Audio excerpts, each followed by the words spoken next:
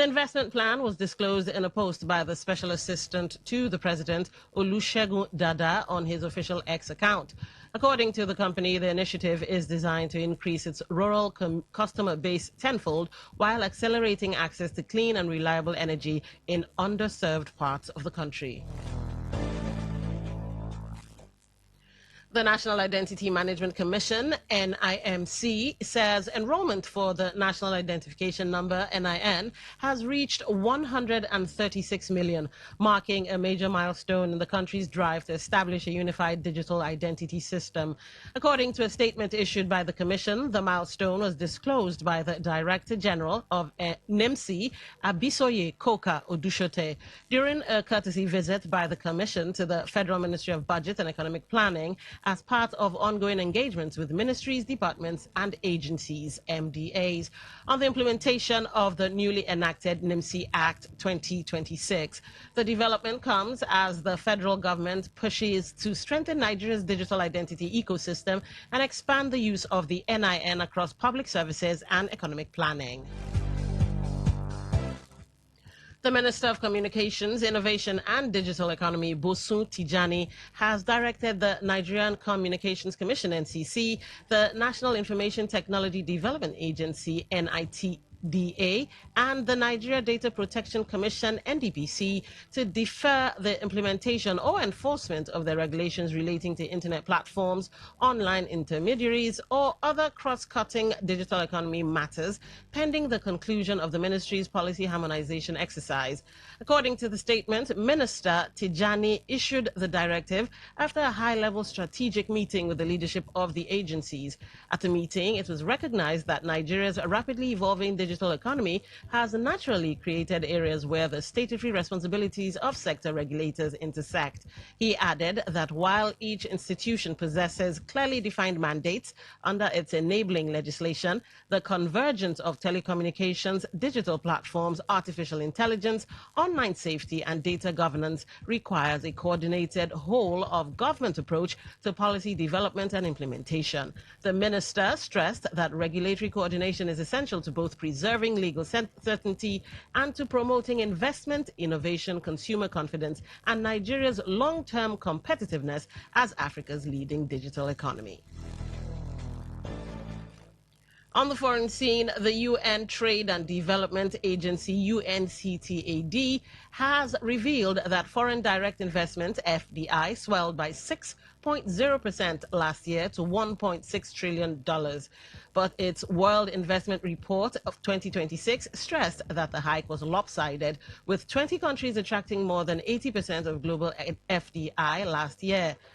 And investment growth was concentrated in a few sectors, while in most sectors, new project activity was subdued with heightened investor uncertainty, geopolitical tensions, and trade policy volatility, as well as the rising cost of capital and growing technological competition. And that's what's the business news on Today 95.1 FM. Thank you for listening. I'm Dawn Wilson. Good afternoon. Today's news, today's entertainment, today's sports, today's issues. Today on Today 95.1 FM, Port Harcourt. Maybe home is somebody's smile when they look at you for the first time. Maybe home is being a home to something you love and adore with all your heart. And that is what life, friendship, and love are all about. Maybe home is listening to all of your favorite shows on Today 95.1 FM. We create memories. We inspire comfort. We are the voice of the people, and we are home away from home.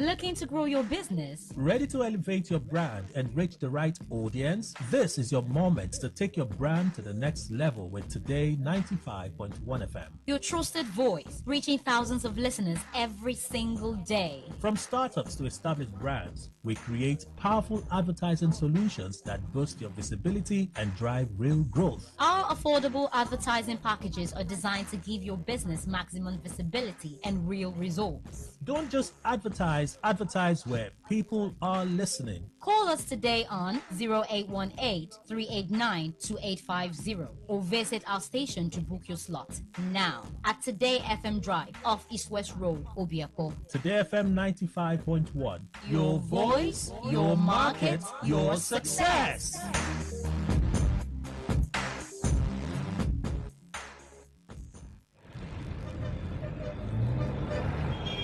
Live from the Garden City of Port Harcourt, Nigeria.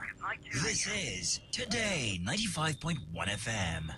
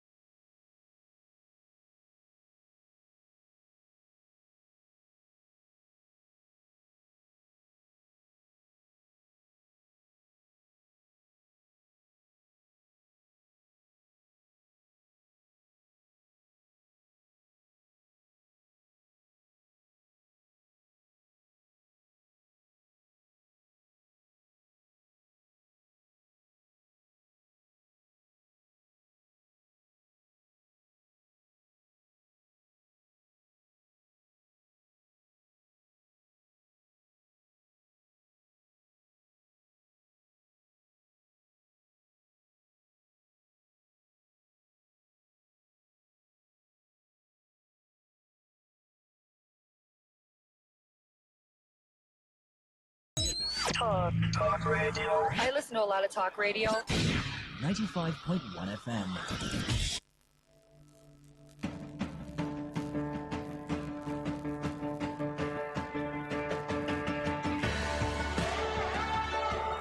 Education never ends, and we believe it starts even way earlier than most of us think. On Andre Gorgie, every Tuesday, 1 to 2 p.m., we unravel these various building blocks and its challenges that make you and I better versions of ourselves. Andre Gorgie on Today 95.1 FM.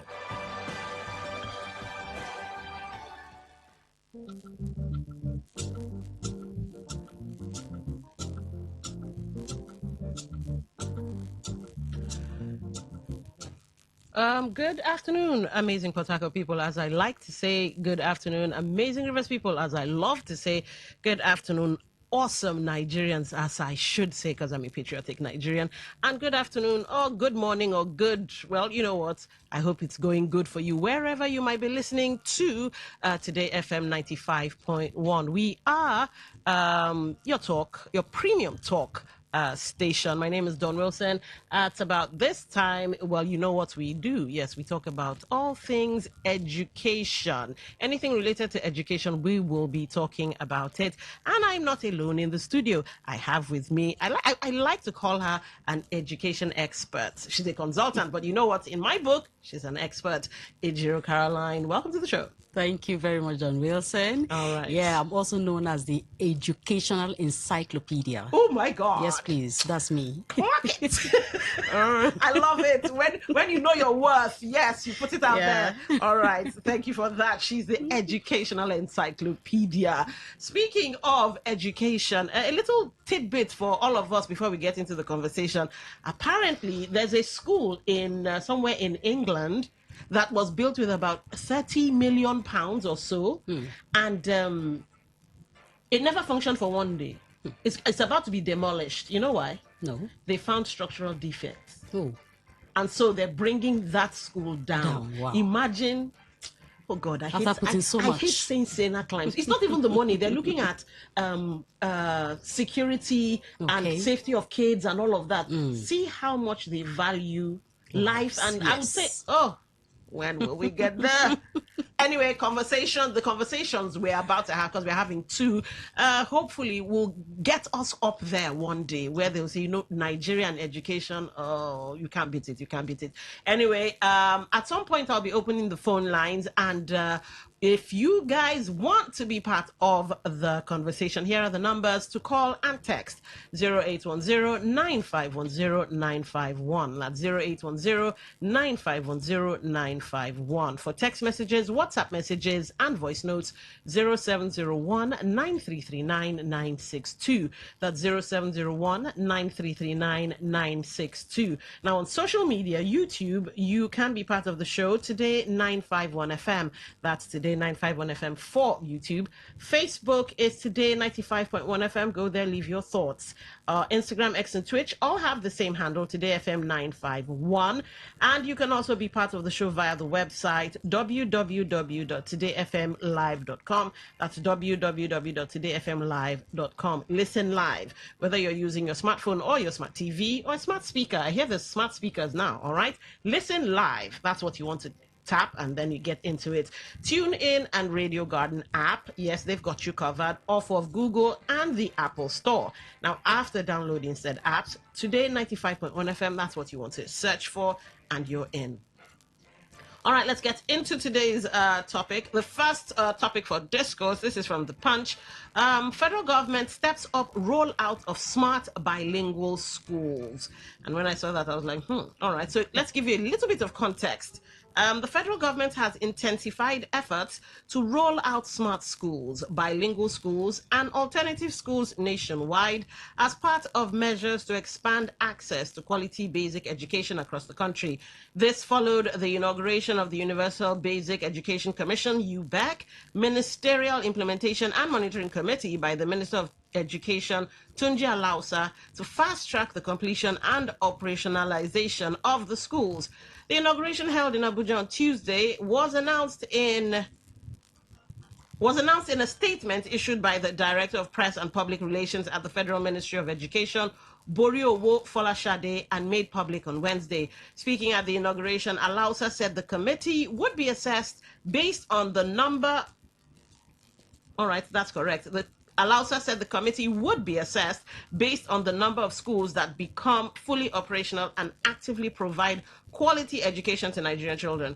He said the initiative aligns with President Bola Tinubu's Renewed Hope agenda Describing education as a strategic national priority, the minister explained that the Smart Schools initiative is designed to equip learners with digital skills for the modern economy, while Bilingual Schools program promotes linguistic inclusion, improved learning outcomes, and national integration. Now, according to him, the Alternative Schools Initiative expands access to quality education for vulnerable and underserved groups, particularly girls and out-of-school children. The minister expressed concern that many UBEC-funded projects remain incomplete or have yet to commence academic activities. I think this is where we'll stop. You can go and get yourself a copy of The Punch and read for yourselves. All right, so let's break it down. First, what is a smart school? First of all, kudos. They tried. Yeah. I hope it's not an effort in futility. We'll get to that. What is a smart school? Okay, when we talk about smart school, we are talking about using technology. Okay. Yes, to enhance learning. Oh, wow. Yes, that's getting your learners into using tech things. Okay. Understanding what it is to operate both your laptop, your iPad, and all of those. Yes. So when we talk about smart school, it means it is totally shifting away from both the chalkboard, white marker board, and it's moving to a smart board. Yes. So it is demanding. Smart board. Yeah, we have smart board. What do you mean smart board? Like you have your smartphone, you can now tap, exactly. flutter. Private school, I mean public school. Both. They have to do that, yes. Both? Yes. Nice. But funny enough, it's not totally new. Okay. Yes. Obviously. I've worked in a school that has got smart board. Are you serious? Yes. And let me shock you more. The school is even in Romaholu. Yes, please. So public or private? Private school.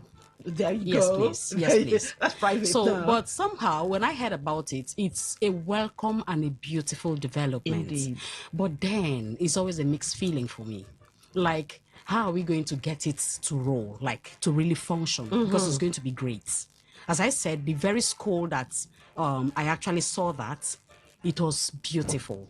But several classes or just one class it? All the classes, smart boards in all the classes. Yes. So we had to get the teachers to be trained on how to use it because it's not the same thing. There we go. Yes, please. Then it is demanding. So, smart school, it's a whole lot. Oh, really? Yeah. Break it down. Let's see. It's a whole, it has to do with both power, they have to be constant power, internet, and all. Then even the learners, okay, they will also shift away from, the note copying and all. Oh. Because they will have their tablets with them operating as the teacher is talking. They are also connected. Okay. They are following you. They are like on the same page with you. Yes. You understand? So you are talking. They are viewing what you are doing. They are also having theirs. Do you understand? So even when you're asking a question, it drops on the child's tablet and the child responds and is reflecting on your smart board. Oh God. Yes. So it's a very beautiful and sweet life. There's hope for Nigeria, but the skeptic, the cynic in me.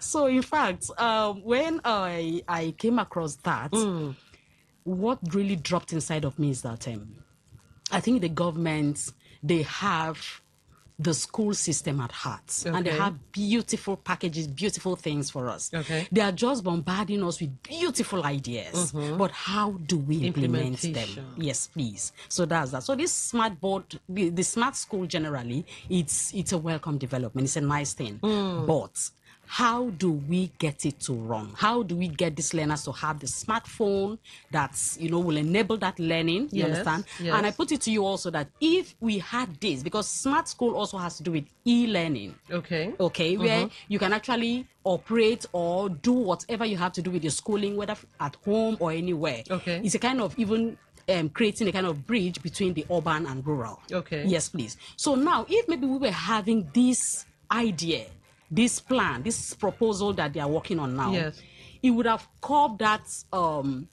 coronavirus stuff. All right. Do you understand? All right. That got everyone staying at home, and then people were now struggling, looking for ways to get connected to studies. You understand? So if maybe we had this running, we would have just switched seamlessly without any issues. You understand? So it's a beautiful idea. Honestly, it is. Now, let me poke holes in that bubble. Okay.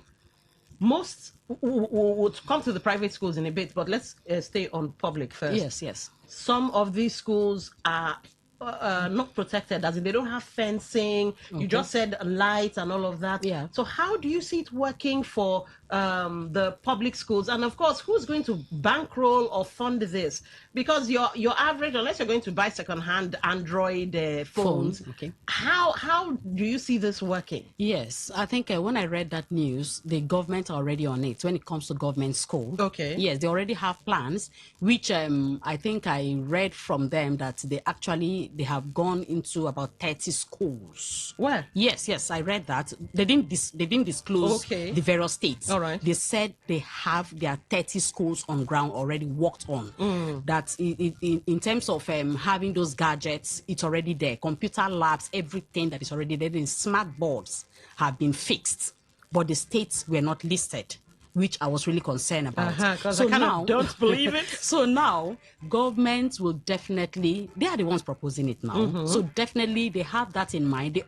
I think before somebody will come up with an idea, there is a kind of brainchild behind a particular idea. Indeed. So for you to have this knowledge, it means they also understand what it takes and will be ready to do it. So when it comes to the normal public schools, of course, the government will definitely finance it. All right. Yes, it's a whole lot. Now, ladies and gentlemen, I'm not opening the phone lines, but I need your help on this one. The government is saying, according to our educational encyclopedia, the government is saying that they've 30 schools, right? Yes, about 30 schools. Hopefully, a school in River State, a public school in River State, might have benefited from it. Please, if you are a parent of students or pupils in one of these schools and you've seen the smart board with your very koro eyes, I'd love you to call in. Let's know if River State is part of the beneficiaries. All right, so now security. Training of the teachers, because you did say it's an intensive one. Yes, please. How do you see it playing out?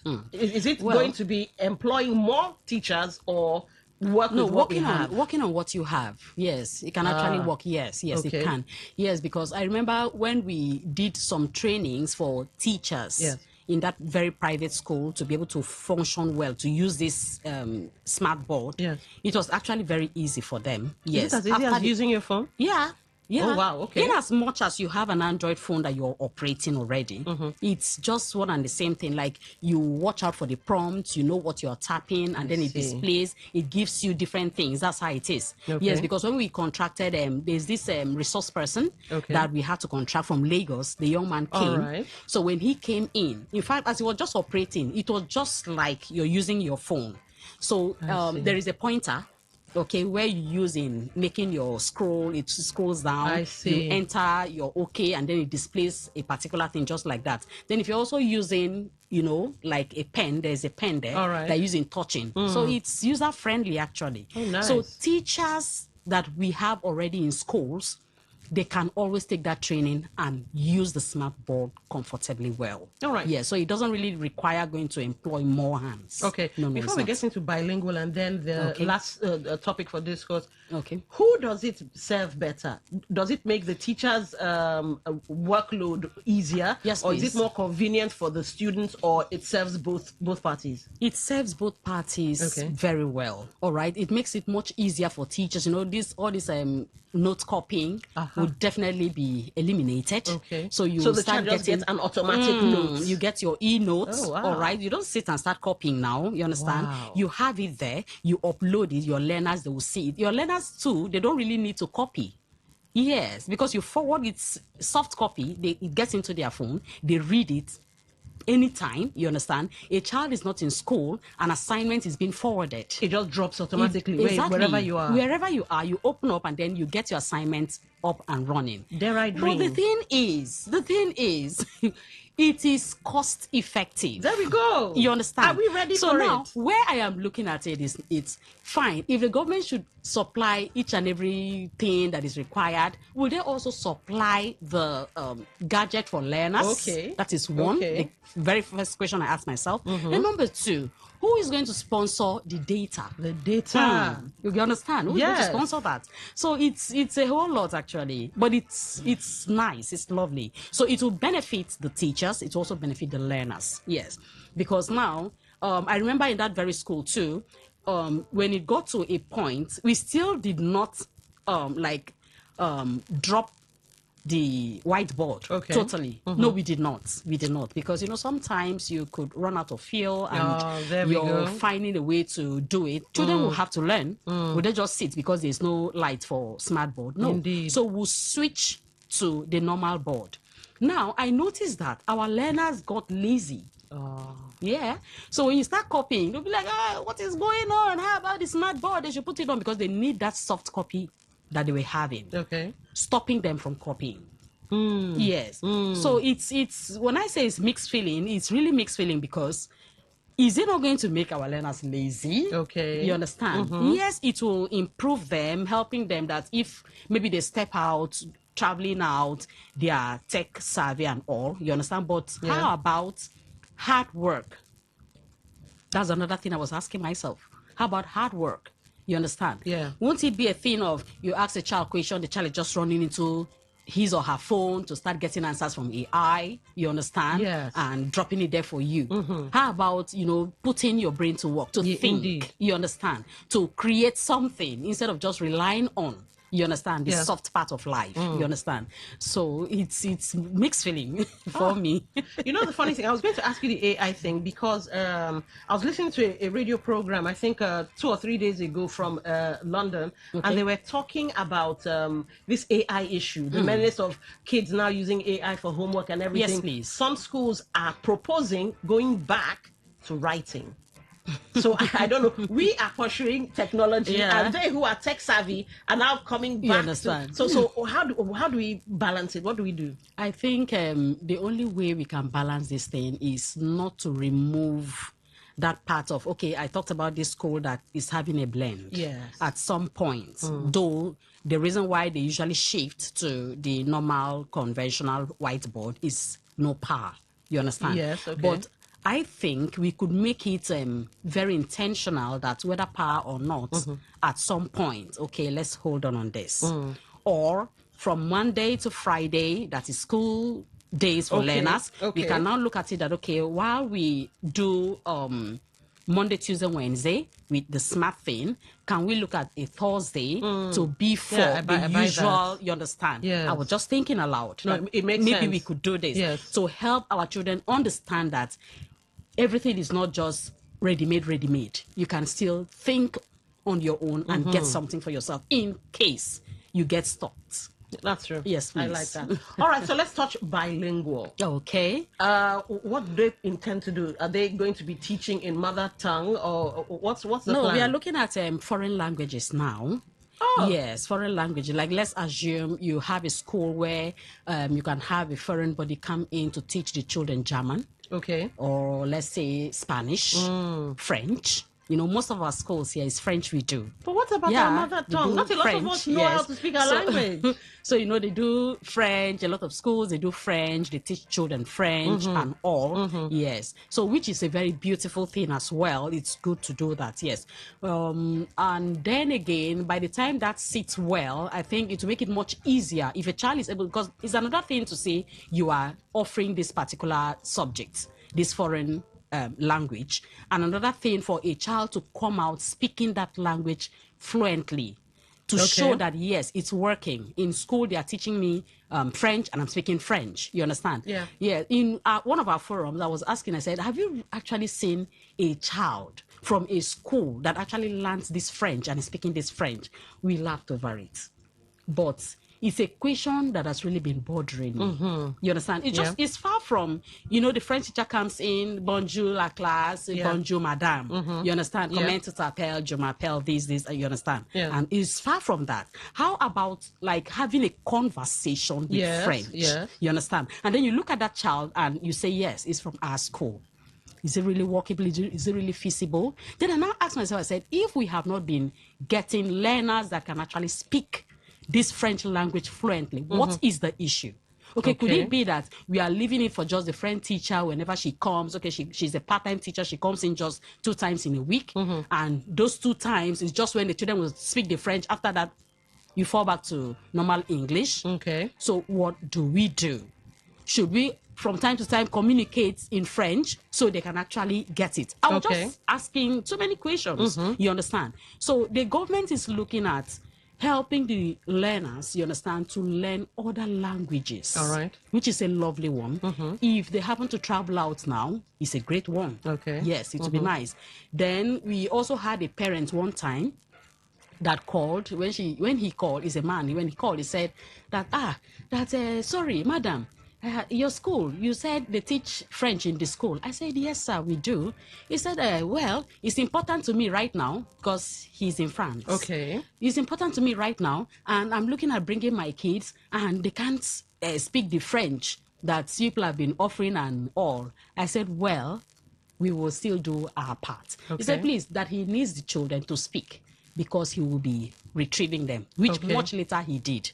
And what we did there was to engage his own children, because he actually agreed. All right. We engaged them in extra class with the French instructor, and they started speaking, actually. You know, as children, they catch all this language, they catch it pretty easily, fast. Yes. So that was how they got it, and they are off. All right. You understand? So it's a nice one. It's a nice one, yes, but a nice my yes. problem with it is I like education that follows global trends. Okay. So if you see the way the rest of the world is going, go that way. Yeah. And it looks like the world is going Chinese, Russian. Okay.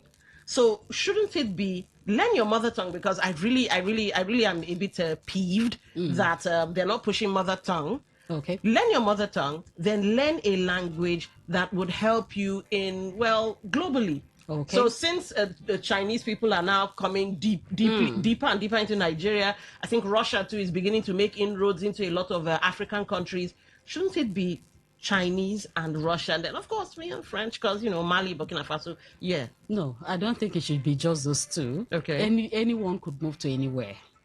True. Yeah, anyone All can right. move to anywhere. Yes. Yes. So, I saw anyway. Well, you have a point. Chinese, yes, because they are gradually getting into us. Yes, Yeah. it could be there. All right, but I think what is most important is looking at where it will help the learners more. All right. Yeah, looking at where it will help the learners more. How many of them would really wish to maybe go to China? Do you understand? Which, yes, a couple of them too could still go. Okay. But let's look at these countries that we know. Before you say 1, 2, 3, every other person is saying yes, it's tilting towards. All right. So you catch that. Okay. Yes. Then the mother tongue you mentioned. Yes, I think a couple of schools they teach. Like, let's say for example, are they really doing it now? Because I know back then, if you are schooling in Cross River State, you will have an EFIC teacher. Yes, back then. Yeah, back then. I know it used to be. You have EFIC teacher. Let's say you are in Igbo. You have somebody teaching us Suibo. You have Yoruba land. You have, I don't know if really they are still doing that, because I hope they still are. I hope they are still, because most of the schools I check, I've not really seen local languages. No, I've not really seen that. Oh, that's I've sad. not really seen that. But do you think it will catch on? Private schools, fine. Yeah. Public schools, do you think it will catch on? Yeah, why not? It can. If only they have the instructor, why? It will work. All right. Yes, please. Okay, so before we open the phone lines, let's go to the second topic for discuss. Okay. Now, you told me they're proposing 12 years. Yes, please. And I had to ask, I was like, haven't we discussed this? There was 6334, yeah, and then there was the 934, non-performing 934, and now 12 years. What's that all about? Okay. Now, the federal government just proposed that 12 system policy, whereby a learner begins his or her schooling from grade 1, all right? You go through your grade 2, 3, down to grade 6. Okay. Before now, during 6334, we will have our first school living certificate at that 6th level. Yeah, primary school. Showing that you're done. Then you now move to JS1, Junior Secondary School 1, 2, 3. You also write your junior WAEC, yes, and then move to senior secondary. So now the proposal right now is that all those stopping, breaking, and distraction should be off. Children should move from grade 1. You finish your grade 6. You move to JS1. Enter 2. Get to 3. You don't write any junior WAEC. just do your normal exams. They will test you and be sure that you're fit to move to SS. You move to SS1. Then by the time you get to SS1, 2, 3, you write your official senior school certificate exams. Yes. So that the reason why they are proposing and looking at that is to avoid the dropouts and all. Yes, dropout in the sense that a child gets to JS3, you have to register. Some parents do not have the money, they drop out. So they are looking at non-interruption, just keep going. In as much as for each classes you're entering, you are writing the exams and you're getting it right, you keep moving. Then when you get to your senior secondary school 3, you write your examination and that becomes your official certificate that you have gotten first. All right, so for most public schools, the school fees is the same, or public school is public schools are free? Yes, because I know dropping out usually is a money thing. That's what we know. That it is free. That, in fact, that is the idea. Public schools, they are free. The government is handling fees and all. But I think in our educational platform where I belong, we had a lot of parents crying out. When the government said junior WAEC is starting, the exams is starting, and then as it's starting, no parent from the public school should pay fees, that the children fees, all of them, their fees has been cleared. You needed to see comments that we got. A lot of comments came in. We are finished paying. How would they tell us now? We have done this, we have done that. So the idea is usually it is free, but then they are still complaining that they are making those payments. So we are yet to really understand who is doing what and why is. So that means it falls on government to create more awareness, or maybe what's that word now? Supervise oversight over schools and make sure that people aren't being exploited. Exactly. They should do that. Yes. All right. Let me ask a question now. I said the non-existent 934. Yeah. How is this one going to play out? Because how's the transition going to be? Would we talked about it the other time for the 934. Once you finish from primary school, they now tell you go to roommate in a secondary school and just continue. So how is it? Is it going to be the same thing? The same pattern. The only thing is that just in your normal classroom, you're being given your test exams, which you write and then show yourself approved that you're worthy of moving to the next class. Yes, that's just what is happening. All right. So by the time that has been done, the child, once your result is good, you move. That's the plan. Yes, you move. Well, I love the fact that it sounds like junior WAEC is going to be scrapped. So all those pepe and all of that will not happen. Yeah, will be off. But oh God, Nigeria, that curse of implementation. Yeah. Don't you see any pitfalls? Well, the way I'm looking at it, I've been wondering how that is going to be, like how it's going to work, especially when it comes to the private school area. I'm just wondering how that is going to follow. Yes, because before you know it, of course, they will always do their thing, plan their thing, and then do it quietly. It will also interest you to know that even the removal of graduation, we don't want graduating students anymore in the nursery. We don't want in this, in that. It will still interest you to know that there are still schools doing it. Yes, and it's basically private. Yes. So I'm wondering how that is going to be. I think the only way it can work is with supervision. But this time around, I think the government, they are actually serious about it, because concerning that smart school stuff, they have already set their committee. Yes, committee members that will be in charge of monitoring, supervising, and making sure. So let's just hope. Are you sure this is not a cash out something? Where they'll tell you we bought smart boards for 50 billion naira. Meanwhile, it's 10. God help us. I hope he's not. Ladies and gentlemen, guardians, parents, here's where you come in. Do you have any questions? The government is saying they are starting smart schools. 30 schools so far have been done. We don't know where, and we don't know if that's true. Bilingual studies where you get to learn foreign languages, and of course alternative schooling. We'll get to that as well. Also, it looks like Junior WAEC is about to be scrapped, and well, you have 12 years now from primary down to your senior secondary, 12 years. Do you have any thoughts on the matter? Now would be the good time to call in and ask. 0810-9510-951. That's 0810-9510-951. All right, let's get your thoughts. 95.1, welcome to the show. What's your name? Where are you calling from? Yes, good day. Good day. What's your name? Where are you calling from? I'm calling from the purpose. All right. Now, when they say they are scrubbing things, I know how this thing goes. So when we pass through our own and affecting other people's schooling, that is the country is just disturbing the children. Why is it that the country is not just moving the way it's supposed to be going, just to be going in one way and amending things in a kind of... Hello? All right, it looks like we lost you there. Do well to call back 0810-9510-951.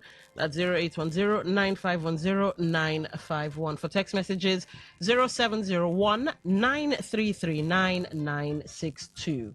95.1, welcome to the show. What's your name? Where are you calling from? Afternoon, I'm Cynthia. I'm calling from Port Harcourt. All right, welcome to the show, Cynthia. Go ahead. Please, I want to lend my thoughts today. Okay. Number one, children going to school for 12 years without external exams, I feel as a parent, it will kill education. Yeah, because like you mentioned, private schools, some schools use different kinds of curriculums, and then some don't even complete curriculum. Now, what helps education is the external exams that we write. Okay. Now, when there won't be external exams from year 1 to year 12, I don't know how it's going to be. That's number one. Then number two is talking about smart schools, having smart this, smart that. You see, there's something about our government. You want to choose something, you don't finish chewing and swallowing. You want to put another one in your mouth. I was in this state when Chibika Amechi built schools, gave them good chairs, made the environment so beautiful. What has happened to those things? Some schools have become refuse dumps. They urinate everywhere, poo everywhere. They don't even maintain the things given to them. Is it the smart bus that they will maintain? Let me shock you. I believe that some of our principals and co, they sell some, some of the materials given to them to the so-called private schools. Nobody monitors, nobody cares. You want to go into smart. It may not work. All right. If they don't do their homework well. Thank you. All right, thank you for calling. And she does raise a valid, two valid questions. Points, yeah. So what do you think? Do you think a lack of external exams, I know you said there will be internal, Yes, a please. lack of external exams would kill education, and maintenance and all of that? I don't think that lack of external is going to kill it. Okay. What can only kill it is if the teachers are not following the given scheme. Okay. Remember, All right. there is a scheme. A curriculum is there, okay, unified, and then every school is meant to have it. All right. And when you have it, you give it to your teachers, who are the ones to execute what is there. Okay. So if teachers are diligent in their work, Yeah. going, using the various topic, each week has its own topic. Sometimes it could be repeated. Like, let's say week 4, week 5 could have the same topic, Okay. depending on how large that topic is. So if the teachers are, doing their bit, teaching and then following those topics amicably, Yeah. at the end of the day, you set your question. Okay. Are you following? So that question has to do with what was given to you from the government. Now, it came from the government, it's given to you. This is what we want our learners to learn. Okay. By the time that has been done, you set your question. A child that has been following, that is understanding, will only write the exams and pass. Do you understand? So I don't think it's going to. Where we'll get it wrong is if they are not, teaching accordingly, like they are not delivering accordingly. What about you understand? fraud? Then we also have the one of that's external exams now. You understand? You know, the external exams only comes to check what has been done over time. Yes, that is the essence of it. True. You understand? So now we now look at it as it's actually very big, it's actually very large because of how it comes. All right. Now teachers, they will tell their learners, you have your external exams to write. If you don't write it, you're not passing. So you have to put in effort. You see children all and all. You understand? Yeah. If not, it's one and the same.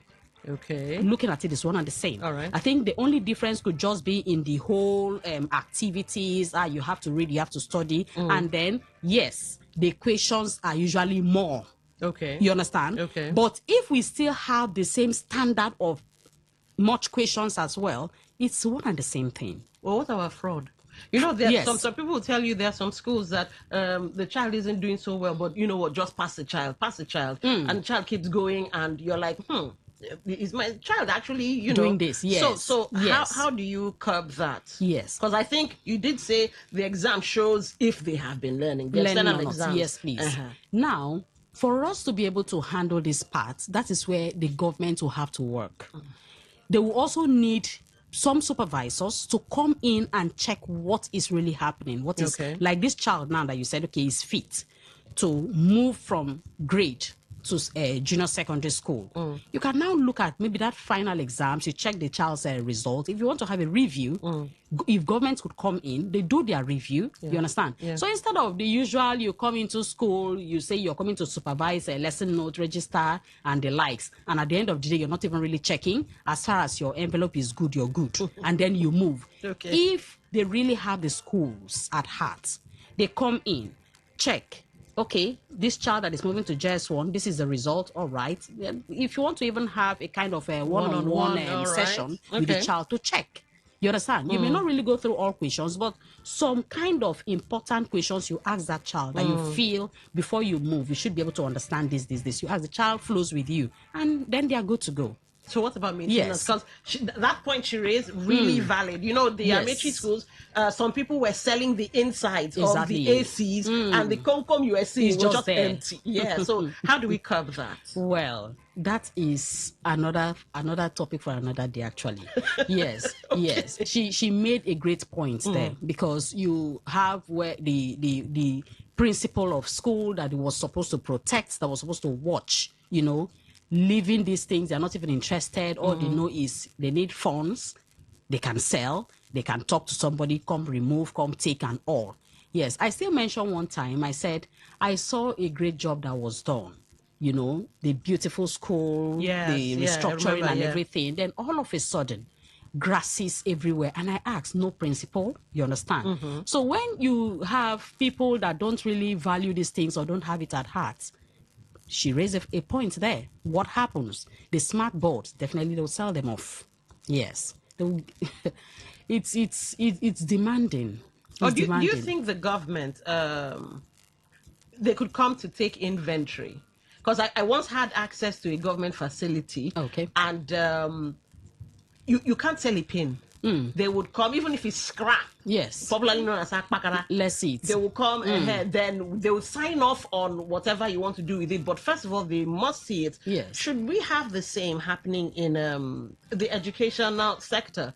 Already they have it. Do that? No, they already, have it. yes, they take inventory of these things. And then the ACs are empty. They take inventory of these things. But the problem is, the moment this particular government or regime is done, it's like the next is not interested. That's where we get it totally wrong. Yes, please. All right. They do it. Well, ladies and gentlemen, you can be part of the conversation. Good things. We hear good things and big things are trying to happen in the educational sector, but there are buts. All right, let's take this call. 95.1, welcome to the show. What's your name? Where are you calling from? And turn down the volume of your radio, please. Okay, I'm glad it's calling from Port Harcourt. All right, go ahead. I still want to talk on something that somebody raised, the external exam. Okay. See, I will tell you, I'm a teacher. Some teachers, what they do. Hold on, Gladys, please. Your radio is interfering. It's off already. All right, go ahead.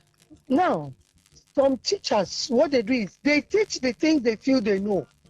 Some of them don't go into research. And when it's time to set exams, they set on what they thought.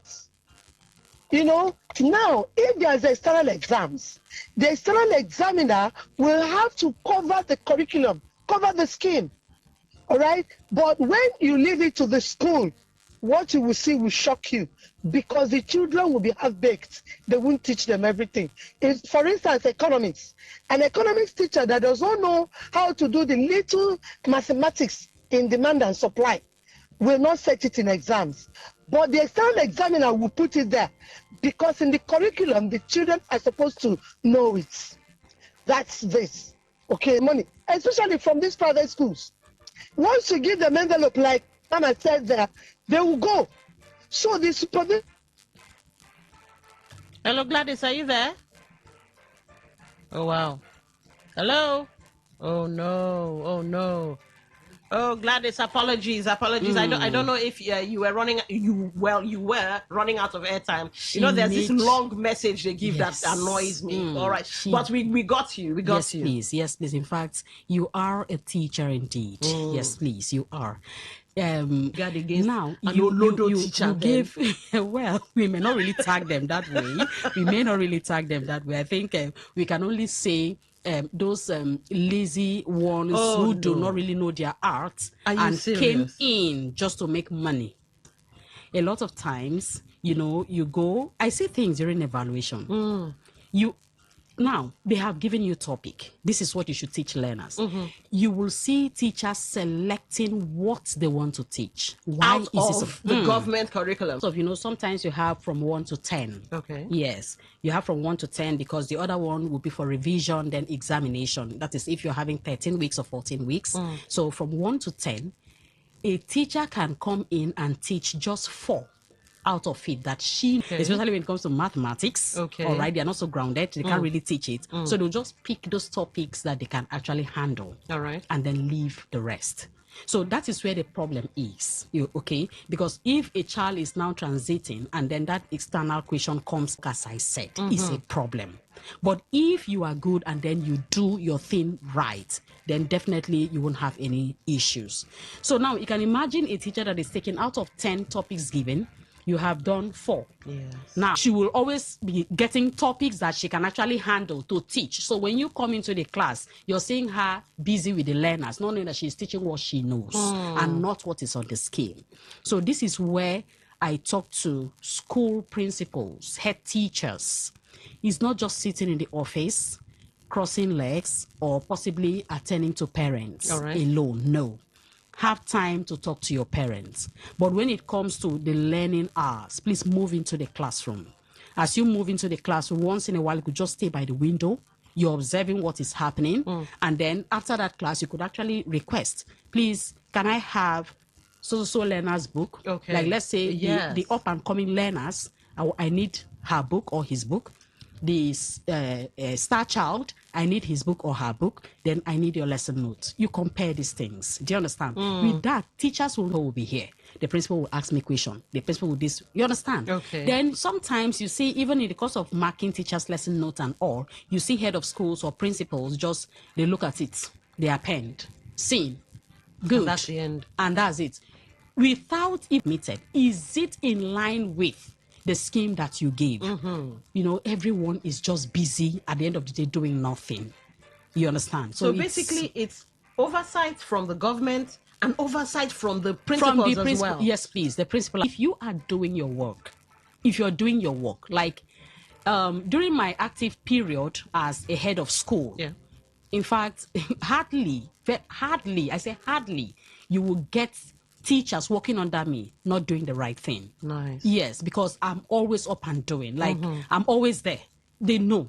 You understand? So by the time, in fact, it got to a point that teachers will just come to the office to meet me. Ma'am, please, I just say, let me bring it to your notice that see this particular topic, man, I'm not so rooted in it. Oh, wow. And that brought me into having a kind of workshop for the staff. So who knows it? Please come. Can you teach them? You understand? Yes. Without exposing the teacher that came to me, the teacher is already learning.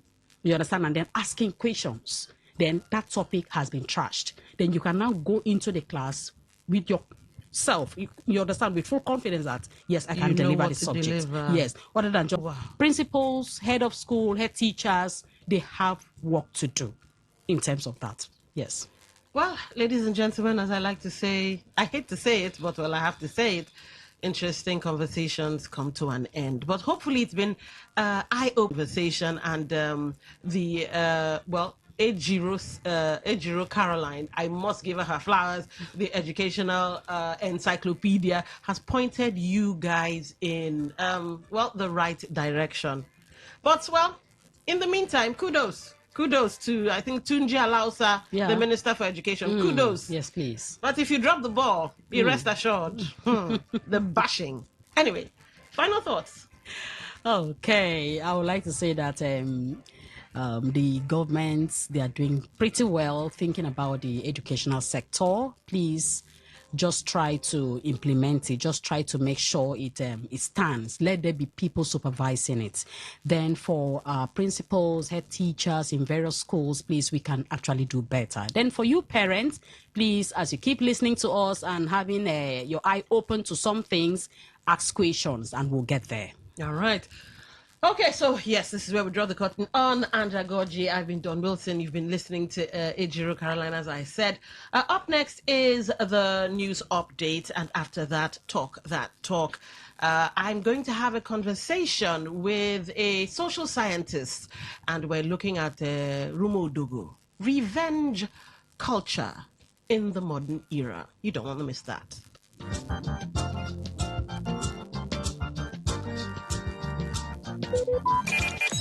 Talk radio. I listen to a lot of talk radio. 95.1 FM. Maybe home is somebody's smile when they look at you for the first time. Maybe home is being a home to something you love and adore with all your heart. And that is what life, friendship, and love are all about. Maybe home is listening to all of your favorite shows on Today 95.1 FM. We create memories. We inspire comfort. We are the voice of the people, and we are home away from home.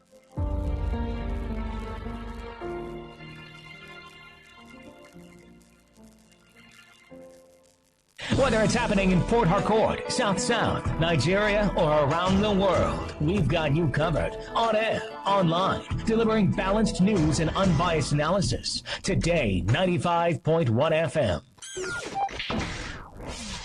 Today, 95.1 FM, Port Harcourt. News update.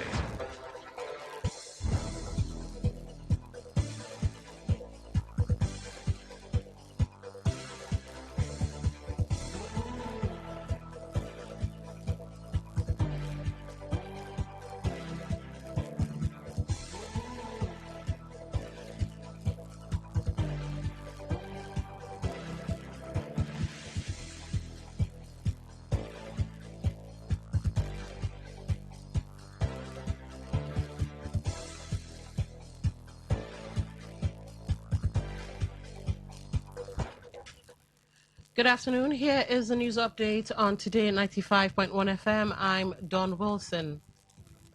The Chief of Staff to the President, Femi Gbajabiamila, has threatened a 10 billion naira lawsuit against Prince Adeniyi Adeyemi over defamatory allegations linking him to murder, bribery, and criminal misconduct.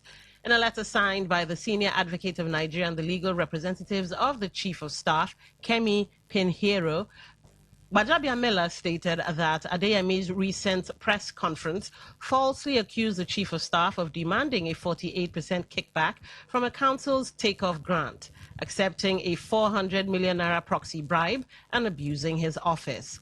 Gbajabiamila's legal team thereby issued a 72-hour ultimatum demanding that Adeyemi cease all defamatory remarks, remove the offending materials, and publish an unreserved apology across 5 national newspapers and relevant social media platforms. Furthermore, Adeyemi is required to sign a written undertaking promising to abstain from making future defamatory statements against the Chief of Staff, and failure to comply with these demands will result in both civil and criminal proceedings in the Federal Federal Capital Territory.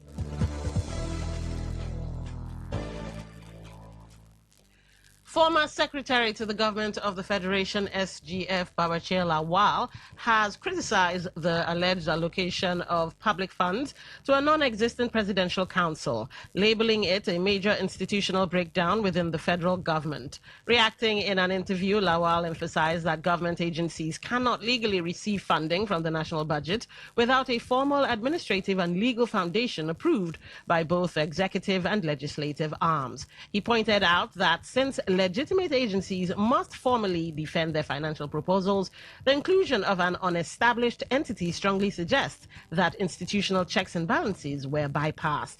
Lawal's remark follows mounting public scrutiny and widespread calls for increased accountability and a thorough investigation into the federal government's budgeting process. Suspected Fulani terrorists have launched fresh unprovoked attacks in several communities in the Barkin, Ladi, and Riyom local government areas of Plateau State, leaving at least 6 people dead and 3 others injured. The Berom Youth Molders Association, BYM, confirmed the violence in a statement by its National Publicity Secretary, Rang Teng Wong, identifying the incident as part of a sustained campaign of terror targeting Christian farming communities in Berom land. Teng Wong condemned the continued siege on Berom land by bandits and called on security agencies to rise up to their responsibilities and apprehend the attackers. In response to the escalating violence, the BYM leadership, headed by Dal Yop Wantiri, called for intelligence-driven operations to protect vulnerable rural communities from displacement and further loss of life. Israeli and Lebanese ambassadors are set to hold direct U.S.-mediated talks on July 15 and 16. In a post shared on X, Italian Foreign Minister Antonio Tajani confirmed that Rome will host the next critical phase of negotiations.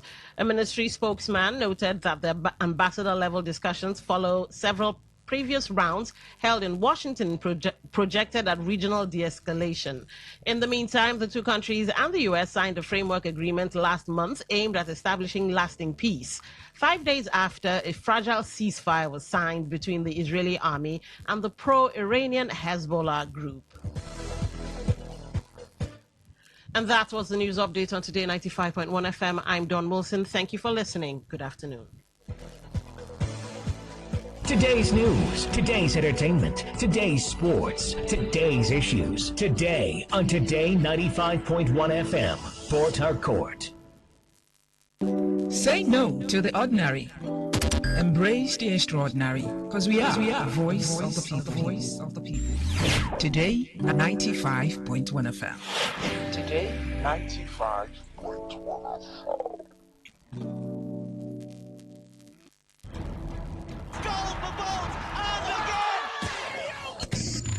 Catch all the latest and trending sports stories on Sports Attack on your premium talk, news, and sports radio station. 6:30 a.m. every weekday.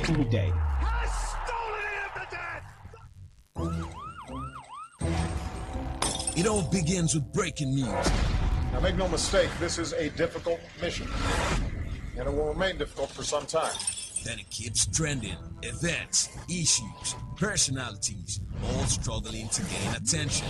But in the race with deadlines, the intrigues, power play, undercurrents are often missed or underreported. Insecurity here is basically a product of poverty. But not anymore. As the platform on radio steps in to fill the missing links on events, issues, and personalities in the news. I'm not afraid of anybody. Yeah! The platform on radio serves only the hottest topics and trending issues. Only on Today 95.1 FM. 95.1 FM. Port Harcourt. Weekdays, 4 p.m. Get on the platform on radio and be served.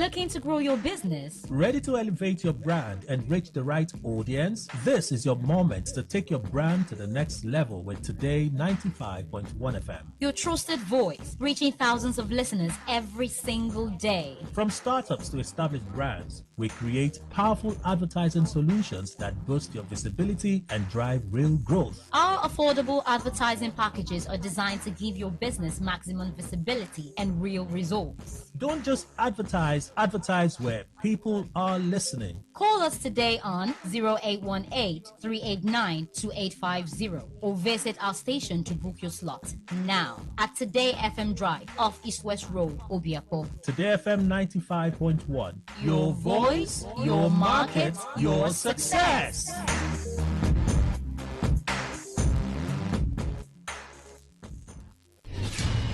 Stay informed, stay ahead. Tune in to Today 95.1 FM for the latest news and exciting sports updates. Your trusted source for everything you need to know. Today 95.1 FM, the voice of the people.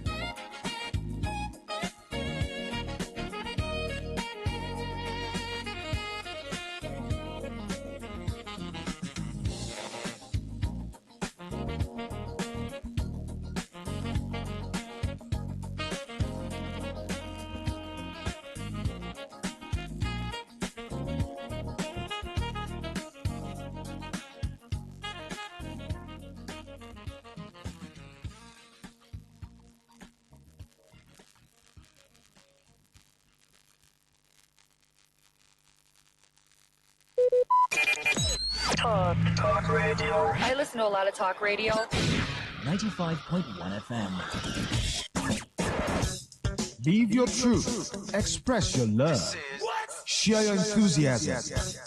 Take actions towards your dreams. Talk your talk. And walk your walk. It was years ago. There's a statute of limitation on this stuff. Make today worth remembering as we discuss issues as it affects Nigeria moving forward. Talk that talk. Weekdays, 2 p.m. Exclusively on Today 95.1 FM Port Harcourt. Voice of the people.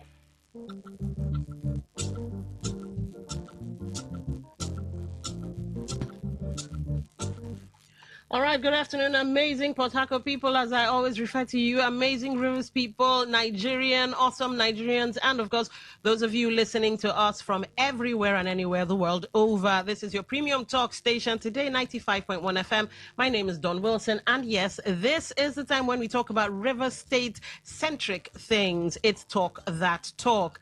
All right, we have to move a bit fast. I had a little bit of a technical issue, but it's been sorted. So for those of you who like River State, love River State, and want to be part of conversations centered around River State, here are the numbers to call and text into.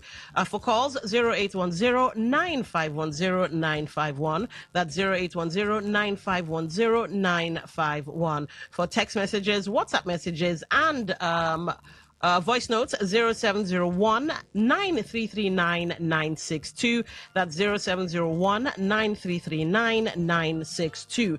Now, you also can be part of the show via our social media handles on YouTube, Today 951 FM. That's YouTube, Today 951 FM. Facebook, Today 95.1 FM. Instagram, X, and Twitch all have the same handle, Today FM 951. The website, you can also listen via that, www.todayfmlive.com. That's www.todayfmlive.com. Listen live, tap that, you're in smart TV or smartphone. Now, tune in Radio Garden, yes, can be gotten off of Google and the Apple Store. Download that, Today 95.1 FM. That's what you want to find, and you are in. Now, don't forget, when you call in, 1 minute, please. But where necessary, absolutely necessary, I'll give you 30 seconds extra. And after that, I will be forced to yank you off the phone. Now, I won't do it gleefully, but I will do it nonetheless. All right, let's get into today's conversation. Now, I'm going to read a story we are all familiar with. It concerns Rumo Dogo.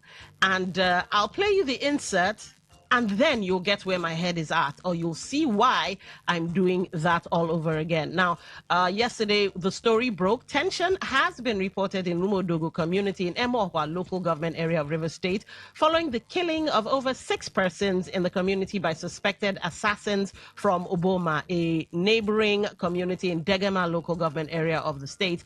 The youth presidents of Rumo Dogo 1 and 2, Progress Ohiege, who confirmed the tragic incident, claimed that over 7 persons sustained bullet wounds, while over 18 houses were burnt down by the attackers. The Rumo Dogo youth president, said although there was an allegation against the people of Rumo Dogo 2 of killing indigents of Oboma inside a river, they were surprised to hear of the midnight invasion by the indigents of Oboma against Rumo Dogo 2, leading to the killings, burning of over 18 buildings, while 7 individuals sustained bullet wounds. All right, so let's listen to the insert and then we'll get talking. The close community in the Haresta came to Rumo Dogo 2. Meanwhile, before now there was an allegation against Rumo Dogo 2 that they killed their person in river, which we have come to make sure that there is a common understanding in the issue. But in as much as that, they could not allow us to finish the investigation. This morning, around after 2:22 a.m. this morning, the people came to our community, invaded our community, killed about 6 persons, 7 persons were injured, about 18 to 19 houses were burned down, shops were burned down. People are no longer there. Progress Ohiege threatened that as a community, the attackers must come to explain their reasons for carrying out such action against them or risk a reprisal attack, which may be more dangerous. He added that while they are yet to report the incident to Nigerian police or any other security agencies, the remains of the victims are still lying in the community as residents scamper for safety. And if nothing is done, the people of Rumodogo will revenge, and it will be more hard to them if they did not come to tell us why they came to destroy the people of Rumodogo. The nature of the blood in the community is more than expected. We just came to see the incident. As I talk to you, the dead body is here at Rumodogo. The situation is no longer friendly. The people are looking for a safe place to relocate. All right, now a little bit of an update. Apparently, the Emoha local government chairman, in the person of, I think, Dr. Chidi Lloyd, came out to say that 2 fishermen were killed in a river, and their fishing nets were found in the houses of some Rumodogo indigents. That's not to say that just because it was found in their houses, that those the persons in whose possession the fishing nets were found were killers, or were the killers of the 2 fishermen and all of that. And he and the Degema local government chairman are working hand in hand to see how they can bring peace to the community.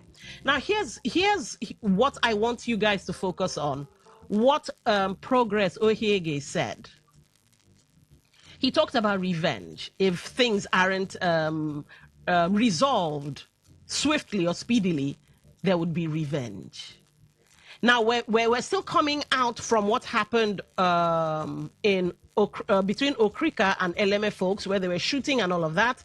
We're still coming from that communal clash, and now to have this one where people have died and properties destroyed. And so the question on the table, in this modern era, where we have laws, we have security agencies and all of that, why do some communities still take justice into their own hands? This culture of revenge, this culture of reprisal attacks, it's a worrisome thing. Yes, you will hear me say third world problem, because many times you don't really find this in saner climes. You might find it in Mexico, yes, the drug cartels and all of that going after themselves and beheading people, but that's where you do not have law and order. So on the phone with me this afternoon is Ambassador Green Isaac. He's the Executive Director, Relief International, and the Coordinator, Human Rights Clinic. I brought him on sort of like a social scientist to make sense of it. The culture of revenge and reprisal attacks in the modern era. You're welcome to the show, sir. Thank you very much. Good afternoon, and good afternoon to our listeners. All right. So what do you make of this story and how it has, taken such a turn? Well, it's a worrisome situation like you have expected. The issue around culture or community revenge culture and the reprisal attack has a very far-reaching implications and consequences that undermine peace, in quotes, security and development of any community that we find ourselves. And some of the negative implications of this happening include the perpetual or the recurrent cycle of violence that it will breed. And so we should all discourage this kind of attitude, revenge culture, revenge attacks, open global community counter-attacks, creating endless cycle of retaliation. And that is not what we want as a people. It becomes increasingly difficult to be able to stop this kind of attacks. We should all discourage this kind of attitude, where people would think, oh, they have done this to us, we need to do this to them, we need to go, they have taken 7 heads from our community, we need to take 20 from them. You will have loss of human lives, innocent men and women, children, and even the elderly people will be involved. And we keep seeing this happen frequently. It will happen maybe because of land grabs, It could happen maybe because of disagreement between families. It could happen because a lot of factors are working. But what we're saying is that violence resulting on this unnecessary death are unwanted. We don't need it. Death and injuries brought to the communities like this is unwanted. We don't need this kind of destruction of property and life, even livelihood. Because when people are coming from other communities, they don't say anything. They don't say anything. Human life is taken, destruction of property, even livelihood. They find gold, they will destroy. So this kind of cycle is one thing that we should keep in there as a people. Even schools are not there. Markets are not there, farmland, businesses, public infrastructures are not there. And so when you finish destroying all of it, which community will you go back? So even the people that have been attacked, we're not saying that it is good. They should comport themselves. They should be able to think inward. They should be able to look at what best can be done. As the issue be reported to the authorities, for example, the Nigerian Police River State Command has said the investigation is still ongoing on this issue. Okay. Is it the best time? Is it the best time for the community the community to say, okay, this has happened, we cannot wait for the authorities to take steps to bring normalcy to the situation. Now we are going forward to revenge. Because, just like you said, we are just trying to get through with what has happened between Eleme and Africa. Whether it was last year, whether it's people getting angry with themselves. None of those issues encourages cohesion. None of those issues encourages unity. And so you will find breakdown of social cohesion. Revenge killing deepens division. Erode trust and destroy long-standing relationship between neighboring communities. And that is one thing that we should be able to discourage, because once this happens, it ends in no sight. All right. So do you think this is because the people have lost faith in the justice system to investigate crimes fairly and quickly? So they would rather, like mob justice, take the law into their own hands? I would want to agree with that statement that yes, the people lack trust in the system, the people lack trust in the authority. They also believe that it will take a longer time for the authority that has promised them to say, okay, we are going to give justice, we are going to look into the situation, and at the end of the day, time and resolve with some of these issues. And so the people tend to take jungle justice as a just cause. They feel that, they have done this to us, we need to go back and revenge.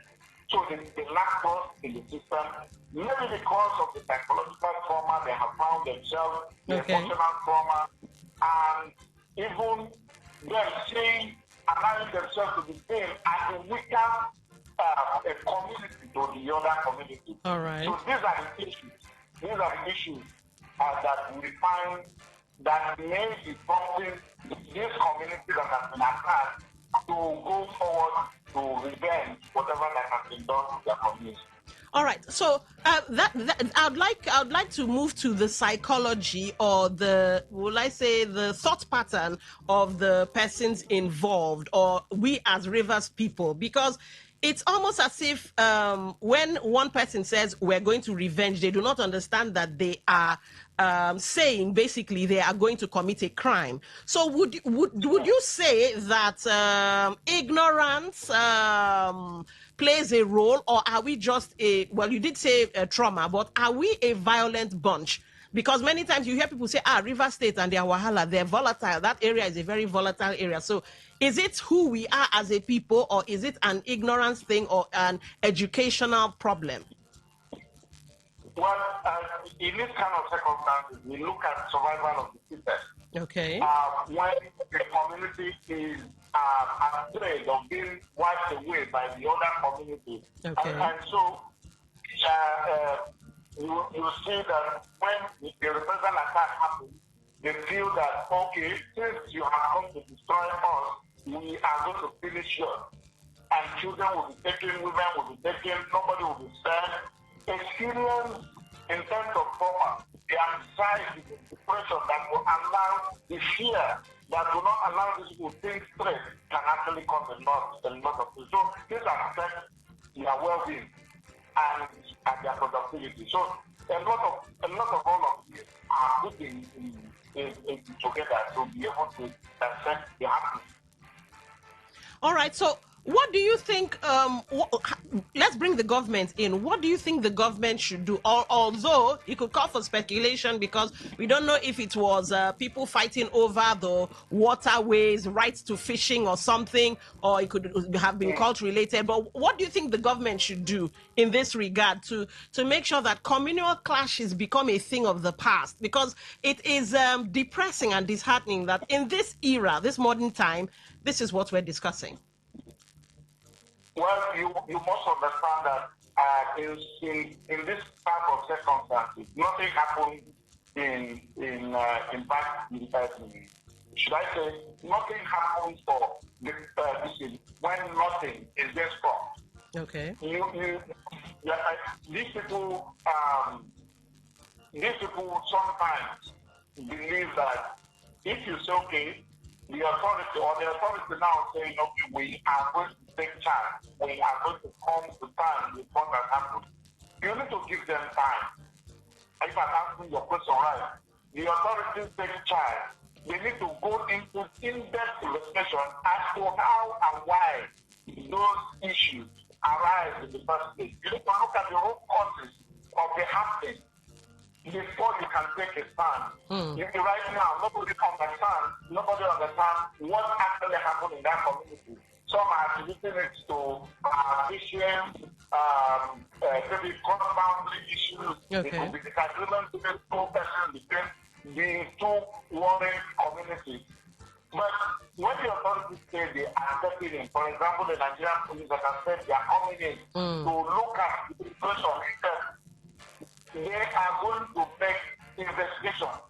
And that includes going to the other side that came for the attack to find out information about what really happened, what led to the situation that we have found ourselves in this community with a loss of life.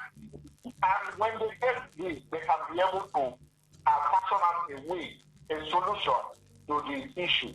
But where you don't trust the government to be able to take a stand, to be able to carry out the investigation, to be able to give a solution to the issue, that's when there's quagmire in the system. All right. You were talking about people and all of that. It would sound like the parties involved might have strong communal loyalty. So what happens when that strong communal loyalty outweighs their allegiance to the state?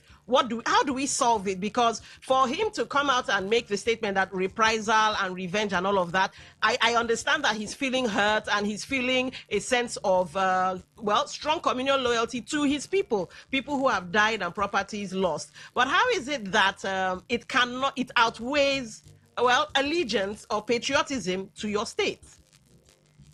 Well, you must come from the standpoint of understanding in this kind of case. Okay. You must understand two things. Two things are involved here. Intergenerational history that must have taken course before now.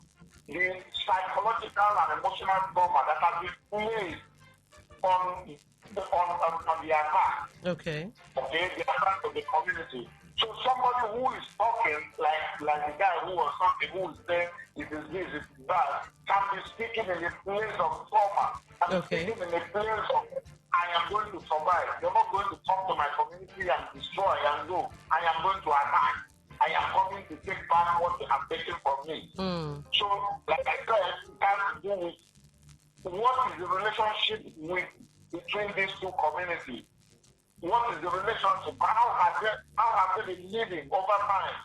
The children of this community and the children of the other community, how have they been growing up? Do they have schools that brings the both of them together? Do they have trees that have been causing issues among them? Okay. Do they have violence that has been there? If the history of violence that has been there before time, do they inherit issues from their great grandmother things are put together. It has not been come over time, whether it's 20 years, 40 years, or even the founding of the communities that we are talking about. Yes. So it has to do with the future generation and the older generation coming to terms with reality to understand that if they continue to give way to all of this thinking, the trauma, the emotional thinking that, oh, I need to survive, I need to make everything happen now. And then I need to look at their forefathers, this to our forefathers. All of this needs to be put into consideration. Okay. And that is why I said that when you think in this direction, it's very hard for you to give the authority the space to come in and find a solution to your issue. Indeed. So what practical steps then can one take to break inherited conflict? And do you think it can work in Rivers State if implemented? Yes, of course. Part of what we do is to look at the history of intergenerational conflict. Okay. And see how we can manage it.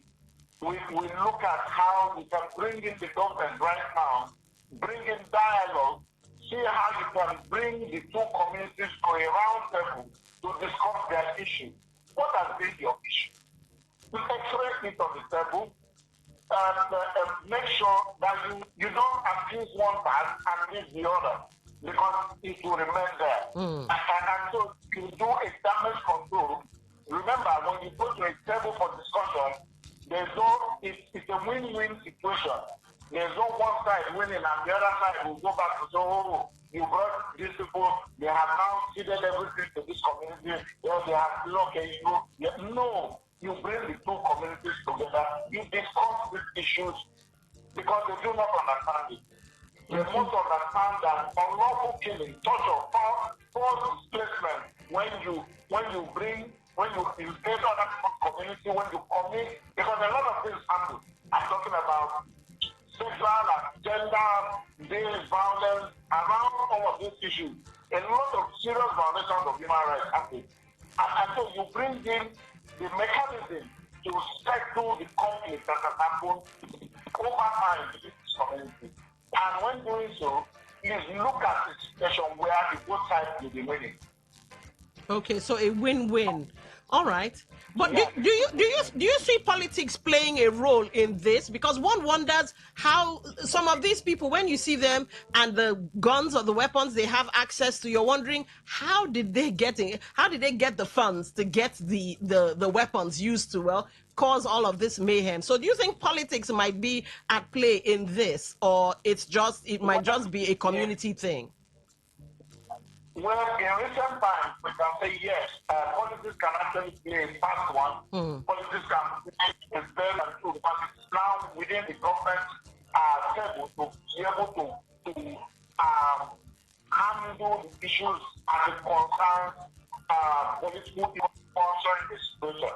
So what they can do immediately is to arrest the situation by going to the root cause.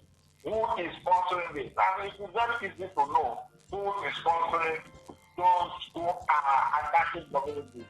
And it's only the government that can bring their external, their intelligence gathering mechanism into place, gathering information and making sure that they get the truth about who actually fueling what is happening in some communities. I mean, when you're able to arrest this issue, when you're able to find out the truth, and then you bring those culpables, you set an example, it will stand as deterrent for those who will want to do that in the future.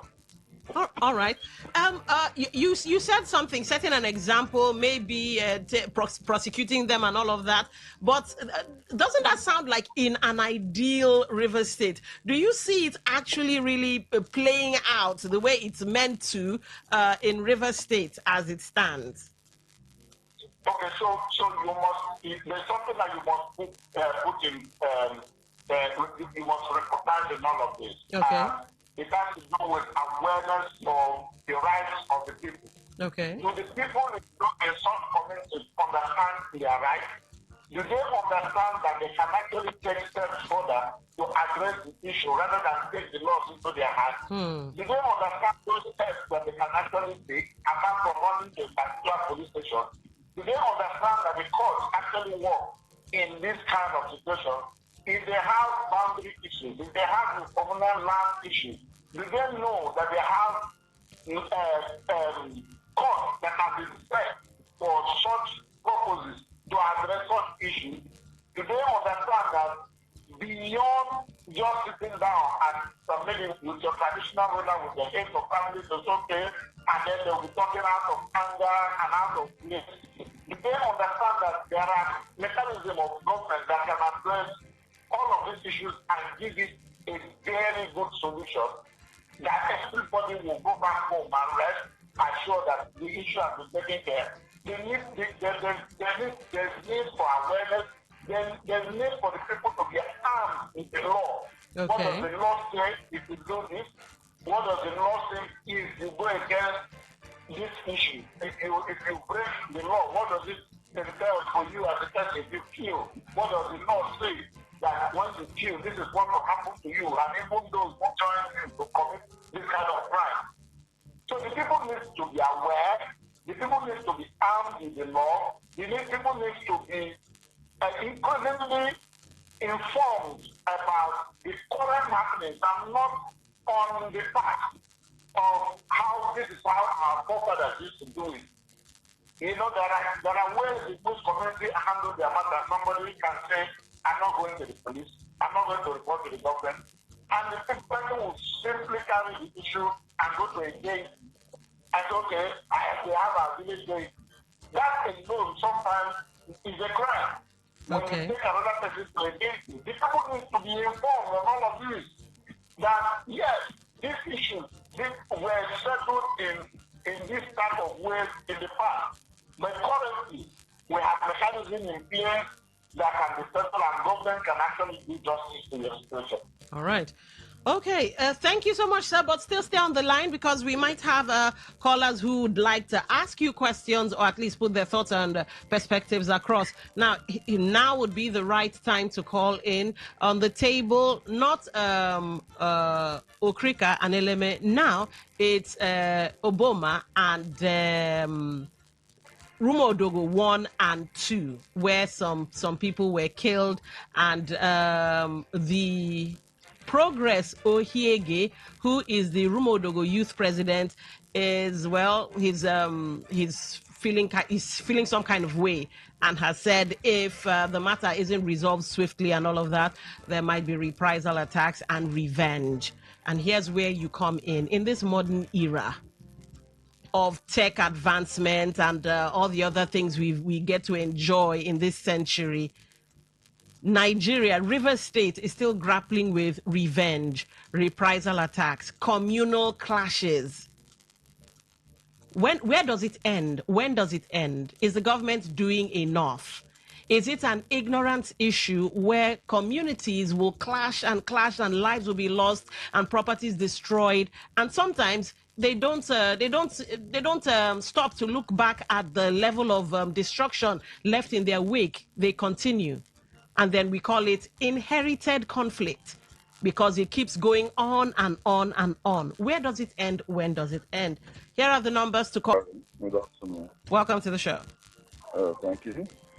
Don, I think, to my knowledge, Rumodogo has a common boundary with that Obama. There's a river there, the market as well. I've actually forgotten what they call that area. In those days, you go there, get fish, you do this drying of fish even when you go inside. There are economic activities that goes on there. But it's a bit far away from the precise. But it's the same conversation I was having with one of the sisters who called me from that argument. Now look at it this way. Does River's life matter to the leadership of River State? That you are a governor, I've always found it. If I am the executive governor of the LD and anybody is being killed gruesomely, I wouldn't mind shut down the government of that particular LGA to ensure I track down the perpetrator and also know, because now look at it. What we are discussing here is just the surface. Let's look at the resident. This is where the government of Rivers State is supposed to come in. Look, if a governor can execute project, if a governor can tell us, give me 6 months, give me 3 months, or at the end of so month, this project is going to be delivered, then we are talking about lives here. All right. The governor doesn't need to rely on the police information. He should send a delegation down and summon them where they fail to. In fact, you don't give them 30 minutes ultimatum to appear. If they don't, he should swing into action. This is what is expected. We are talking about lives wasted, defunct Nigeria. All right. So unfortunately. Okay, thank you for calling. All right, so Ambassador Green, I guess you heard the caller. Do you think the governor or the government should come down heavy on the communities that have that are currently having this issue? Well, I know that the speaker or the caller must have been speaking from an emotional side,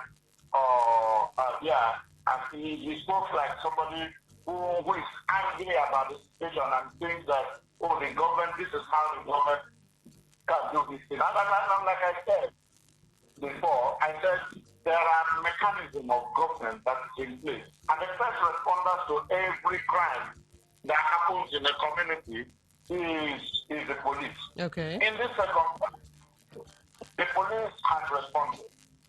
The police has said investigation is going into place. And you don't expect the governor to just jump into the situation.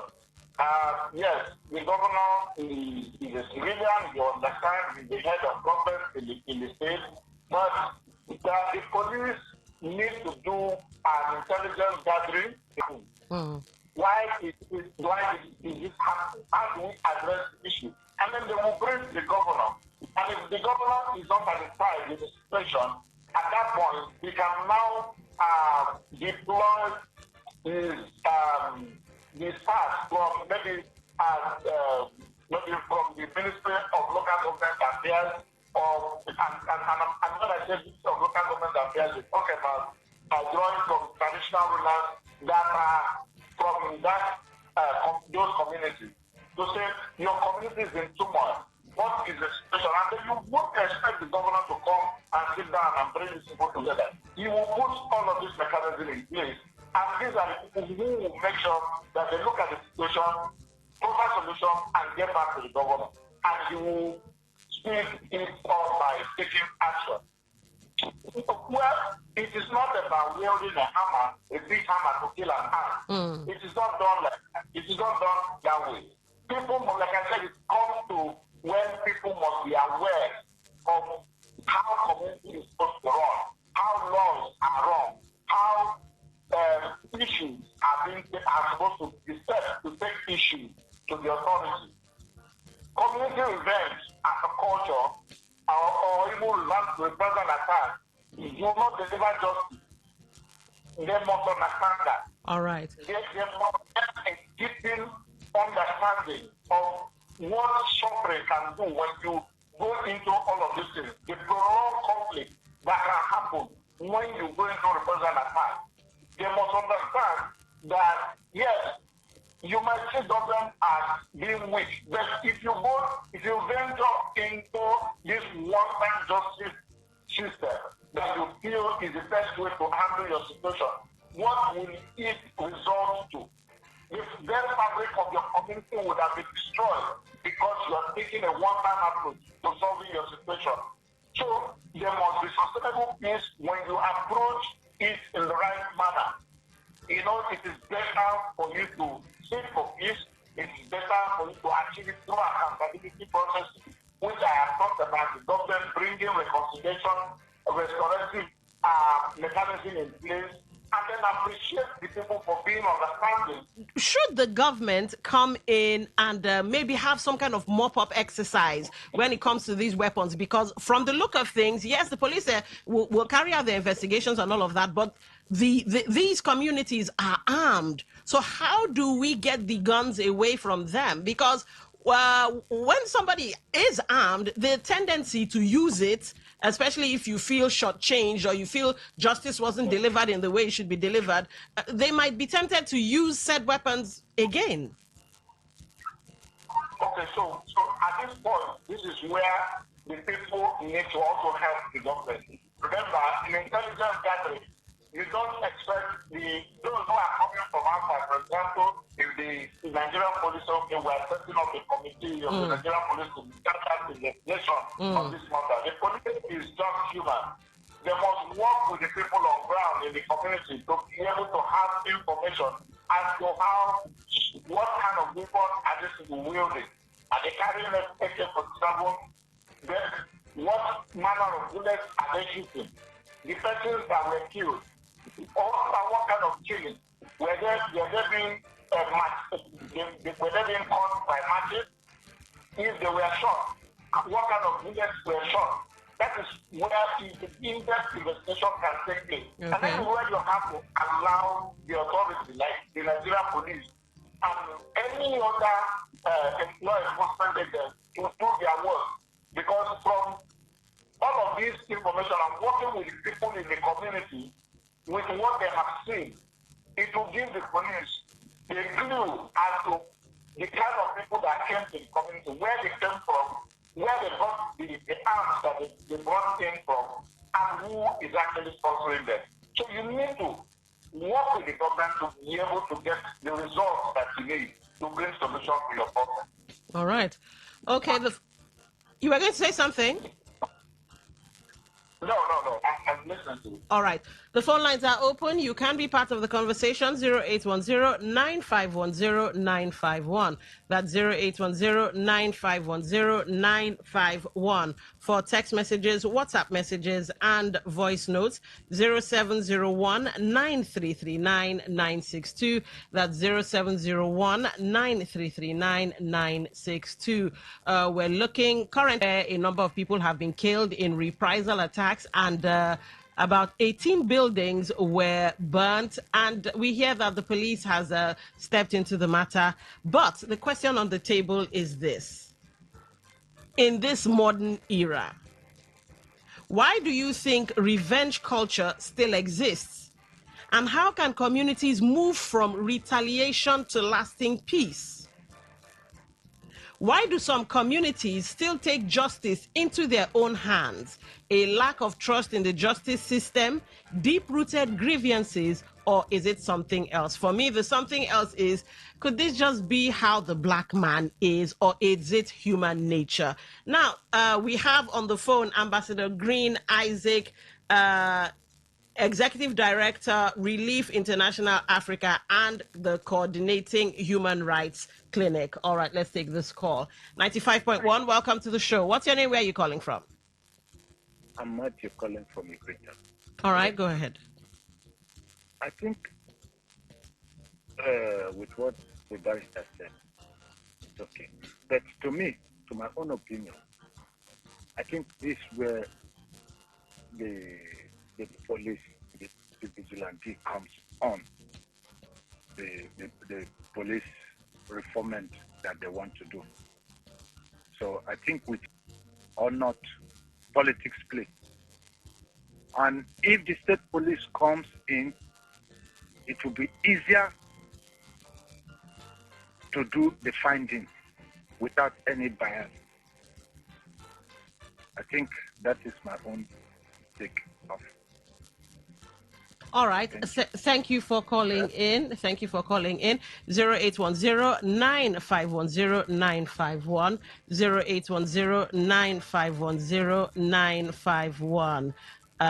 Hold on. It looks like the call dropped. Just a second, because I'd like to get Ambassador Green's take on what this last caller just said. State policing, maybe justice will be swifter, and we'll probably not have this issue of reprisal attacks and revenge and all of that. And then, of course, we'll wrap this up. Let's see if the network will allow. I'm trying to call back. Okay, good.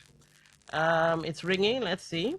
All right, welcome back, sir. Sorry, the network, I don't know what happened. So I don't know if you heard the last caller who was talking about vigilantes and the need for state policing, because it would probably be less biased and would give confidence to the communities that their issues would be met with swift justice. Do you agree? Yes, although I didn't hear the last caller, but from what you have said, last week I was in a sister station talking about the need for state policing system in place to be able to curb some of these issues that are rising now. You remember, when you bring in state police, you would have been employing people from different communities who understands their community, who understand the criminal network in the community, who understand everything that is going on in their respective communities.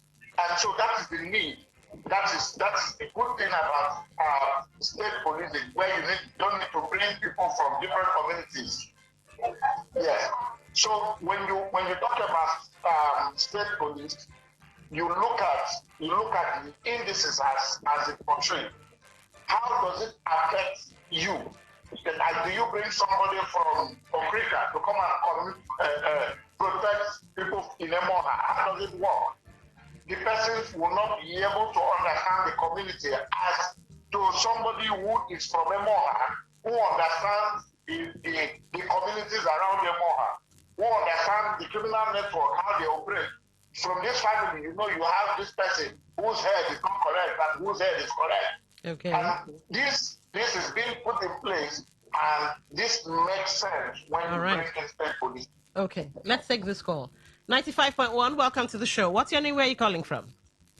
My name is Akuri, please. Hello? All right, go ahead. Yeah, my name is Akuri. I'm calling from Gunta. All right, go ahead. Yes, loud and clear. Go ahead. Yes, I know very well that this act of a thing, the question is asked.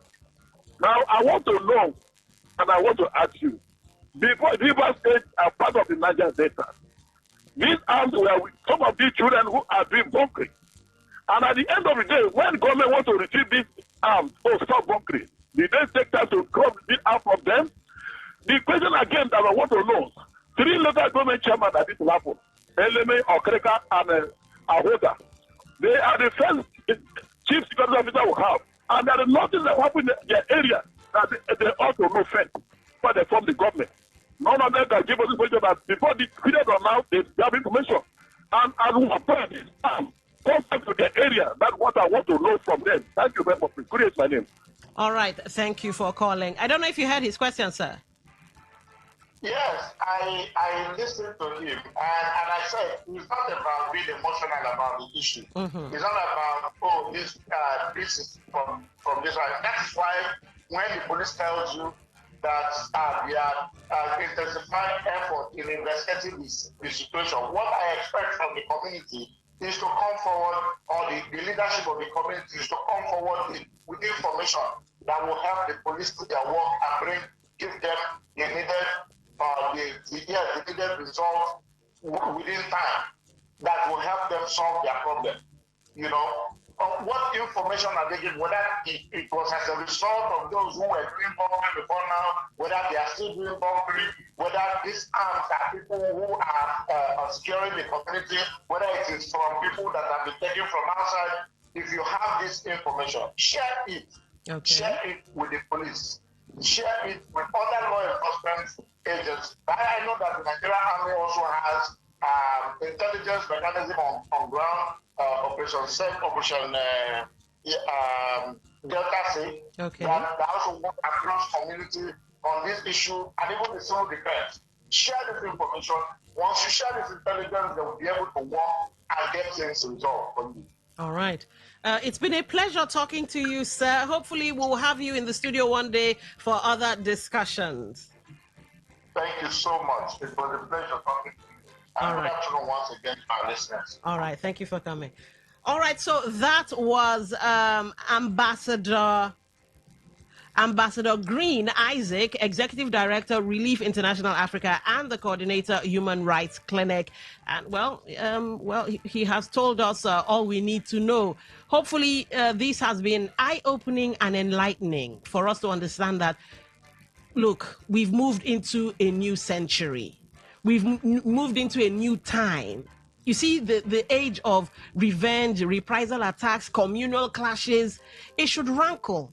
It should make us feel some type of way that in this modern era, that's what we are talking about, in this side of, treasure base of the nation, in this day of tech, in this day of, come on, there are better things we can do with our time. Better things. I do agree it falls on the government to make our lives so comfortable that there will be no need for this. Well, maybe one of these days we'll get a leader like, I think his name was Bukele, that was able to solve Nicaragua's issue. Maybe we'll get a leader like that. Who knows? But for today, this is where we'll draw the curtain for Talk That Talk. Up next is News in 60, and of course the sports guys. Oh my gosh! I hear Donald Trump came out with his full chest to say he called, and then Kama decided to serve him a dish. Best served cold. I've been Don Wilson. Enjoy what's coming up next.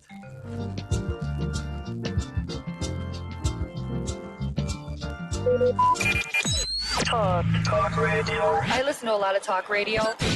95.1 FM. Today's news in 60. Medical experts have urged Nigerians not to ignore persistent swollen hands or changes in finger color, warning that these symptoms could be early signs of scleroderma, a rare autoimmune disease that can cause serious complications if left untreated. As more Nigerian celebrities take to the boxing ring in pursuit of multi-million naira prizes, neurosurgeons have warned that repeated blows to the head, eyes, and other vulnerable parts of the body could leave untrained contestants with short and long-term life-altering injuries, especially as many compete without proper protective gear. Physiotherapists have raised concerns over plans to introduce a diploma program and a technician's cadre in physiotherapy, warning that the move could compromise patient safety and the quality of rehabilitation services in Nigeria. Chairman of the National Fortification Alliance, Fred Chiazo, has said Nigeria's food fortification program has recorded significant progress over the past 2 decades, and the country has been appointed chair of the ECOWAS Food Fortification Program. On the foreign scene, health practitioners have warned people who prefer fresh berries and salad greens during the summer to cook, where possible, thoroughly wash their fruit and vegetables, as a parasite called Cyclospora, which can contaminate raw produce and cause severe long-lasting diarrhea illness, is making people sick across several states. Today's news in 60. In 60. Talk radio. I listen to a lot of talk radio. 95.1 FM.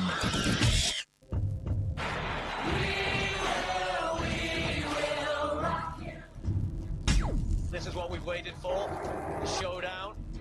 The fastest men in the world. Hearts racing. 1 light, 2 lights, 3 lights, 4 lights. He's ready to be the star. The anticipation. Powerful, strong, compact. Time, Tyson Gay right all the way. Looking around. The heart stops.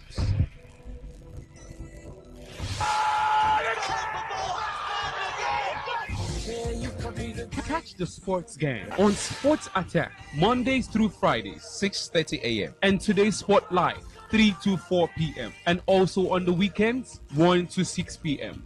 Only on your premium sports radio. Today 95.1 FM. Sports lovers, right here in the Garden City of Port Harcourt. It's another beautiful time for us to talk Nigerian football. Yes, it's the Niger special edition of Today's Sports Live.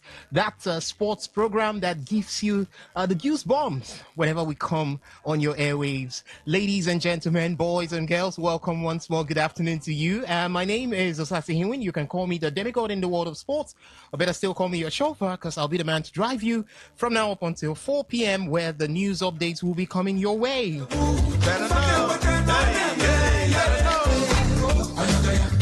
Yeah, we've got amazing stories to talk about today in the world of Nigerian football, and I won't be doing it alone. As I said, I've got Ovie Wallace right here with me in the studio to give you his undivided analysis from that side of the divide. Ovie, a very good afternoon to you. Welcome to the show. Very good afternoon to you, Osas. I don't know why I can feel a little. There's a kind of step in your voice, a kind of peep in your voice. I don't know why. Because I guess we are unified right now. We're Both unified. of us. I don't understand. You don't have a goat, and I don't have a goat. We both have a goat. I don't know when we started. When is this discussion changed to Asun? I don't know when it changed to Asun, but good afternoon to you, Osas. Good afternoon to Port Harcourt Sports Lovers. It was wild yesterday, and I stayed a week. Immediately after that match, I just went to social media because I knew social media was going to be crazy. And of course, the internet didn't disappoint me. Gave me a thrill. Right. And it was crazy. We move on today to see if Egypt can knock out Argentina so everybody can rest. All right. But it's Nigerian football today, so we're talking about Nigerian football and African in general. The Africans at the World Cup, the only two at the World Cup, Egypt and Morocco. I saw a post with Morocco president saying that they are not representing Africa. They are representing Morocco. They don't care if Africa is supporting them, and I'm like, well, this is why we didn't want people to hold that AFCON title. But with the way Senegal performance, the way Morocco are performing at the World Cup, is also 50 days to the WAFCON. Okay, to the WAFCON. To the WAFCON. No, 50 days. The WAFCON starts on the 27th of July.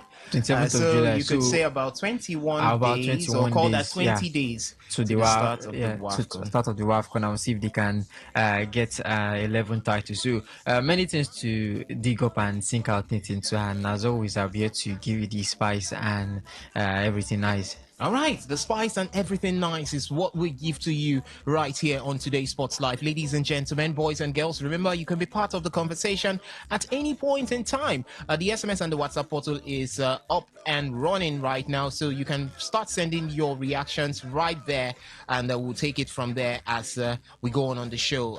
The numbers to drop your reactions to for the SMS and the WhatsApp portal is 0701 933 9962. Again, it is 0701 933 9962. For the phone line, you can take it down when we throw open the phone line. You could call in and air your thoughts, and we'll take it as it comes, live and handy. 0810 951 0951. 0810 951 0951. Yes, that's the number to call. Do not forget that we have our social media handles active right now, so you can also join us from there and just follow the action as it goes on right here in the studio. On YouTube, you can catch us at Today951FM, at Today951FM. That's the YouTube channel right there. So you can go there and take a look at everything happening right here in the studio. On Facebook, you can see us at Today95.1FM. That's the page at Today95.1FM. There is a post right there for you to react to, so you can also go there and react to that post. Cristiano Ronaldo said something, and I'm asking about what he said. Actually, he stated that the 2016 Euros he won with Portugal for him is even greater than the World Cup, stating clearly there that the Euros are equivalent to the World Cup. And I'm asking, is it making sense right there? You know that in Europe the competition is really tough and very intense. So would we say we could equate that at this point? And we have for the other question there, it's about Argentina up against Egypt. Africa has one more slot. I don't know what the Moroccans are saying, but Africa has one more slot to fight for getting into the quarterfinal stage of the ongoing FIFA 2026 World Cup. Who takes it? Is it going to be the defending champions, Argentina, or maybe the Pharaohs of Egypt at the end of the day? 5 p.m. is the time for that particular encounter, so you can keep a date with us. Would also report to you when we return back to the studio. We're not going to be here by 5 p.m., but definitely when we come back tomorrow by 6:30 a.m., we'll tell you everything about it. So you can react to those questions there, and we'll take your reactions as we go on the show. On Instagram, you can find us at TodayFM951. The same for X, the same for Twitch, TodayFM951. You could also listen to us via our website, which is www.todayfmlive.com. You can go over to the homepage or the menu list and click the Listen Live button, and you will be here with us. And we are also having the radio apps. We are on TuneIn as well as Radio Garden. So go there, search for Today 95.1 FM, and you can join us as we go on the show. So, ladies and gentlemen, a lot to talk about. Remember, we always start with the Nigerian Premier Football League whenever it is the Niger Special edition of the show. So, at this point, it's time for us to sit back, relax, and let's enjoy the show together.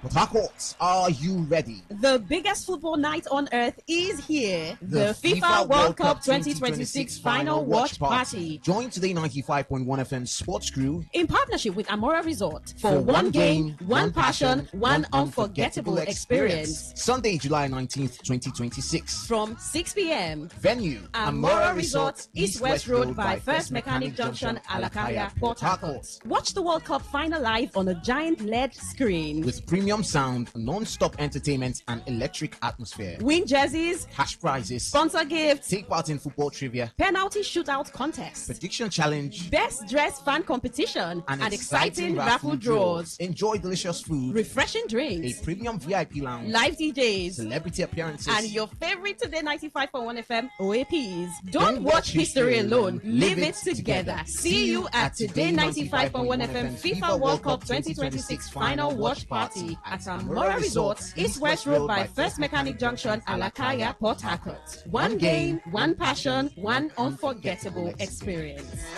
Just like you.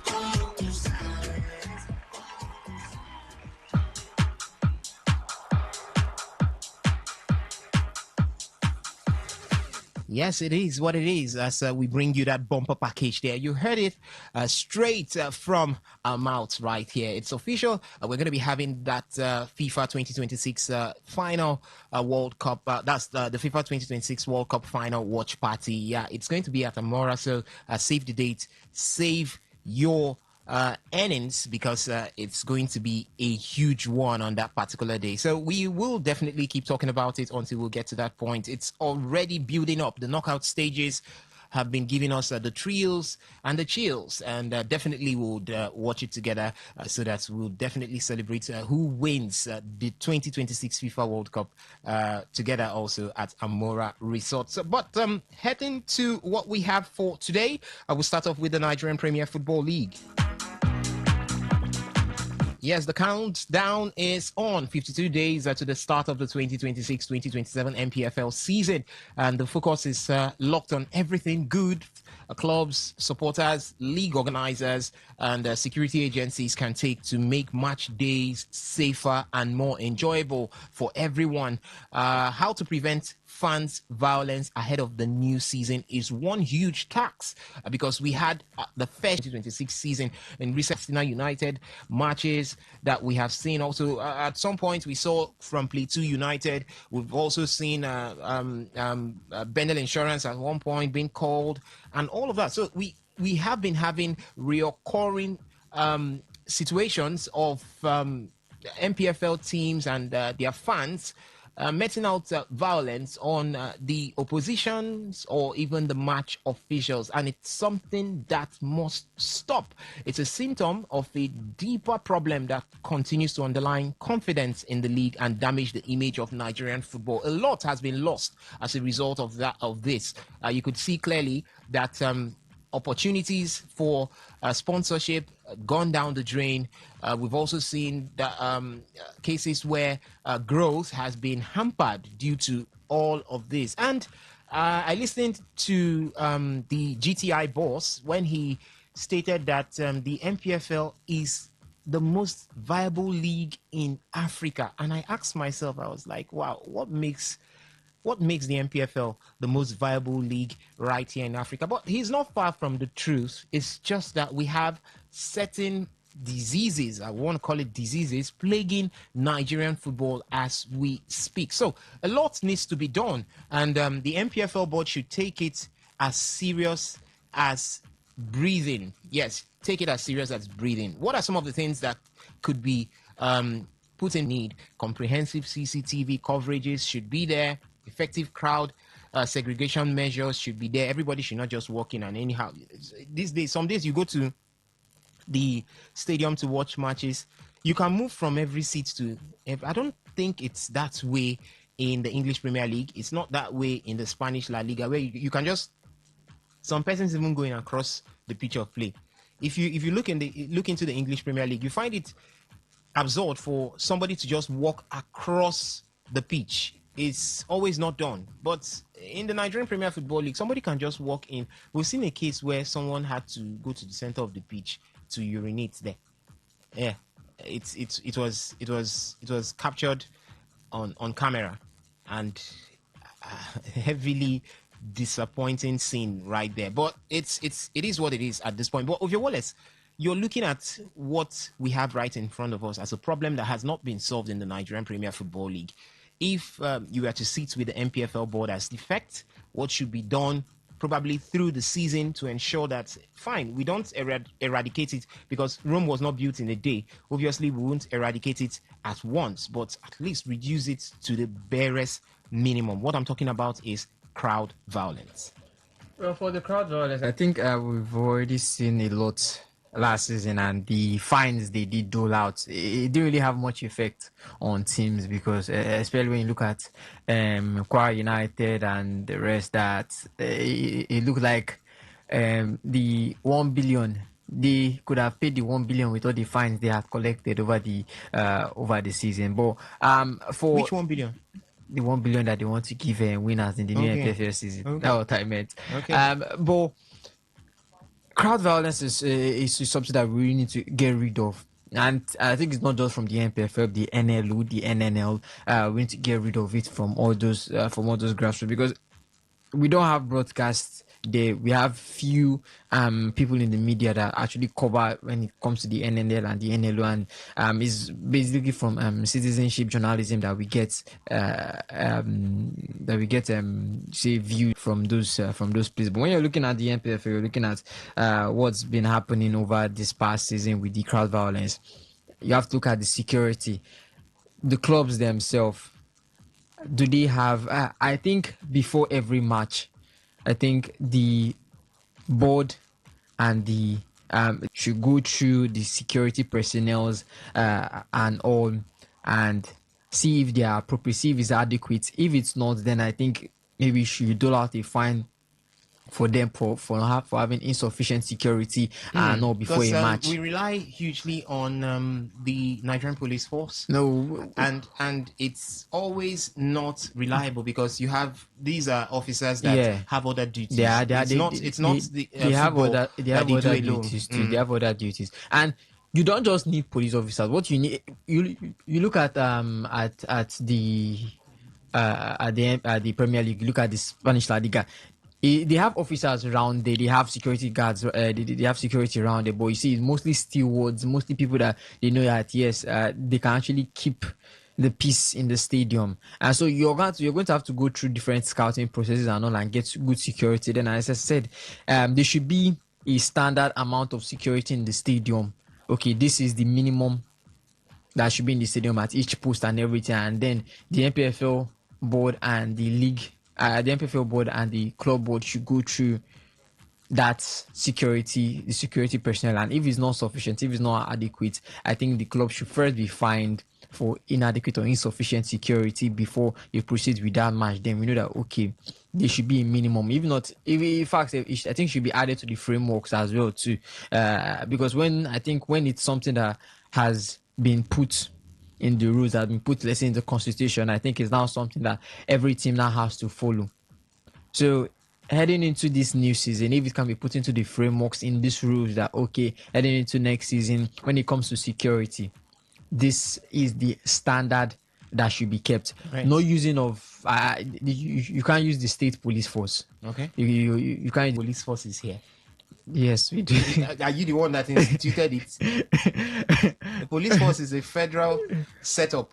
So don't come and so you need at least there are many there are many security agencies around the place. So I think you can get people that are actually well good. Not that you go to security agency, and you can get people that are not trained.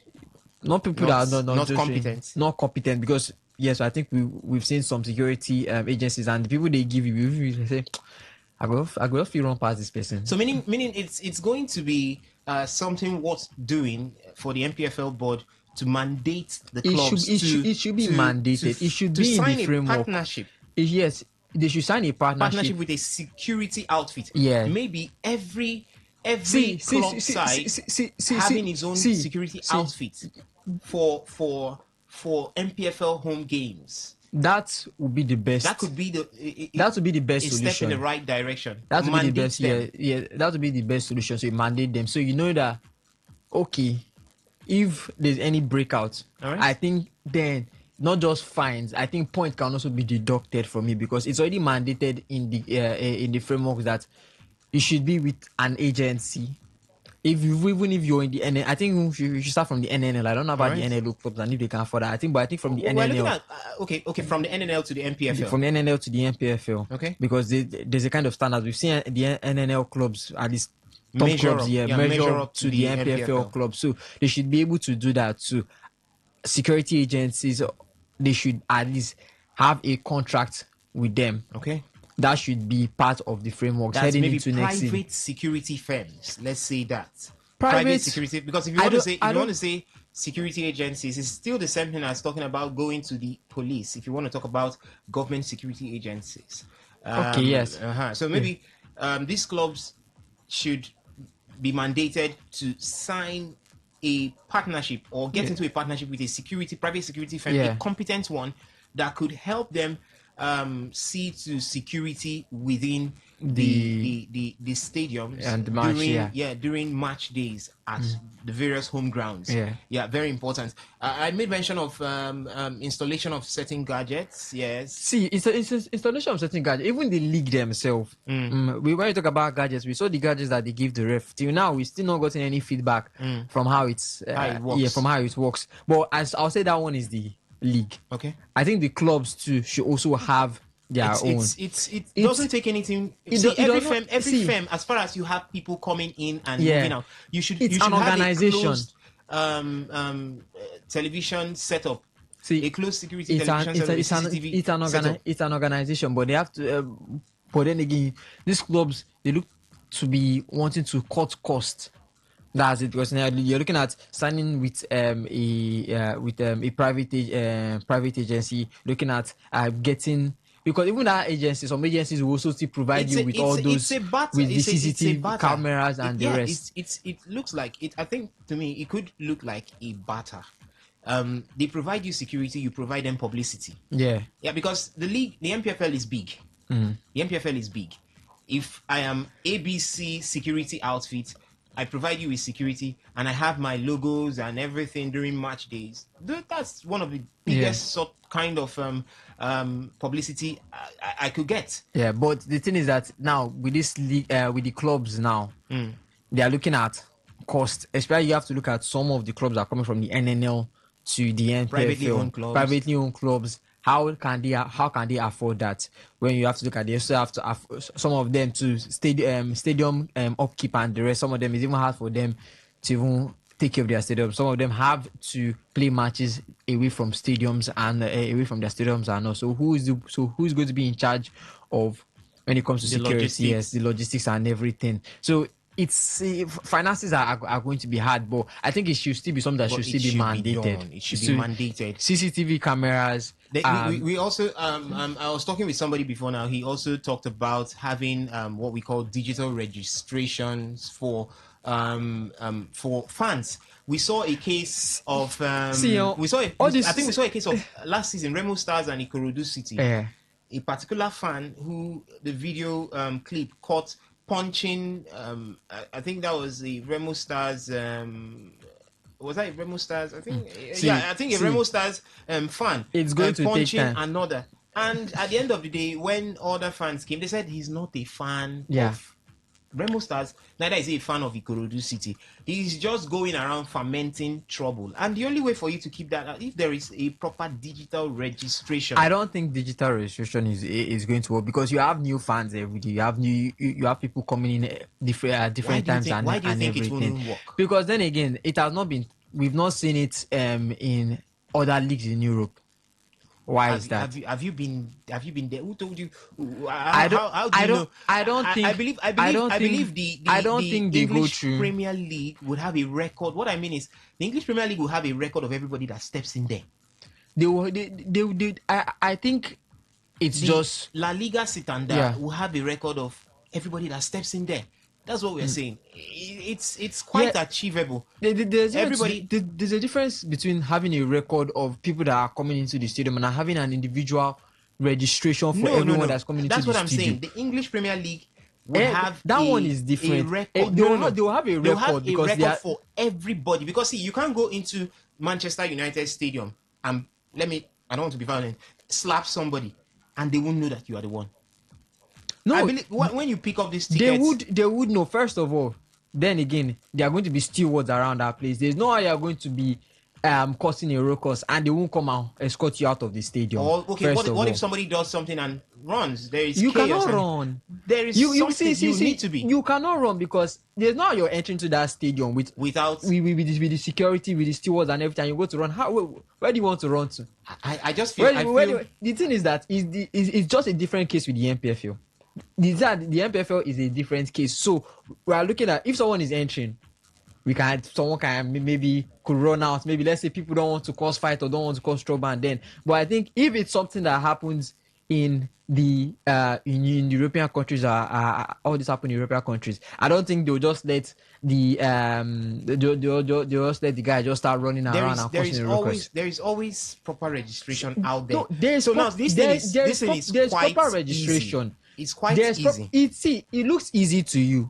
It looks easy to you. Now let me tell you why I said it. See. Even when we had those issues with registering athletes, it was not until this roster athletics came and started doing this and even this digital registration stuff, it even still hard to do. I think we had someone from the AFN tell you how hard it is to still do that and how unreliable it might be. So it's something that's going to be hard to. It looks easy because we are seeing let's practicalize it.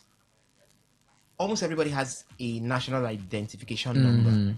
Now, if you want to sell out a ticket to somebody, you have that ticket tagged to his national identification number. It's quite easy. I don't even need to capture you. I just need to have your national identification number. Most likely, you give it to me and you flash your ID card because you should have it.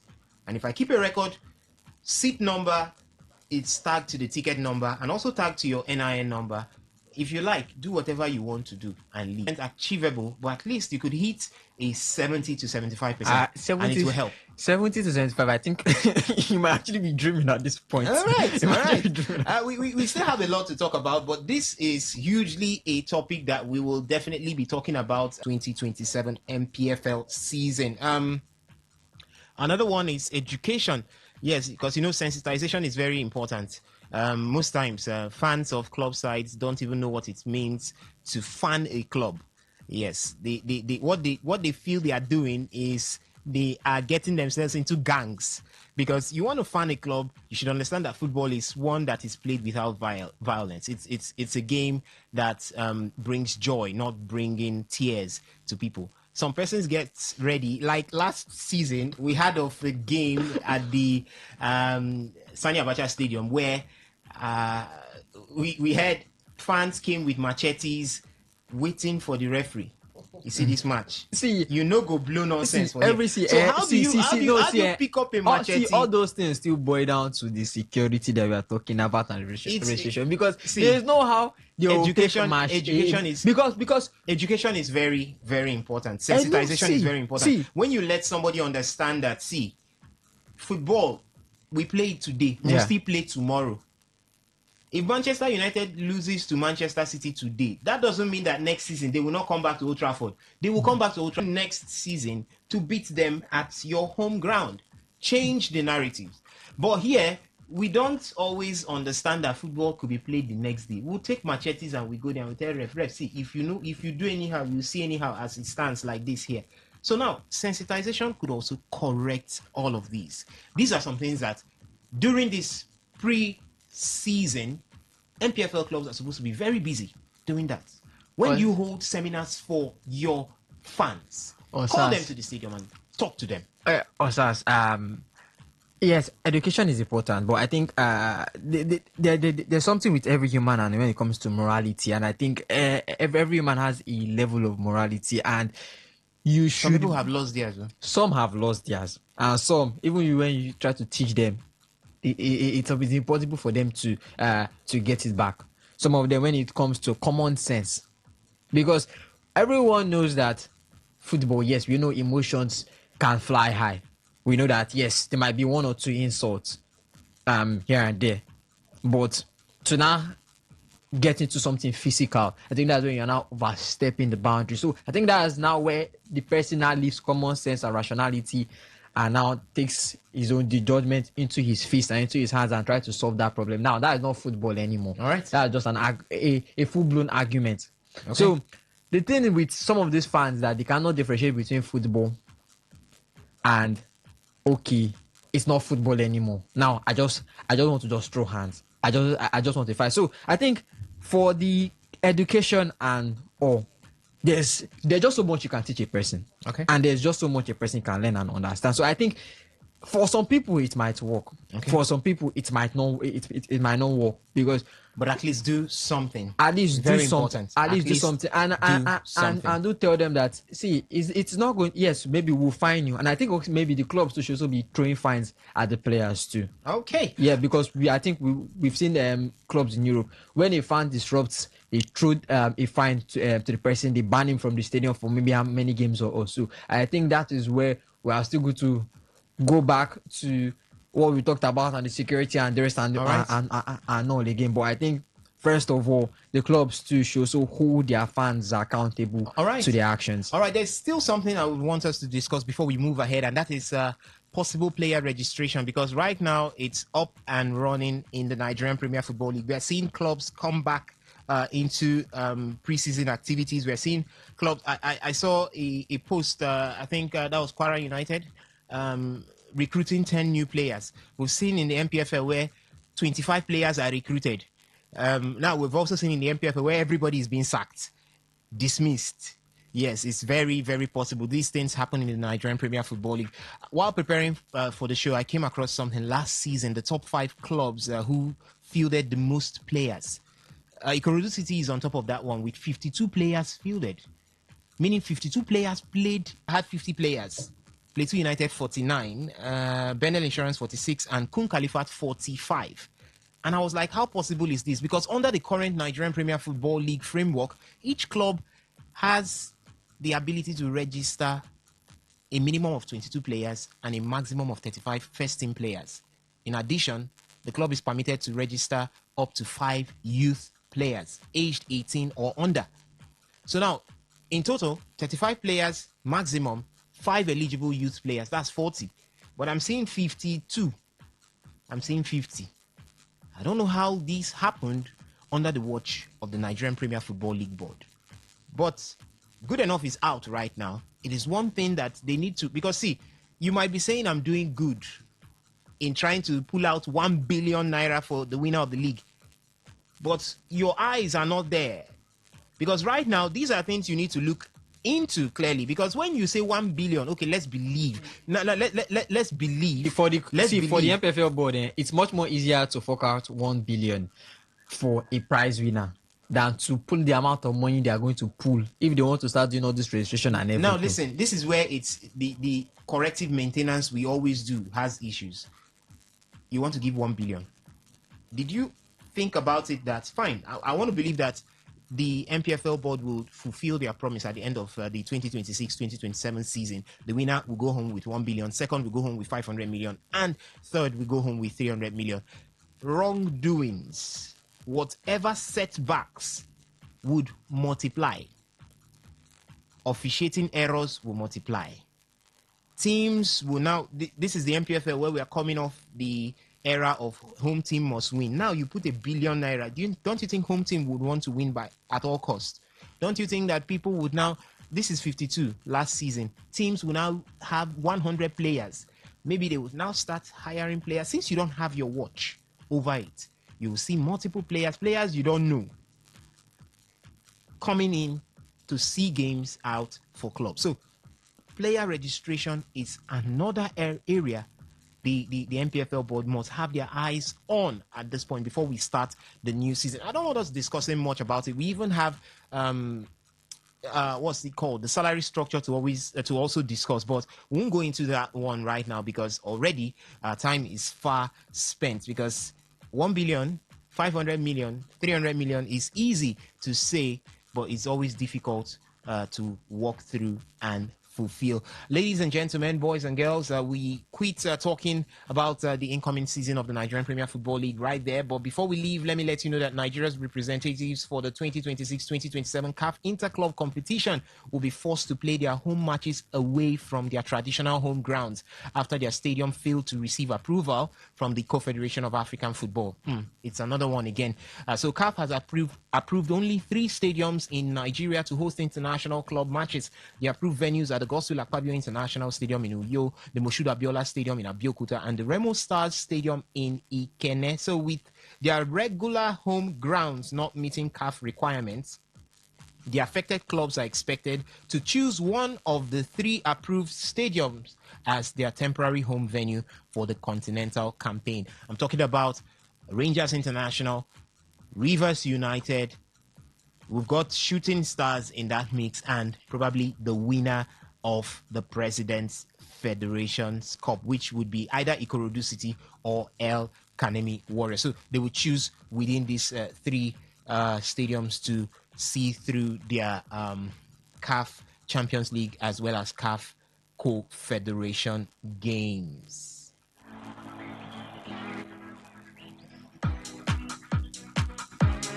All right, let's quickly look at what's happening with Nigerian national teams. For the Super Falcons, record time champions, they will officially begin their final stage of their preparations for the 2026 Women's African Cup of Nations when they open a week-long training camp in Mohammedia, Morocco on July 11th. So from July 11th, July 15th. So from July 15th, we'll have the Super Falcons get into camp to start the Women African Cup of Nations week kick starts by July 25th and will run to August 16th.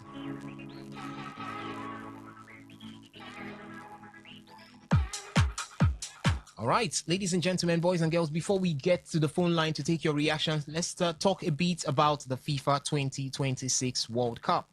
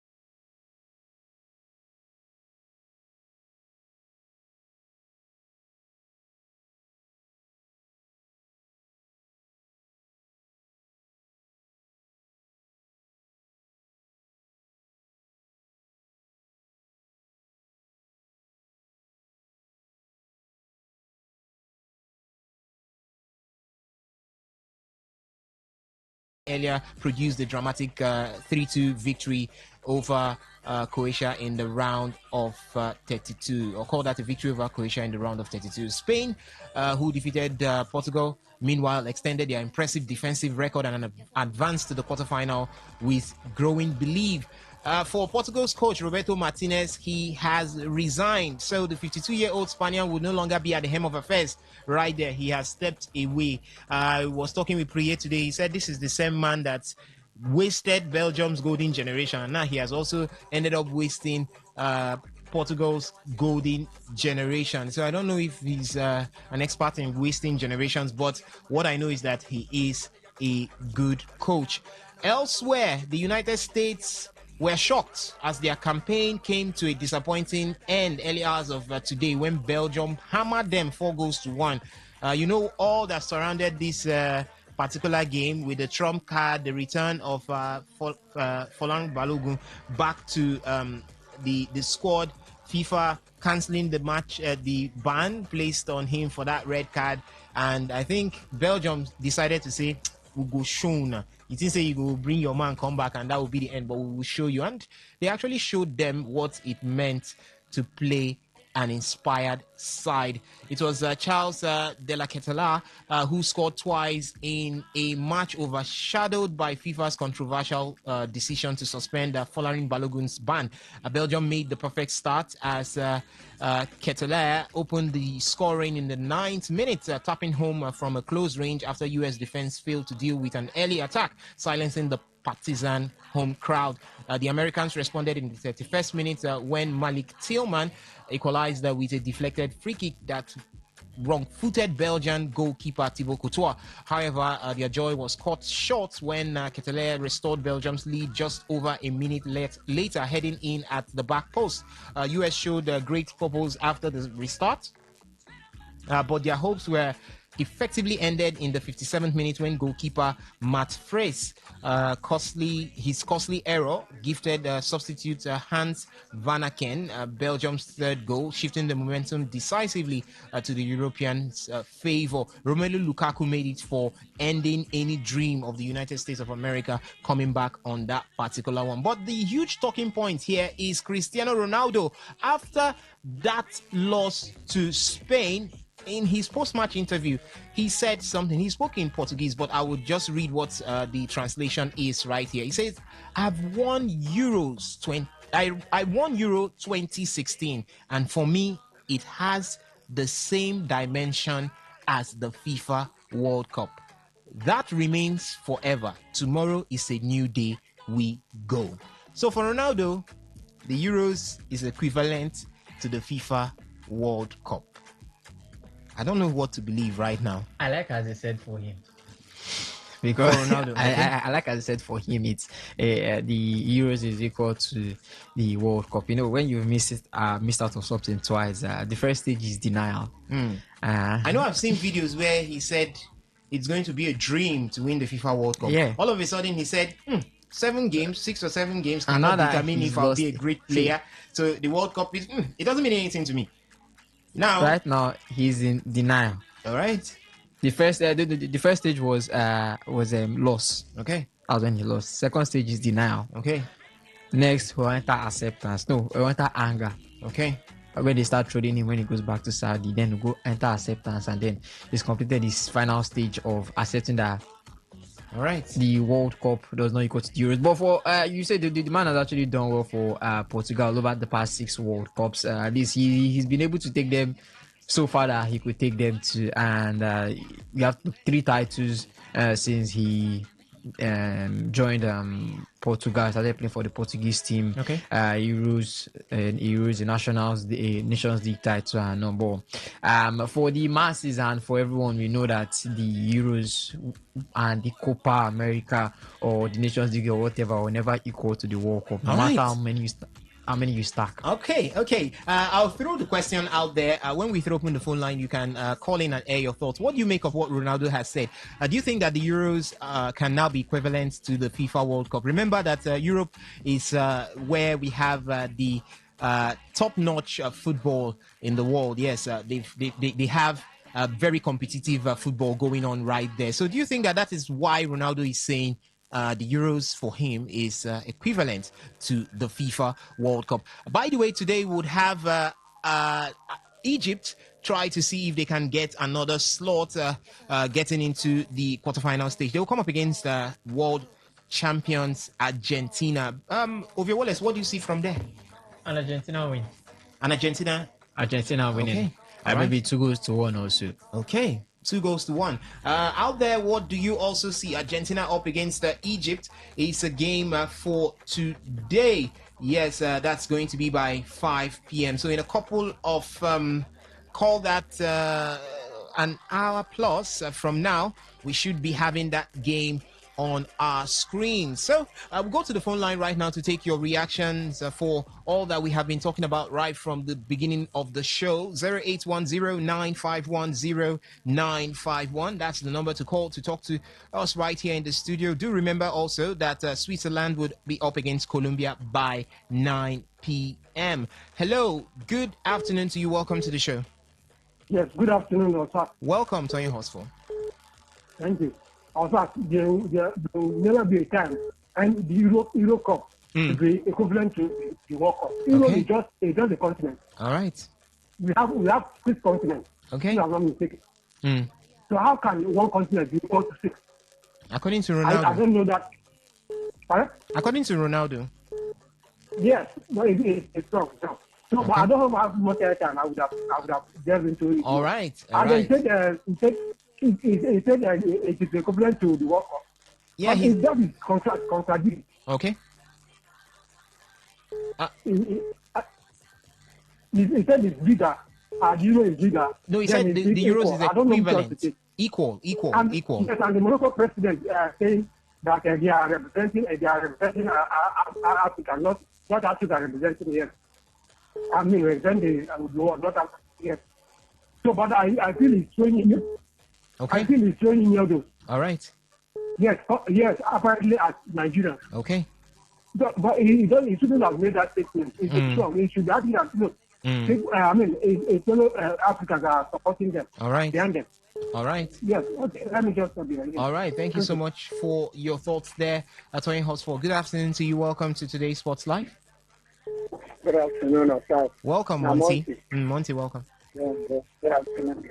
My brother, Ronaldo is one player I like, but he can't compete, can never in the history of football compare Euros to the World Cup. No. It's not. Yes, he doesn't have the same weight. Okay. He doesn't have the same popularity. That is just it. So he is not the first great player that has won the World Cup. Okay. He should take it in good faith. Yeah. All right. And please, I was listening to stuff somewhere. There is a story ahead. Okay. About the other prime minister, Ayodele, what he said about the return. Have you come across that news? Yes, but not on the show. No, we're not taking it on the show. Yeah. No, I don't know what relationship does that have with the coach that has come to give us. That man has built a team for us. Apart from the politics in our football, all right, that is going to make. I don't like that theory. Another thing is that Argentina is good now. My brother, they decide this thing is working for Egypt. Okay. Because that last team they want to qualify for this. I did not even see them winning, but when I heard the result, I left the match because I had a commitment somewhere. All right. When I came out to hear the result, it was to my disbelief. But today, if Argentina wants to go from here, we should put their house in order. I'm saying the truth. All right. Those things that are highly underrated could shock you. Thank you. All right. Thank you so much, Monty, for dropping by. Good afternoon to you. Welcome to today's Sports Live. Good afternoon, my brother. Greetings, Lucky from Abia State. Lucky from Abia State. I tell you that they go lose that game.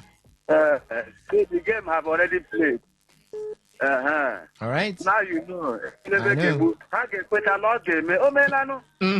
Yes, nothing again. Everything that happened. Look, I live and there, my brother. All right, thank you so much, Loki, for your thoughts there.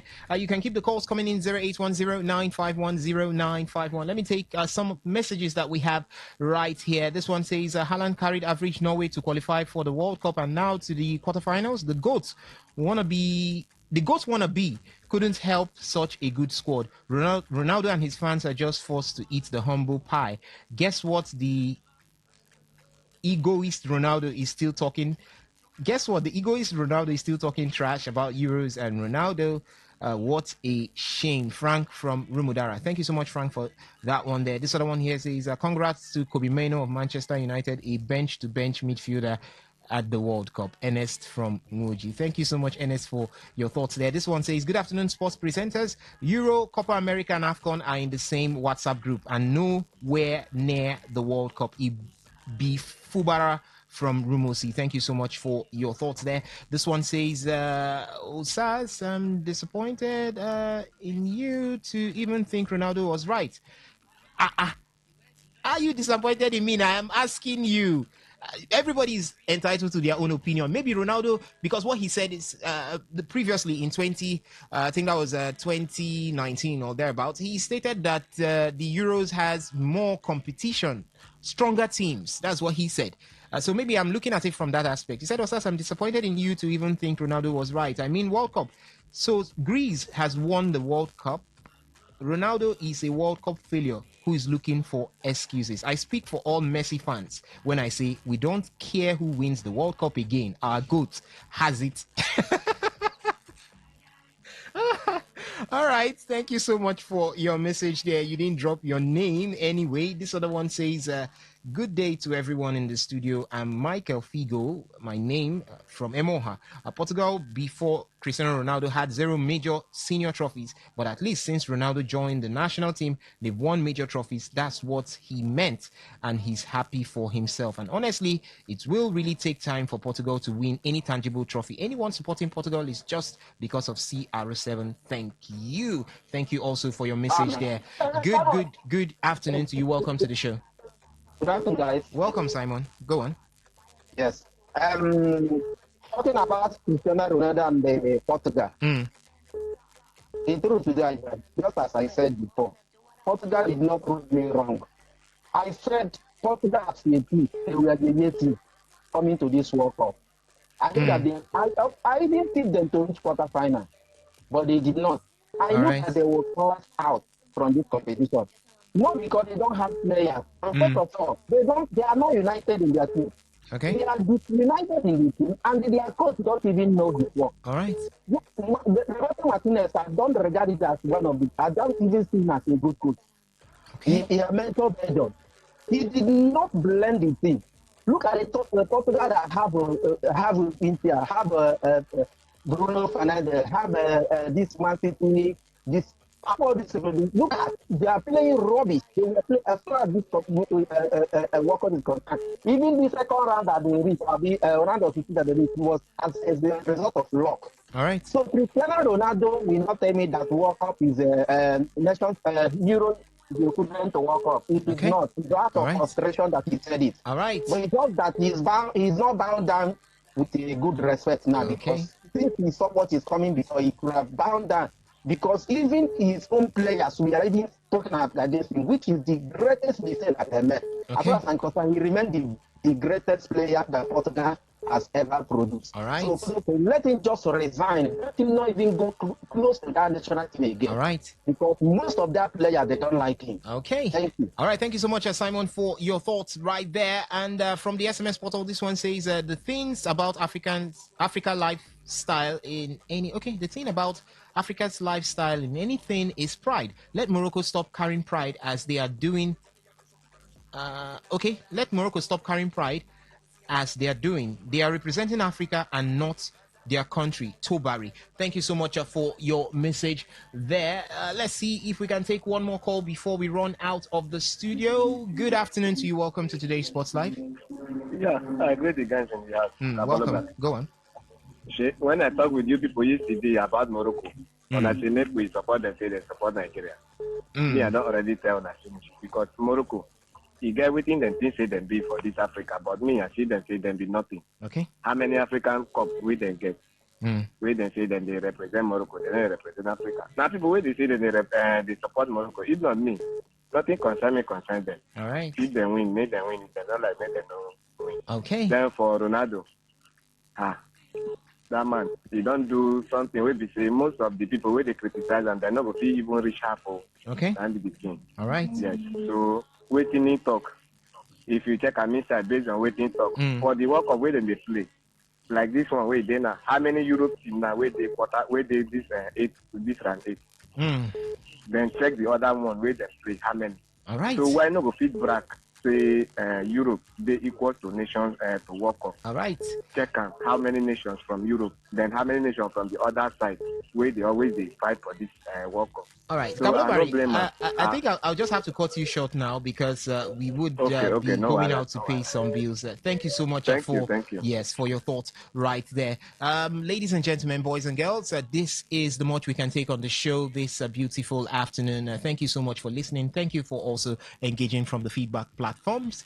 Thank you to the guys who did this with me. Ovio Wallace. I said guys, yes, Ovio Wallace here, but Victor Israel just stepped in a couple of minutes ago, but I'll say thank you to him for being here also. Do remember that we'll be back here 6:30 a.m. tomorrow for Sports Attack and 3 to 4 p.m. for today's Sports Live. My name still remains Osasin Hewitt, and I'm saying stay lifted and stay blessed. Don't touch it. Leave it on Today 95.1 FM.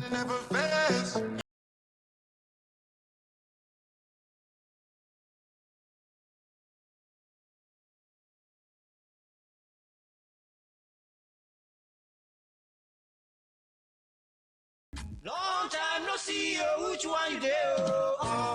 Oga builder, Oga contractor, long time no see. That thing where they look for Sokoto, it don't land for Shoko of say, we don't carry our product enter River State, but say we still there for Aba. Anywhere where you did Agnes roofing product, go find you come, our product don't enter market, long span, made couple, step tie, small gutter design, as big man consign, we still get stone coated roofing sheet, shingle, mineno, glass board, wood shake, and woman. No forget saying Dr. Agnes one man with the manufacturer Agnes one man data tooth powder. Nice to carry this open product enter market to Wakaskele Wugali as until enter office waiting for kilometer 20 about Port Harcourt Expressway. He put about Akaso bus stop behind Antwerp filling station or Bibo LGA or Port Harcourt. You feel Waka enter our head office waiting for kilometer 7 about N Expressway. Go to Bar for Abia. For more inquiries, call us on 0816 719 5073 or 0811 201 2831 or 0803 500 5489.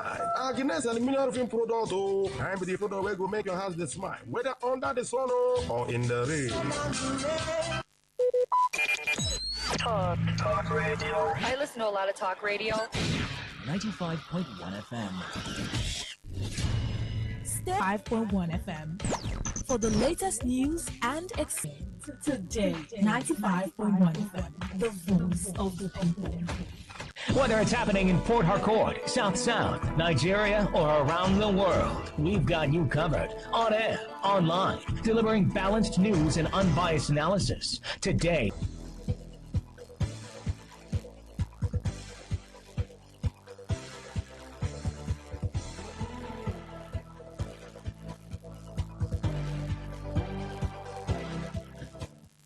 Good evening. Here is the news update on Today 95.1 FM. I'm Dawn Wilson. Troops of the Nigerian Army have arrested a suspected terrorist informant and logistics supplier during a routine patrol in the Arawa local government area of Kebbi State.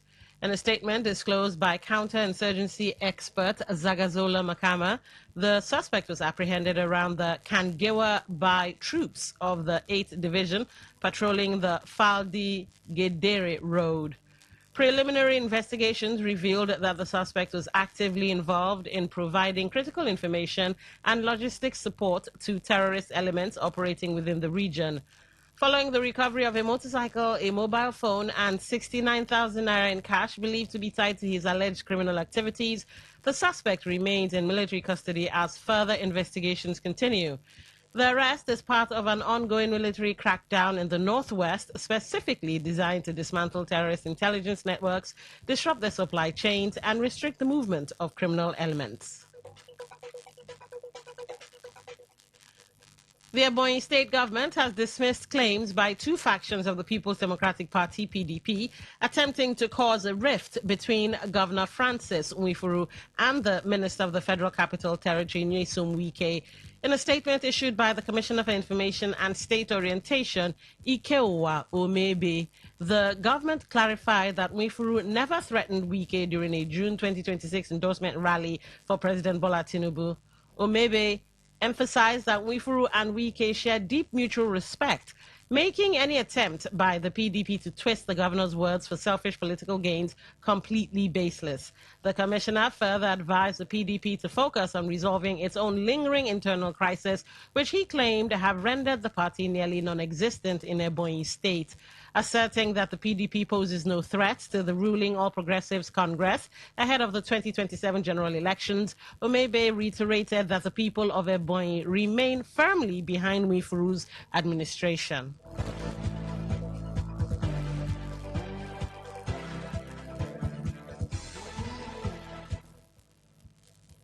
The Lagos State Commissioner for Waterfront Infrastructure Development, Dayo Bush Alebiosu, has blamed perennial flooding in the state on bad public habits and unauthorized land reclamation. Speaking in an interview, the commissioner explained that these dual factors severely disrupt the state's coastal ecosystem.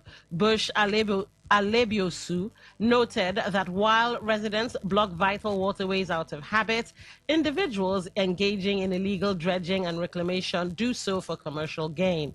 He warned that polluting the water bodies not only exacerbates environmental degradation, but also poses severe health risks, noting that the current flooding crisis is a direct consequence of the accumulated actions. A new Israeli attack in the Gaza Strip has killed another Palestinian, bringing the confirmed death toll to at least 2. According to sources, the latest casualty occurred during a strike that targeted a tent located west of Gaza City, which left several other people wounded. This strike follows an earlier bombardment that occurred in the southern region of the enclave, contributing to the ongoing casualties. And that was the news update on Today 95.1 FM. I'm Dawn Wilson. Thank you for listening. Good evening. Today's news, today's entertainment, today's sports, today's issues. Today on Today 95.1 FM, Port Harcourt. Maybe home is somebody's smile when they look at you for the first time. Maybe home is being a home to something you love and adore with all your heart. And that is what life, friendship, and love are all about. Maybe home is listening to all of your favorite shows on Today 95.1 FM. We create memories. We inspire comfort. We are the voice of the people, and we are home away from home. True strength. What defines it? The brilliance of a player, or when a team comes together to win. A solo beat, or the rhythm of many. The flair of one dancer, or the art of a troupe. One distinct voice, or the beauty of the symphony.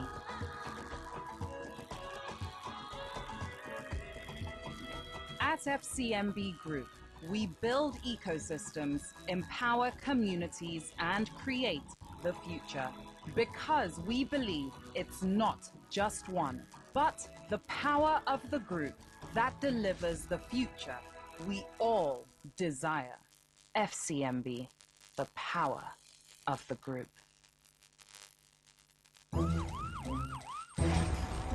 It all begins with breaking news. Now make no mistake, this is a difficult mission, and it will remain difficult for some time. Then it keeps trending. Events, issues, personalities, all struggling to gain attention. But in the race for deadlines, the intrigues, power play on the currents are often missed or underreported. Insecurity here is basically a product of poverty. But not anymore. As the platform on radio steps in to fill the missing links on events, issues, and personalities in the news. We are not afraid of anybody. The platform on radio serves only the hottest topics and trending issues. Only on Today 95.1 FM. 95.1 FM. Port Harcourt. Weekdays, 4 p.m. Get on the platform on radio and be served.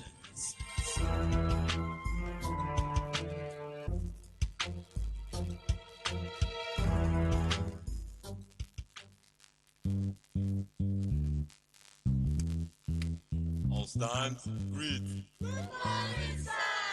Good morning. You're welcome to Jagbajantis High School. My name is Sam Sultan, your new mathematics teacher. By the way, do you understand pidgin English? Yes, sir. Okay, now what we go use this for? Okay, carry your paper. Carry your paper. Them for my class. People of this world, them plenty. Sins of this people, many. So many. Many times plenty, multiplier. Many times plenty, multiplier. Multiplier. The answer you get now waiting, they make come and they cry. The answer you get now waiting, they make rich man they mess and that's the lie. The answer you get now waiting, they make young boys and girls join party. Time checking is 8 minutes gone past the hour 4. So welcome you to another edition of the platform on radio and your premium talk station. Today 95.1 FM in the Garden City of Port Harcourt. I am Priye. This is Ogwa. I should give you insight into some of the news reports making the rounds. The platform on radio is a program where we dissect trending issues with our correspondent reports.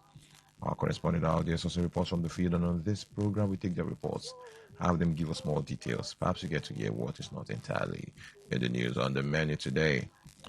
Femi Gbajabiamila threatens 10 million naira lawsuit against Prince Adeyemi for defamatory allegations. The second story, commercial drivers plying My 3 Rumokoro Ropoko Iguruta route suspends operation in protest over alleged activities by suspected illegal tax force. And the last story, Rivers Assembly summons OFM over repeated failure to honor invitation. Definitely know the show will be interactive where you have to share your thoughts on any of these three stories. Before we kickstart, you can connect with us via our social media handles on YouTube Live at Today951FM, at Today951FM, on Facebook at Today95.1FM, at Today95.1FM, on Instagram and X is at TodayFM951, at TodayFM951, on Twitch the new one is at TodayFM951,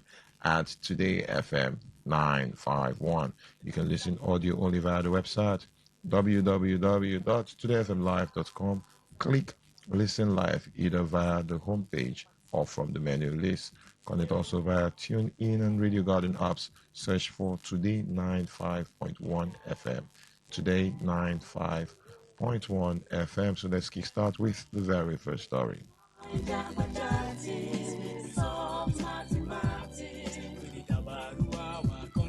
So, Oyibo say, na partners, we go use takes of mathematics. So follow Jagbajantis. So ya carry Baero, be for brotherhood. The Chief of Staff to the President, Femi Gbajabiamila, has threatened a 10 billion naira lawsuit against Prince Adeyemi over defamatory allegations linking him to murder, bribery, and criminal misconduct.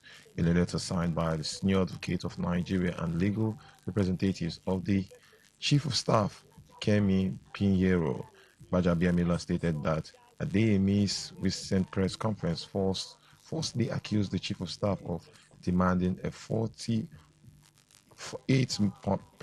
kickback from a council takeoff grant, accepting a 400 million naira proxy bribe and abusing his office. Gbajabiamila legal team thereby issued a 72-hour ultimatum demanding that Adeyemi cease all defamatory remarks, remove the offending materials, and publish an unreserved apology across 5 national newspapers and relevant social media platforms. Furthermore, Adeyemi is required to sign a written undertaking promising to abstain from making future defamatory statements against the Chief of Staff, and failure to comply with this demand will result in both civil and criminal proceedings in the Federal Capital Territory. Meanwhile, Chairman of the International Society for Social Justice and Human Rights, Omenezu Jackson, has expressed concern over reports of an alleged 1.3 billion naira allocation in a federal budget to the President Foreign Intervention Promotion Council. Speaking in an interview with Today FM, Omenazu noted that the recent reports have put the council's legal status under scrutiny and cast doubt on the legitimacy of its financial allocation. Omenazu stated that in line with their commitment to accountability, Nigerians deserve clear details on the law establishing the council, adding that thorough investigation should be launched if the agency lacks legal backing for its budget allocation.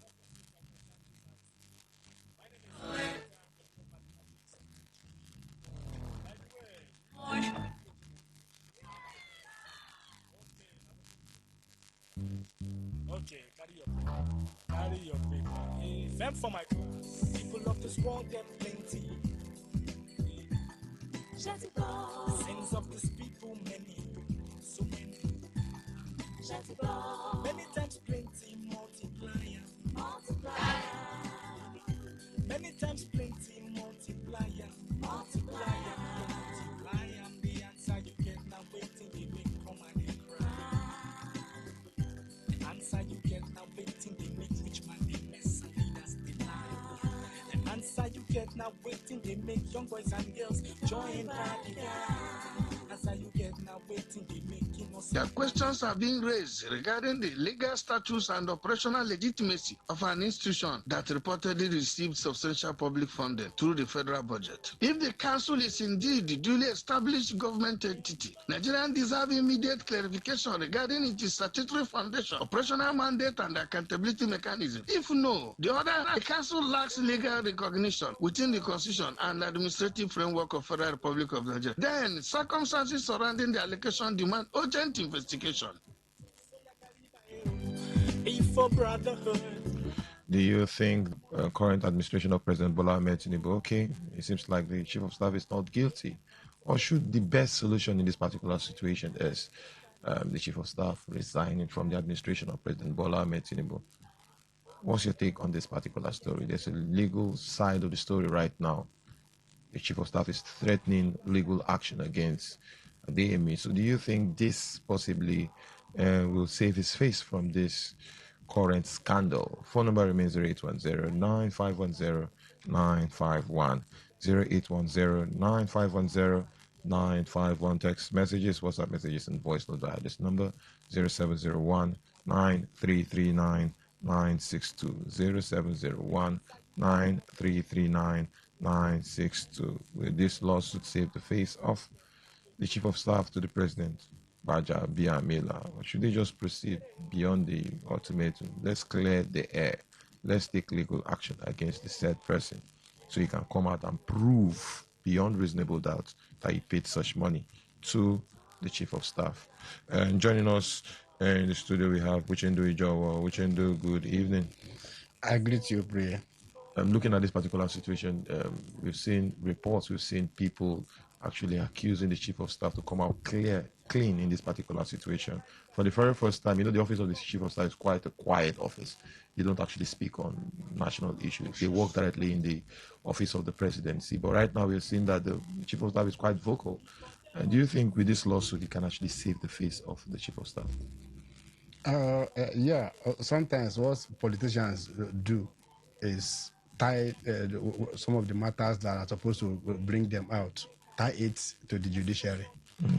And remember, this is not a pre-election matter where you will say, oh, this matter, they will fast track the matter to end.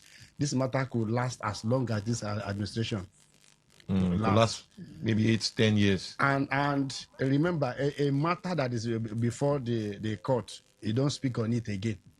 That is where they are going to silence everything. Now, some persons are calling for his step aside so that the investigation, he will not interfere and all that. So he has helped them to tie. So there are things that they will say do. He will no longer do because it's already in court. Okay, exactly. I get the point right now. You understand? There are things, and the court will definitely say maintain status quo. So he will neither step down or say any other thing until this matter is proven. The whole evidence that this man said he has, the man who has who he claimed has defamed his person, or must have proven it. But in court. St. Clines, even if there's no legal matter in courts, in other countries, the right thing for the him chief to of do staff it to is to resign, step aside first. First, let investigation go on. What is But Nigeria? this is Nigeria. And so you think this lawsuit will not save his face? This lawsuit will not save his face, but it's just that in Nigeria, everything goes. Otherwise, what he would have done to be on his is to step aside and allow independent investigation to go on. And when he is clean, he can come up to claim this. This matter, this one is who will prove it now? That you have gone to call for this person to come, and that is, you are supposed to there are documents that this man will need. His influence will not allow the man get it. Exactly. That is why he should step aside. And then when at the end of this a suit or investigation, you can file any legal action against the said person, knowing that the investigation never indicted you in any way. So this cannot. Instead, many persons will see this it's more as, like protecting the chief of staff. Yeah, protecting the chief of staff. Thank you very much, Wichendu. Let's move to the phone lines. Phone number remains 0810-951-0951, 0810-951-0951. Text messages, WhatsApp messages, and voice notes via this number 0701-9339-962. Hello, good evening. Hello, good evening today. Yeah, good evening. This is Dakuku from Apothecary. The lawsuit against Adeyemi or whatever is the chief of staff to Mr. President Republic of Nigeria. You know, my brother, this corruption we are talking about, they cannot stop it. If it's me and you, it's not power. Tomorrow they will arrest us. So they have arrested the man instead of arresting Janabela, which the allegation was given. How much was that? He said that the was not existing, but he looted such money collected from them and signed and denied his signature. That is, this Nigeria will not be good. You know why it touches me a lot? I'm always crying. This Nigeria will be good because the judiciary is not functioning in this country. That's the problem of Nigeria, not to grow. If the judiciary is functioning, Nigeria will grow easily and corruption will stop. They are the people that corrupt this country. They are the people who keep this country in this Nigeria is not growing because of judiciary. They know the truth, but they will not see because of it's working with Mr. President. Let me stop here. Thank you. This is Dakuku from my pocket. Thank you very much, Dakuku. Keep the calls coming through 0810-951-0951. With this current scandal against the chief of staff to the president, do you think this lawsuit will actually save his face? Or, like our correspondent said, it's more like they are trying to cover up everything, because if there's a lawsuit, everybody will not say anything because he is in front of a judge. Keep the calls coming through 0810-951-0951. Hello, good evening. Yeah, okay, my brother. Yeah, good evening. Yeah, my name is Sir. My brother, the corruption that is between the Miller and Adeyemi. If I'm the president, I think you are indicting my name, and I will ask you to go and defend yourself. That's what the law says. No matter the portfolio you're holding, it is my name that I will have to protect. As a president, it is my name that I have to protect. Go and defend yourself. That's what they're expected. To my dismay, even legal lawyers who will come to say, I didn't have no case until the proof. But if it's proof now, it is a criminal matter, not a civil matter. It is when the criminal matter has been defeated and there are no proof that the town cannot say, oh, go to civil suit. But for now, he is running down on as a schedule to cover himself. And it's not excusable. Your line is not too clear, sir. Not only Russia is corrupt, not only the is corrupt. Let him come and defend himself. Now, what Thank you very much. Thank you very much, please. Thank you. Hello, good evening. Priya? Yeah, good evening. Good evening. I am Mascot. Mascot, your thoughts, sir? Thank you so much. Priya, are you aware? Collected 200 million from him, and you are demanding another 200 million. He said no. I have about 314 staff which I'm going to pay. Has he been able to put any press conference to clear his name other than rushing to the court? Rush to court to get what? The man is that allegedly, from my own standpoint, Waja is not fabulous. I tell you. Thank you very much. As powerful as he is, Priya, that sort of agency will not exist in the federal secretariat without the knowledge of the powerful individuals in the presidency, including the secretary of the government of the president. Thank you very much. Thank you and God bless you. I'm tired. Thank you very much. Hello, good evening. Hello, good evening. Good evening. I'm Yeah. Comrade Kabari. Kabari, your thoughts? Mr. Isogo, what did you say is the name of this chief of staff to Mr. President? I want to check something. What is his name? Femi Gbajabiamila. Okay. And the one that accused Gbajabiamila, what is his name? You know this now. You're just asking me. What's your point, sir? My brother. Just like Romasco stated, we don't have Gbajabiamila came into the rim of this current government. I mean, he is rushing the courts. Isn't that foolishness and a slap on the face of you and I that he is rushing to court? And if you have to have even resigned immediately, this information pops up. Did you resign?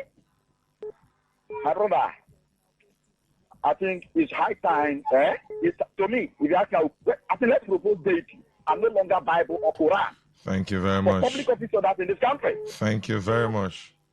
Let's move to the next story. Commercial drivers plying my 3 Rumokuru, Rupoku, Igruta routes have suspended operations in protest over alleged activities by a suspected illegal tax force. The drivers, who were mainly operating with mini buses from different unions, carried placards with different inscriptions such as Governor Sims, stop illegal tax force in rivers. We are suffering in the hands of Obiakpo illegal tax force, amongst other demands. Some of the drivers who spoke to Today FM's Wichendu Ijawo claimed that they pay as much as 2,000 naira for daily tickets, yet the illegal tax force will not allow them to operate freely on the road.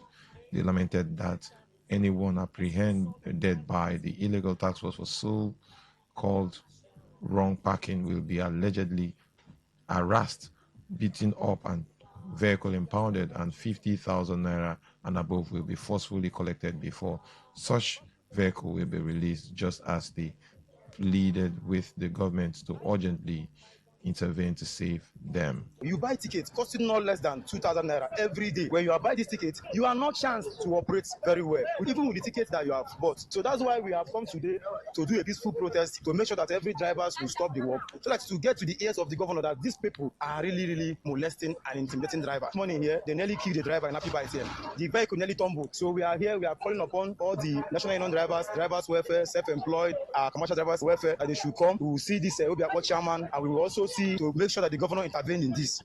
Addressing newsmen at the protest scene, the National Publicity Secretary of Self-Employed Drivers Welfare, Abel Williams, accused the Obiakpo illegal tax force of criminally collecting huge amounts of money from drivers even after purchase of daily tickets. Williams threatened that in as much as the tax force have pushed the drivers to the wall, they will continue with the protest until their demands are met. Organized governments. If you want to do something that has to do with traffic, you use professionals, not novice that knows nothing about traffic rules and regulations. Some of these tax force doesn't even know where brake is in the vehicle. Not talking of them knowing traffic rules and regulations. Then the local government just put them on the street and start apprehending drivers for wrong parking and discongestion. We are appealing to them if they have to do that. Yes, they have the rights for discongestion. They should do it with the professionals that is their field, like the security agents that are trained, maybe like the police traffic section, the road safety corps, and all of that. Not touts, hoodlums from nowhere that just want to come out to get their living out of the drivers. Today FM's correspondent reports that while the protest resulted to commuters trekking long distance, operatives of Nigerian police attached to Rumokoro Division later intervened to prevent their protesting drivers from blocking the major road. The issue of illegal tax force is not the first time. Right from previous local government chairmen, we have been hearing of issues of illegal tax force. Sometimes the chairman will come in and say, we don't know this tax force. How can we end this? Is it that the government of Rivers State is not putting in a lot of work and a lot of laws, especially the House of Assembly, to curb the activities of this illegal tax force? How can we end this issue of people stopping people along the road to collect money in the name of tax force, disturbing drivers? In every bus stop, you see different faces. How can we end this in River State? Phone number remains 0810-951-0951, 0810-951-0951. Text messages, WhatsApp messages, and voice note via this number, 0701-9339-962. Squeezing two calls, then we'll go for a commercial break. Hello, good evening. Oui. Yeah, good evening. Comrade Kabari. Kabari, let's do 1 minute so we can do two calls. How can we stop illegal tax force in River State? My brother, we can't stop it, and we shouldn't stop it until the Oga is in charge. Now it is our Oga that is in charge. So long as our Oga is in charge, we can do anything and get away with it, because our Oga, in as much as he is not the executive governor, he is the superior. He is the father of the state. So until there is any other Oga that will supersede our Oga, for now, we can do anything and get away with it. Is it just illegal tax force? Thank you. Thank you very much. Let's thank you very much. Hello, good evening. Good evening, Priya. Yeah, good evening. Let's do it in 25 seconds, so we'll go for a break. Okay. Obinna here. Obinna, sir. If the local government will come up now, the local government using his casemen, yes, all the whole purpose of work now to stop cars anyhow they want. It's unfortunate. Apologies, Obinna. Apologies, Obinna. Let's go for a quick break. When we return the platform on radio, we'll continue. Bet Niger, we are the home of World Cup 2026. And it's not just because of OneUp, BetBoom, and BetFreeze. Built under the age of 18. Bet responsibly. True strength. What defines it? The brilliance of a player, or when a team comes together to win. A solo beat, or the rhythm of many. The flair of one dancer, or the art of a troupe. One distinct voice, or the beauty of the symphony. At FCMB Group, we build ecosystems, empower communities, and create the future. Because we believe it's not just one, but the power of the group that delivers the future we all desire. FCMB, the power of the group. Port Harcourt, are you ready? Today, 95.1 FM, the voice of the people. Radio has never been this good. Today, 95.1 FM, Port Harcourt. All stand, breathe. You're welcome back. But before we go back to the phone line, joining us in the studio, Uchendu Ijowo. Uchendu, good evening. You covered this particular protest. Is there any way, when you were there, does it look like it actually wanted to go violent for police to intervene? Well, at the time, I saw 3 persons with bloodshed, And I think from every indication, it was like they didn't plan for a protest today. They were just angry. It was more But spontaneous the action protest. of those they are describing as illegal task force made them to change their mind and then started this protest. And then why police intervened was that they were ready to block the major road. Instead of stopping only their members not to operate, let the people feel their importance. They wanted to barricade the road, stopping both commercial and private road users from accessing the road. So police have to intervene and say, no, you can't do this. Clear from the road. But at the time, you know human being now, some of them have taken small this thing in their head. They started acting funny. So yeah, something funny. Started acting funny. But thank God for the police that came. They actually made them to carry out this protest reasonably. But information again we gathered from the council, it's as if the confusion is coming actually partly from the local government council, where you publicly announce the dissolution of this task force. And the day you reconstituted them, members of the public were not known again. Even though they were reconstituted, the issue is they don't have the right. If somebody pays a daily ticket, you can't ask him to pay again. That's the point. The bone of contention here is this people say, and sometimes these boys, when you they say it's easier to carry a camel or a cow to a riverside, but you can't force it to drink the water. Now, these people you have sent to work, who is monitoring them, who is supervising the activity that they are doing? These boys say sometimes, even when they show them the ticket, they will chew the ticket, put water on it so that it will dissolve and still accuse you that you have not ticket. You do not have ticket. Do you have a photocopy of it? No. You cannot use anything before you explain where you are. You have been beaten up.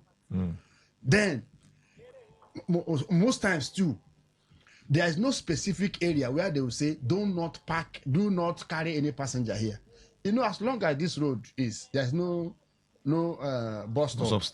Where you will say, even if there is bus stop, will I come out from my own street and then I'll trek from here to main road to go and meet bus stop for me to join motor there? Is it dumb?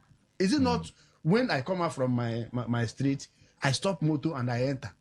By the time they stop to carry out to carry a passenger, somebody will just jump inside the motor that you have parked wrongly. These are the things that the chairman should address, so that to forestall this kind of beating, this kind of suffering that these drivers. I saw bloodshed. These boys bleeded a driver, which is not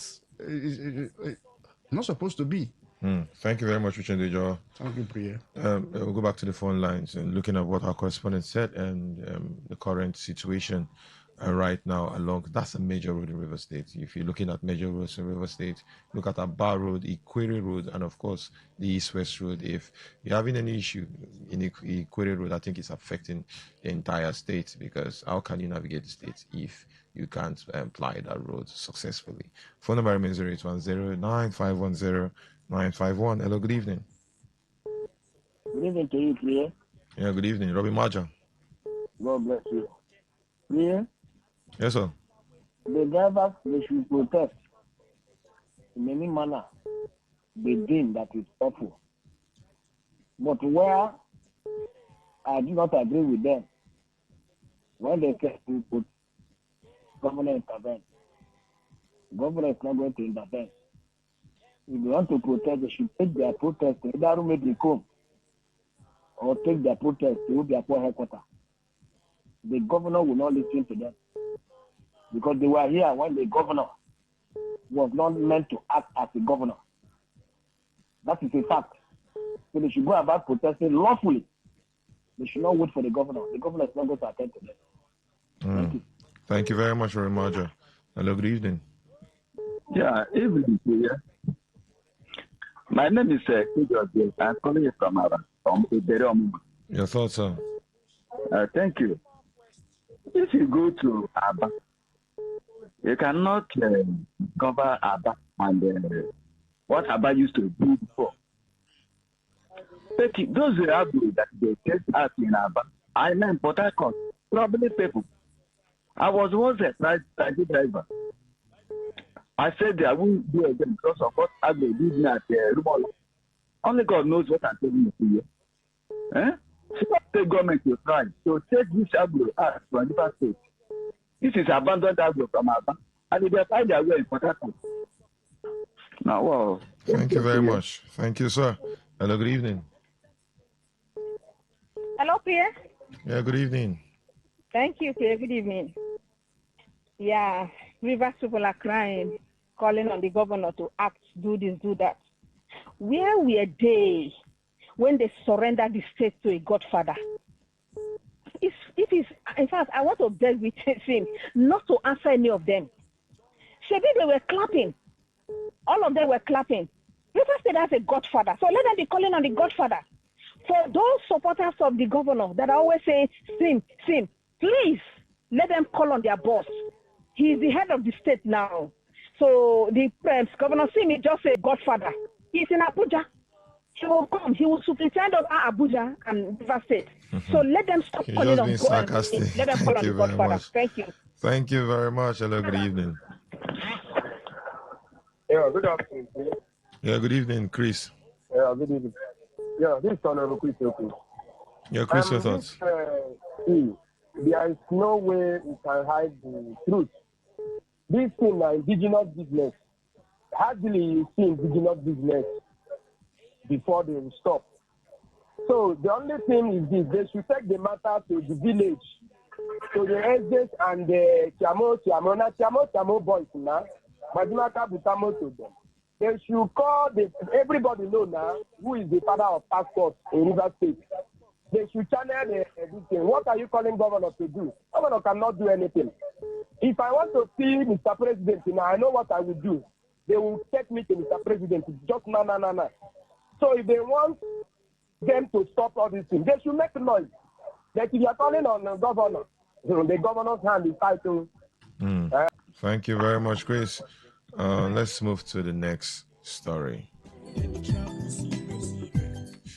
The River State House of Assembly has summoned the managing director of Hayas Energy Limited and the company's management team to appear before the House on Monday, July 20th, 2026, over their repeated failure to honor invitations concerning petitions before its Committee on Public Complaints and Petitions. The resolution followed the presentation and adoption of the committee's report during the House fourth legislative sitting of the fourth section. Speaking during plenary, the Speaker, Martin Ameole, said the Assembly would not tolerate what he described as an affront to the legislature. He noted that Section 126 empowered the House to summon individuals and obtain evidence relevant to matter under investigation, urging Hayas Energy to appear before lawmakers at 10 a.m. on the scheduled day. Meanwhile, lawmakers also adopted the committee's recommendation directing Renaissance Africa Energy Company Limited to pay 205,830,285 naira 65 kobo as compensation to affected residents of the community. It further urged the company to undertake a comprehensive cleanup and remediation of this issue of public complaints. This is not the first time. It happens with the National Assembly, both the Senate and the House of Reps. There was someone, maybe the CBN governor, Minister for Finance, NNPC, MD, DG of here before committees. Now you look at the House of Assembly, someone in a multinational company, and most times they will not want to come. What should a legislative arm of government do to actually force some of these individual government parastatals, including companies, from doing this? It's not the first time. It continues. Like sometimes they will even issue a warrant of arrest for some of these individuals, and it doesn't work. How can the system force some of these people to appear before the assembly? Because the assembly is basically the representative of the people. They are representing the people. So how can legislators actually force them for them to appear before them. Phone number remains 0810-9510-951, 0810-9510-951. Text messages, WhatsApp messages, and voice note via this number 0701-9339-962, 0701-9339-962. Hello, good evening. Hello, Mr. FM. Yeah, good evening. Let me go to issue of protest by the drivers. I'm done with that story, sir. Dakuku, I'm done with that story, sir. I'm with the assembly story, sir. Assembly? Yes. Okay. Thank you very much. Thank you. Keep the calls coming through 0810-9510-951. What should the assembly do, the legislators do, both the National Assembly and State House of Assembly, to actually summon some of these companies, basically MDAs, ministries, departments, and agencies, individuals from appearing before them, especially in matters that concerns the states. Hello, good evening. Hello. Yeah, good evening. Good evening, Priya. How are you? I'm very good, and you? This is West. You see, the multinational company, mostly this IOC, they deal directly with the federal government. And nobody knows the kind of contract, they had with the federal government, So that's why I see them, when anybody that is not from federal executive, even a minister self cannot even make noise. That's why I see that they ignore a lot of order given unto them, feeling very aloof and proud. There are things the citizen does not know. Which kind of contract do they have with the federal government? Nobody knows. Even the minister sometimes does not even know. That's why I see them, when they well-constituted arms of government summon them, they will just ignore. Because they will call, I say, I bet. You say what? Thank you very much. Hello, good evening. Hello, yeah, Priya. Yeah, good evening. Priya? Yeah, I can hear you clearly. Yes, you are saying that the assembly are the representatives of the people, right? Yes, they are. Which of the assembly? River State House of Assembly? River State House of Assembly, National Assembly. Or National Assembly? Every assembly. You were elected. Every assembly in Nigeria today. Yes. When the people requested real-time transmission of electronic results, the National Assembly obeyed the people. Are you asking me the question? When the River State people here were account for good governance, is it not the River State Assembly that caused us 6 months state of emergency? We lost that call. Hello, good evening. Yeah. Yeah, good evening, mascots. Thank you so much. My friend and somewhat elder brother, Brother Maja, the farmer, wanted. What are you saying that the National Assembly and much more the River State Assembly are the representative of the people? Very far from that. Are you aware that this President River State Assembly will go down in history as the worst, very worst River State? I'm not even know that that's it. I'm not even know that that's it enough now to call the IOCs and they think that the IOC will come. This is just a media show, a big mass ship for my liking, Priya. Because it doesn't come out. This is just so, I don't know how to qualify it anymore.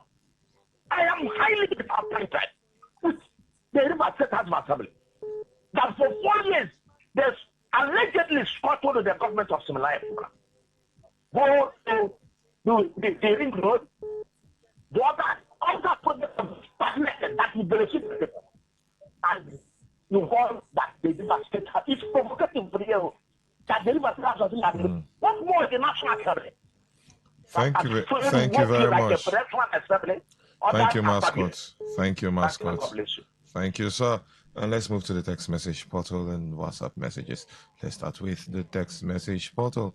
The presidency and Baja should hide their face in shame. Baja should step aside and stop these shenanigans. Or is this government is corruption personified? Okay, opinion, Mr. Dennis. Let's go to this one. Do you see why corruption will continue to grow wings in this country. Instead of Bajamila to step down, they want to cover up with this lawsuit. This from Chijoke.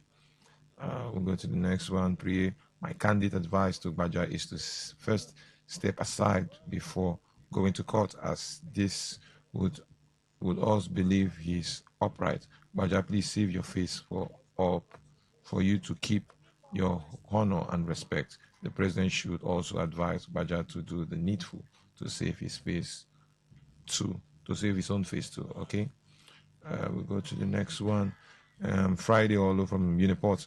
The lawsuit by Chief of Staff to Mr. President against Adeyemi Adeniyi is akin to cutting one's nose to spite the ugly face of the malfeasance and aberration riff in the APC-led FG. However, Mr. Adeniyi could do well to evaluate his evidence now that the case is before the Federal High Court in the FCT, or could it also be the Chief of Staff is the only low-hanging fruit in the scandal? This is father of scandals in Nigeria, and Mr. President cannot keep the language of silence because the Fathom agency is an executive parastatal, and Mr. President's the chief executive of the country. Okay, let's move to this one. I have a strong feeling that the chief of staff is complicit in the fake agency saga. His constant mention by the agency boss speaks volume of his complicity in the saga. He should resign to make way for unbiased investigation. As for the illegal task force in Port Harcourt, is so alarming, combined with illegal police extortion, and government is quiet about it. The state has become a free town where people behave anyhow and get away with it. Drivers are really suffering in Port Harcourt. This one, Mr. Lucky. To this one, good evening to you, Mr. Priye. I am Ibere of Jesus from Port Harcourt. Let the truth be told. Let the state and local government do something fast before the task force operators disturbing the drivers. It affects the movement in the state greatly. God bless us all. Okay, let's move to the WhatsApp platform. We'll start with this voice note. We have a voice note. Good evening, my brother Akashi. My name is Ateke. I'm calling from UP Sanford, Burukri. Yeah, my brother, this whole thing that Bola Ahmed Tinubu is doing with his so-called chief of staff, my brother, I'm seeing foul play inside, because if Bola Ahmed Tinubu don't know what that chief of staff is doing, before this time, should I bring it out to the masses, to the media, let it carry on the media, or sack him, remove him from that office first, for him to come and face his warrant, to come and defend himself. Why Bola Ahmed Tinubu don't want to do that? Which means he knows what his chief of staff is doing. He knows where that money is going. The president and the so-called Senate president, they know where this money is going. I take it from UP Southfield. Thank you very much. I take Inspire Zogo in the studio. Let's move to the next message. Good evening, presenter. Femi Gbajabiamila should stop intimidating that man and tell Nigerians the truth concerning the fake office and the billions of naira budgeted for that fake office. This from Dr. Prince Nelson. We'll do this one. I pity your callers and those who believe even before now that Nigeria will work someday. I knew this wrath and decay in government since 2014. Femi has the full backing of Tinubu and nothing will come out of it. The matter will die without public notice. That matter is even a snippet in comparison to the huge improprieties in Nigeria in various sectors. This from Sakalo. Look at this. Presenter, to stop illegal tax force is not difficult. The governor can and should stop it. The governor of Abia, perhaps Anambra State, should stop illegal tax activities. On Brother Priye, the last time I checked, Rivers State of Assembly are there for the interest of their Oga Wiki and Rivers people, and the Rivers people from Comrade Dodo. I'm trying to get your message. Let's squeeze in this voice note before we go back to the phone lines. Good evening, Priye. I want to speak on the Bajamila scandal or saga. I don't know the word to use so that I will not go out of track. And the truth is that what Gbajabiamila is doing is a damage control. If Nigeria was to be a working country, it's a working country. If Gbajabiamila not to have resigned, he's supposed to have stepped aside. An investigation will be carried out to know if what they accuse him of, he did it or not. I think we'll have DSS, we'll have EFCC, we'll have ICPC, we'll have SSS. If it's true and when Nigeria want to protest over hunger, hardship, and bad governance, they will have credible or intelligence report. Now it's time for them to have intelligence report. All of them will mute because it's in power.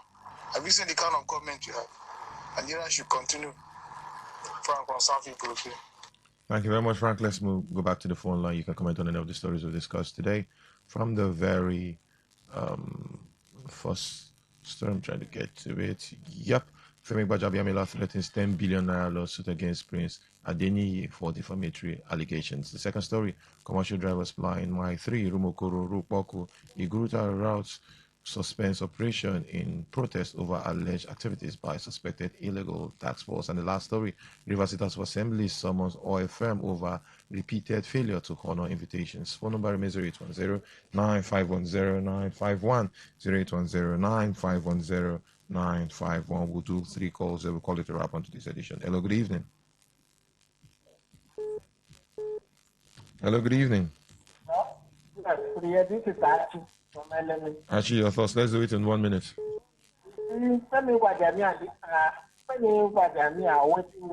Gbajabiamila. Okay, thank you. That name is very hard for me.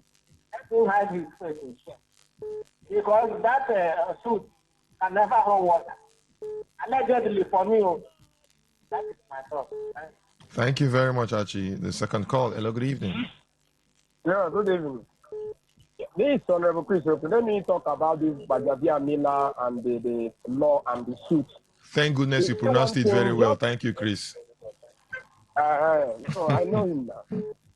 You see this administration, check all the people. Anytime something concerns maybe presidency, you see them, they rush immediately to the court and they know what is going to happen.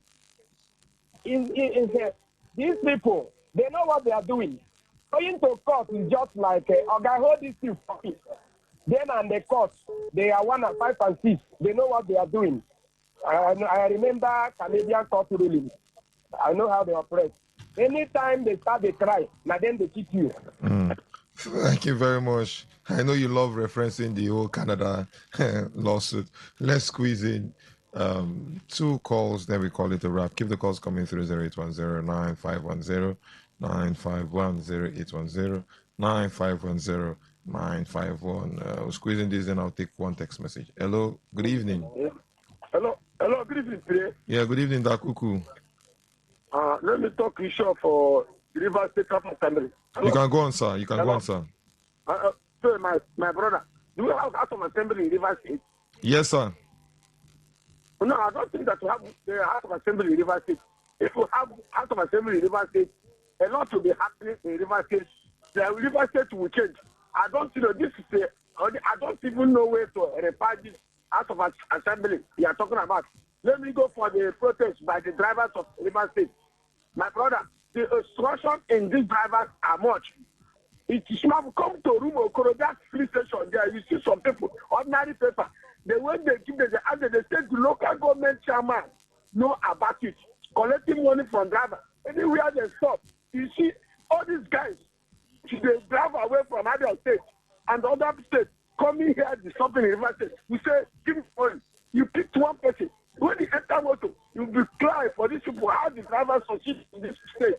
I'm just saying the truth of the matter. Let them do the angle. I'm pointing the local government chairman. He knows about it. That's why they're ready. I'm just telling you, even if he greeter, even if they say, particularly now, they have started it. What are we talking about? It's so alarming. Thank you very much, Dakuku.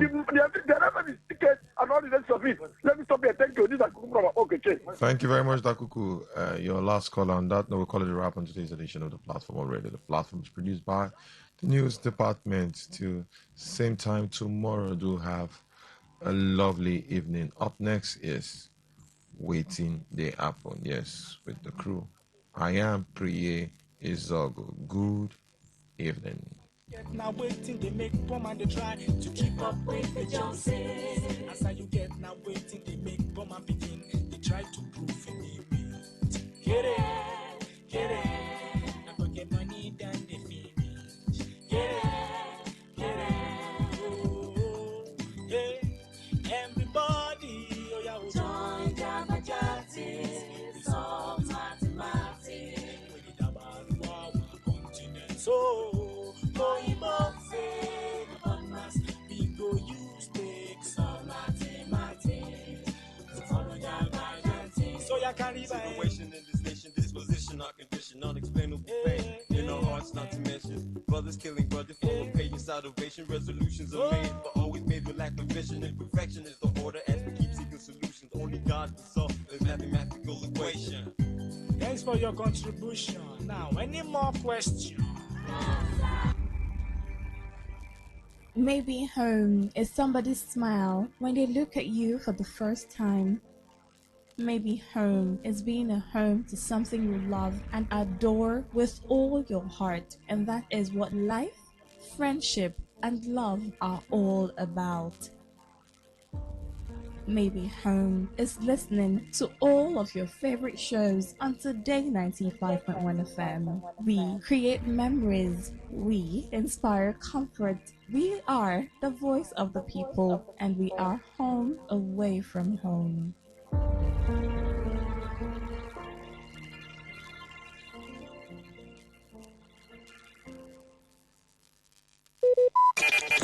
Talk radio. I listen to a lot of talk radio. 95.1 FM. Today's news in 60. Medical experts have urged Nigerians not to ignore persistent swollen hands or changes in finger color, warning that these symptoms could be early signs of scleroderma, a rare autoimmune disease that can cause serious complications if left untreated. As more Nigerian celebrities take to the boxing ring in pursuit of multi-million naira prizes, neurosurgeons have warned that repeated blows to the head, eyes, and other vulnerable parts of the body could leave untrained contestants with short and long-term life-altering injuries, especially as many compete without proper protective gear. Physiotherapists have raised concerns over plans to introduce a diploma program and a technician's cadre in physiotherapy, warning that the move could compromise patient safety and the quality of rehabilitation services in Nigeria. Chairman of the National Fortification Alliance, Fred Chiazo, has said Nigeria's food fortification program has recorded significant progress over the past 2 decades, and the country has been appointed chair of the ECOWAS Food Fortification Program. On the foreign scene, health practitioners have warned people who prefer fresh berries and salad greens during the summer to cook, where possible, thoroughly wash their fruit and vegetables, as a parasite called Cyclospora, which can contaminate raw produce and cause severe long-lasting damage. Today's news in 60. In 60.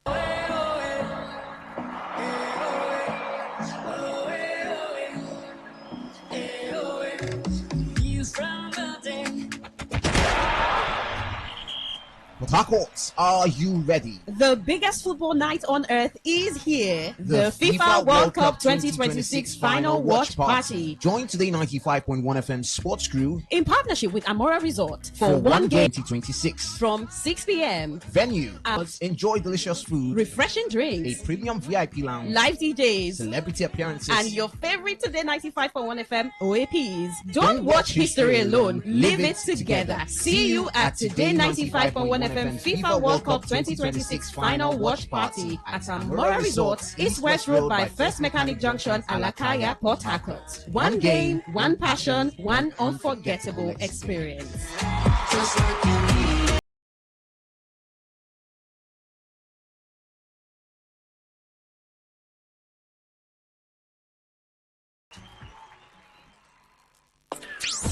What if the internet had a voice? What if we knew exactly what you love to listen to?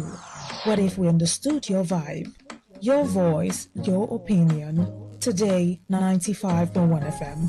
Today 95.1 FM. We are the voice of the people.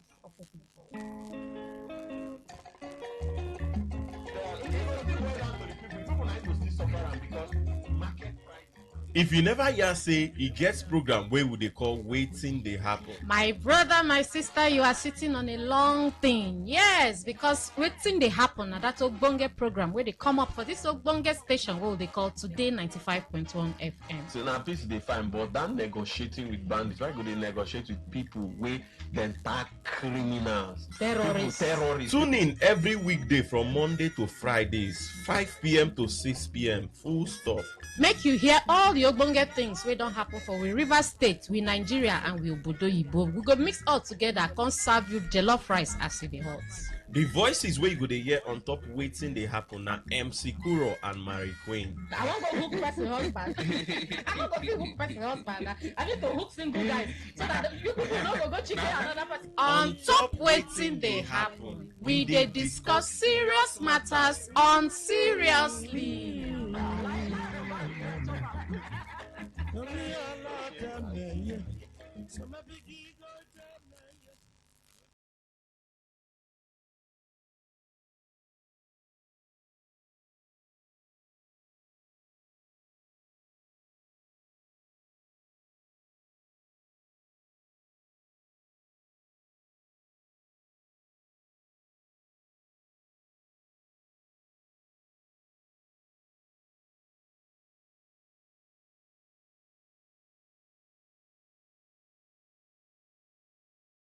Go there to that will overwhelm me. Instead, I will be among the people. From my childhood, nobody bullies me. Ask about Jeff. That's what we're saying.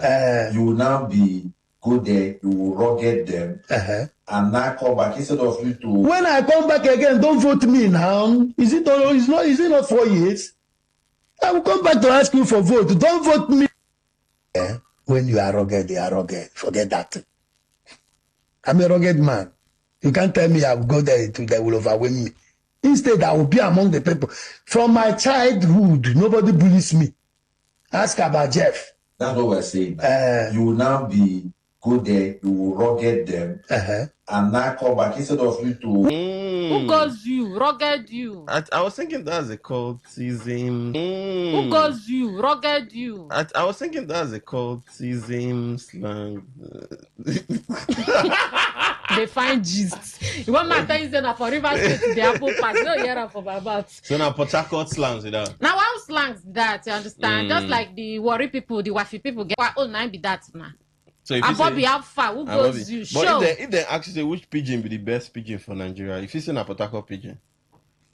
Port Harcourt still the line. No line. Now if you get pigeon, I don't get the pigeon. Okay, Warri pigeon. Warri pigeon still the I don't get the pigeon.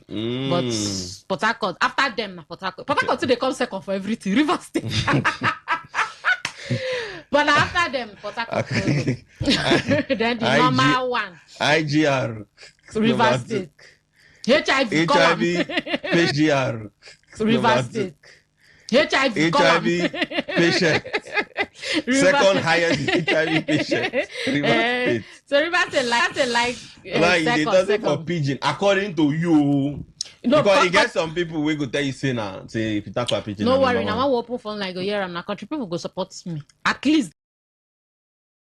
Who wants trap it up now? Who wants trap it up now? Port Harcourt they win. Port Harcourt they win. Now one. Make one person break the tie. No, go do four. Hello, good evening. Yeah, good evening. Port Harcourt and Warri pigeon. Which one will sweet pass? If Warri rapper here for you, you go back. Okay, Warri they win 2. Warri they win 2-1. Hello, good evening. Port Harcourt and Warri pigeon. Which one will sweet pass? Is that what it? Yeah, in voice when is that what it? Yeah, in voice when voice the crack. I know they hear you. Yes, Root pigeon, sweet pass, warrior Port Harcourt. Nice pass. Your mama, Port Harcourt too much. 2-2, we don't draw. I'm fine. Take 3 Warri. Take this last one. Hello, good evening. MC Kora, my name now Doja Emmanuel. I'm from Port Harcourt and Warri Pidgin, which one wey sweet pass? Pidgin, which one wey sweet pass? Give it to Warri na Baba, Warri I na don't do. All Baba. of una I don't do. Bye. You don't do. All of una na ingrate. Una be ingrate. All of una na ingrate. Nah, Port Harcourt Pidgin na sweet pass. I no gree. Are you where they talk? Speak Warri Pidgin. I don't go fit speak am now, but they tell you say if them want rap and issue, but they argue am. They argue am. Now that one rap and issue, but they argue am. They argue am. Now that one day. Can you say Port Harcourt go tell say, boy, how they be now? You no go lap here.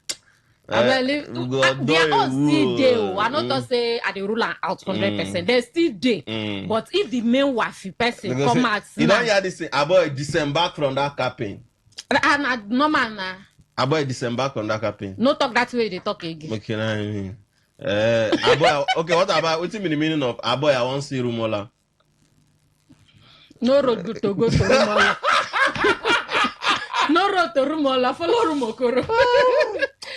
Where your kappa dey now? You just the do and Port Harcourt Pidgin they like get 2 words. You just the do just the boy like get 2 words. You just the do just the boy you just. And even inside the Port Harcourt here, you get where they go speak. We know they understand what they talk. But if any way they encode them, we go know what the person they talk. You understand? One of my friends they listen to me now. Precious in the Yaman and say, man, no try Warri Pidgin. Oh, so after now, please barbecue fish and Chapman. MC Kura, they here say guess one small crisis will happen for that Rukboku area today. Okay. Situation report. They say Agboro and the keke drivers they get small katakata. But forget how they call them small. They even here say one Agboro go down, one driver go down. But what really happen now? I beg those of now the Rukboku area where be eyewitness. If you been dead there or you don't hear the real story, what really happen? I beg wanna call us, tell us. Because if you from efforts now, drivers they will tell you say they know they cross that market junction. Say the katakata still they protest still there and all that. So I feel say something is happening there. So anything where it be, I bet wanna call us, tell us. And then our Senate, they say that the federal government say may federal government stop to rehabilitate bandits. Okay, that's a good idea. Which one be okay? Ring bell, you say okay. They say don't pass. How many? Which reading? They just stop. You say the rehabilitation and the reintegration. Say like say no, they help. That means that they listen to the masses. Yes, they listen. And you know, say we take one of the stories yesterday. Say peacekeeping, no, they work. So even with the rehabilitation and the reintegration, they still they get mine. You know, they buy soldiers. You know, they kidnap soldiers and all that. So. Mr. Franklin. So today my wife birthday. Mr. Franklin, okay, yeah. Mr. Franklin. No, about you that kind of voice now. Okay, my wife. Now my wife. Not be one of our caller here say my voice too strong. So I won't do now. That's what I'm practicing. You know what I'm saying? You go for voice BBL now. No, I go do your voice is your brand. I go read when I read Queen book finish. Okay, my book. Okay. Okay, when I read Queen book finish, your voice my voice will elevate. Okay, so Mr. Franklin, now person will be say they listen to Today FM and the man they always listen to our show, waiting they happen. Today na in wife birthday, and in wife name na Josephine. So we they wish Josephine happy birthday. Call her for Wafi. Josephine. Okay, Joseph. Now you go do the Warri version. As it be like this, based on say me I be Port Harcourt boy, the matter be like this. Happy birthday to Josephine. We they wish you happy birthday because you know your shoes shine, your teeth white everywhere. Cocktail. I think I want put call for her. Supposed call her maybe. I must see whether I feel call her. Which one? Okay, my say that I feel call her sharp. Okay, ma see. Okay, ma see whether she go pick. Your husband for tell us what she did do so that we feel prank her more. Tell her, in fact, I go now me go do the pranking. I tell her say me and her husband dey now for one hotel. I'm not gonna give person BP. No go scatter person marriage. No go scatter person marriage. Okay, I don't know why she need to pick the call. Mr. Franklin, we don't call her. She know the pick. I might just call her this last time. If I call her this last time, she no pick, then I think it's not my fault again. Josephine, pick your call, Jojo. The other one will call her Jojo. Okay, hello, good evening. Evening. Will they talk to Josephine? Yes, it's Josephine. Josephine, your husband say we'll call you, wish you happy birthday for radio. As they listen to us now, so they talk with you now. Over 7 million people they listen to you. Your husband name now Mr. Franklin from Today95.1 FM. Now they wish you this happy birthday. Thank you. So wait till you guys tell your husband. Hello. Wait till you go tell your husband. Tell your husband something sweet. Everybody for Port Harcourt, for River State, for Niger Delta, they hear your voice, madam. Tell your husband something sweet for radio. Wait, make her answer. Madam, may not be say your husband romantic past you. They hear Mary Queen voice. Because your husband don't take in time. Find Today FM, come drop message. You just say, honey, thank you so much. I really appreciate it. When you come home today, you will eat the food and the other food. Simple something. Wait till you guys tell your husband, madam. They're not going to teach you this thing. Fine. My message to you is that thank you so much. And I really love him. I appreciate his effort. May God bless you. Okay, madam, no wahala. Now go and continue with your marriage. God bless you. You say you really love him. Now for this radio, I want to start love play. Okay, Mary Queen. We don't show. If you want to look serious, just go on YouTube at Today951 FM for YouTube. Then you fit say you want to listen to us for our website, go on www.todayfmlive.com. You go hear our voice and go for Radio Garden app Today95.1 FM. My name is MC Kuro. They call me the king of weddings. Anywhere wedding that happen for the city, outside the city. If you look very well, you go see say MC Kuro where they are, the way stock this thing say picking where then carry for back. In they know say the journey far. We don't show. All right, my darling people. I appreciate you not. So they always did there for Today 95.1 FM. My own name na Mary Queen. Wanna do. Okay, so we not to get time. We go just enter the first story we'll carry come here. You get one senior man like that, they be say this man be don't make noise. He be don't make noise that year. But then in Grantham, they can get one kind of interview where be say then they ask them some kind of question based on the next election. And this they talk about the former governor of Brunei State, so his name na Ali Modu Sheriff. He don't come out and say as the matter be like this, say Peter Obi say the Northerners no go fit vote Peter Obi for the next election. So no matter how you turn them, say they no go fit vote them. Say Kwankwaso them love them, they not love them. But they no love them to vote for them. Say in they come out as vice president. If to say Kwankwaso they come out as president, they not go support them. But say in they come out as vice president, say no way. Say he didn't dey. So now Mary Queen. Atiku where they come out, uncle. Into say for Atiku, say Atiku make I say Atiku na very good man. But this time no be Atiku time. But na he say this time now no be Atiku time. Say make Atiku wait after Tinubu don do another 4 years before they will come say okay Atiku can come. And by that time you know say Atiku fit don retire from politics based on age. So Mary Queen, how you see this particular matter? If you say 2011. The North will never. I can't ask questions, say, na him be the full North. Only him one, na the full North. Or, the last time I checked, na only one vote in get to. Even in wife and children, or if not wives, because there's a been married plenty, they in wives and in children put together, get one vote each. So him as the father of the house and the everything, now one vote in gets. So when they talk, say never, that's never, the thing too strong. And for him to come and cut us, okay, now they talk say why they no go vote for Obi, say Obi won't divide the country. How? You dey inside in mind.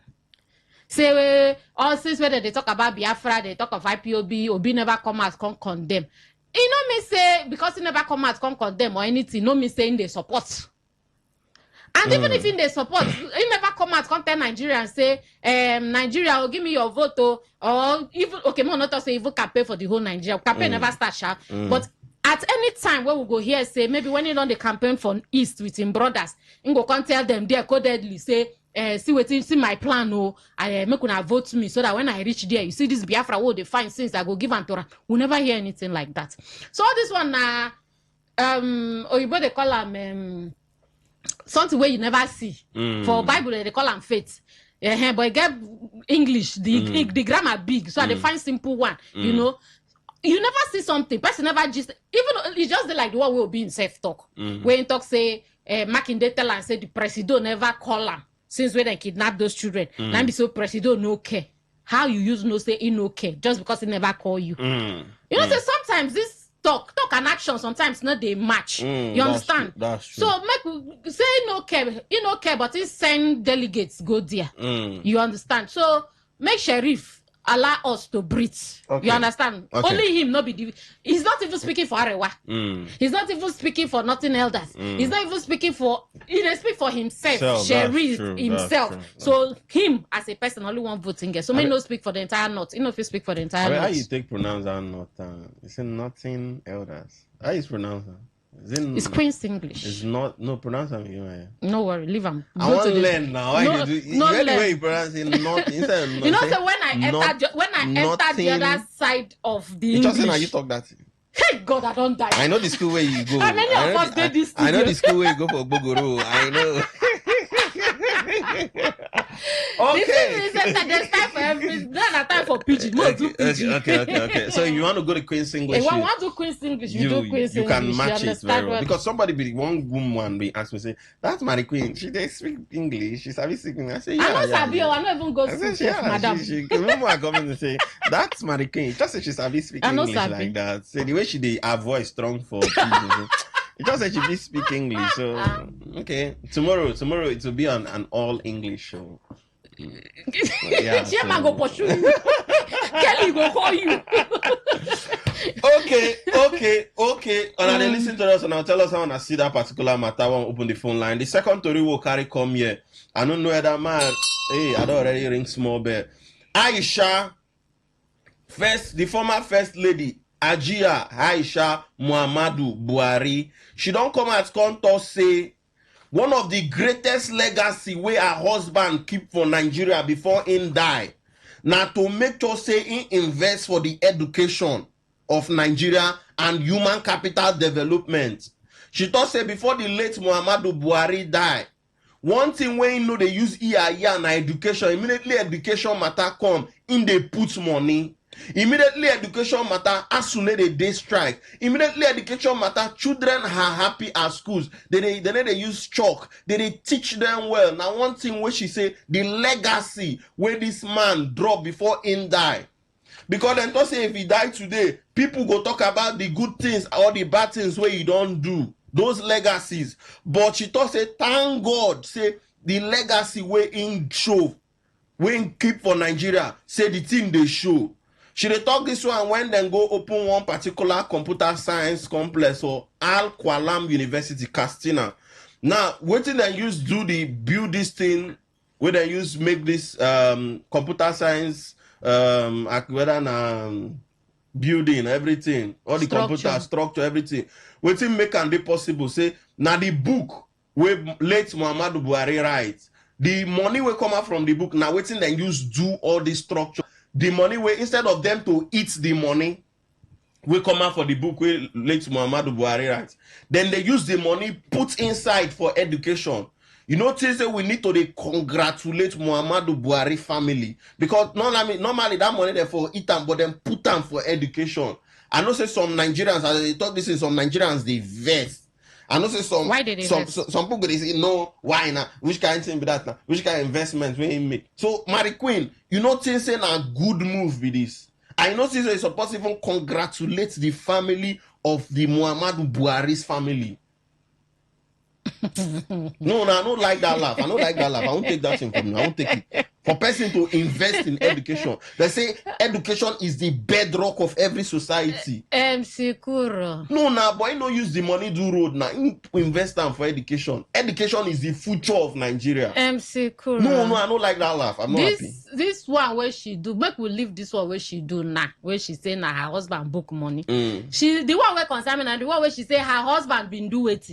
He invested in education now. Say when he be president. Yes, now he invested. Say education been be the best. Yes, now he will not be the best. And Sikura, we had 20-point-something million out of school children. Where you get that statistics from?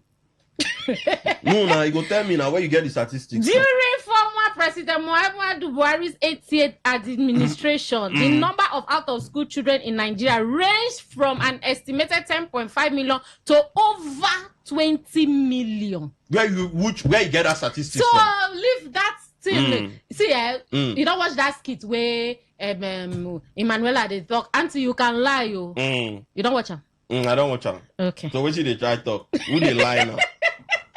I don't call anybody name. I say I they talk waiting Emanuela been talk for the skit. Now me talk me talk now. Okay. You understand? Okay. So see, no be just say Nigeria. All of us been there. I be that time I been go Bodo Yibo.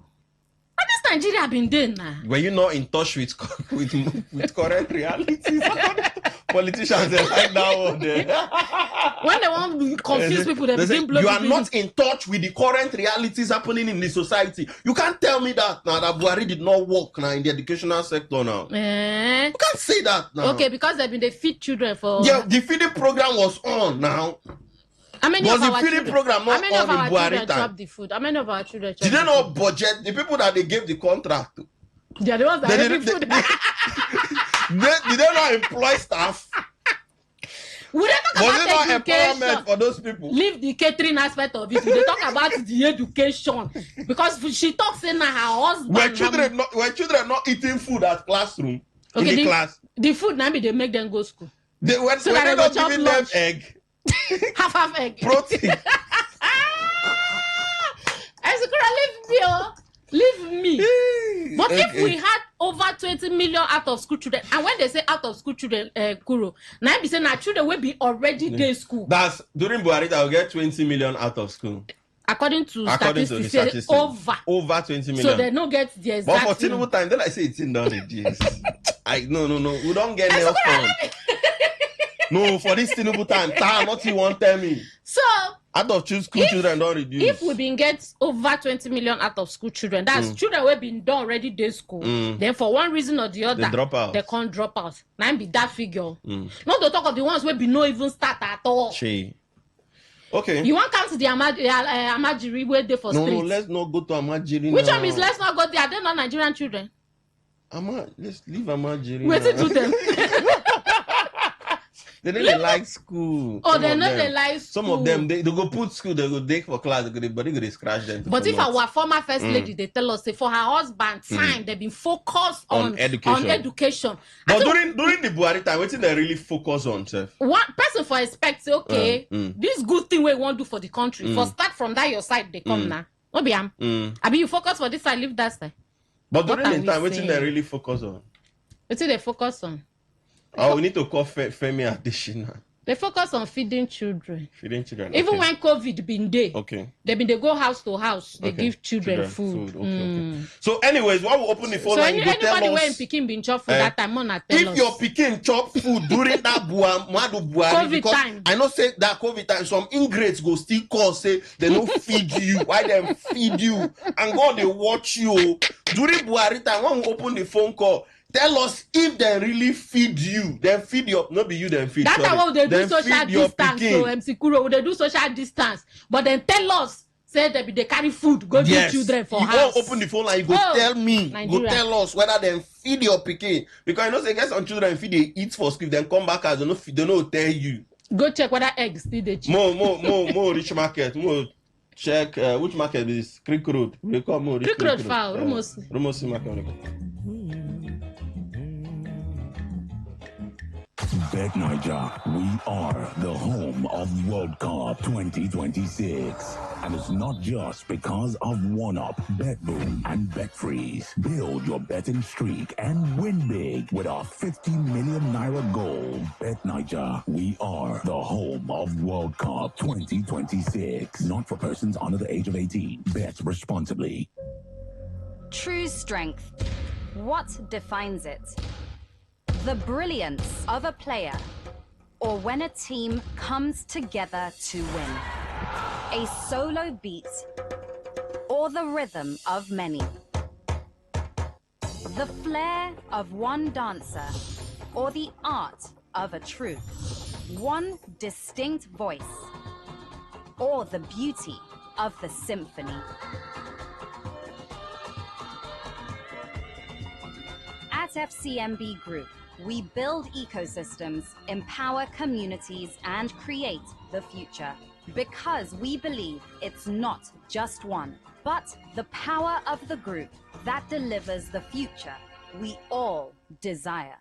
FCMB, the power of the group. Port Harcourt, are you ready? Today, 95.1 FM, the voice of the people. Radio has never been this good. Today, 95.1 FM, Port Harcourt.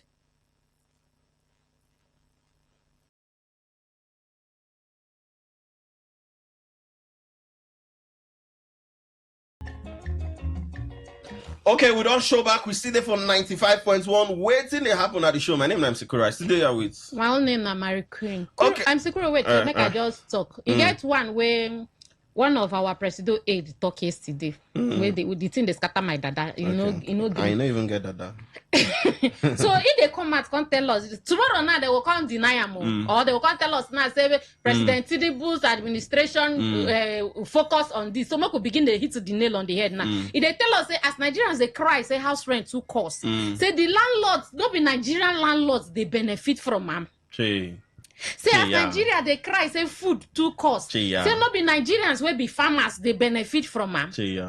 So if Nigerians come out tomorrow and say coffin too cost, you go say not be Nigerians they die whether they use the coffin or not be the coffin seller not be Nigerian. I mean sometimes when these people they come out they piss person off seriously. So on our way they listen to us, all open the phone line and tell us how I see that particular matter. I'm gonna enter the final story so that if we open the phone line because since we start this show today. They call people no feet, people body they pepper them. The phone this phone go off here. Mona wait now, mona wait. The final story will carry come here. This particular story it happened for Abia State, and a 35 years old woman where her name now Woko Gift 9 do this particular thing. Now this Woko Gift she they stay for Umaya or Abia State.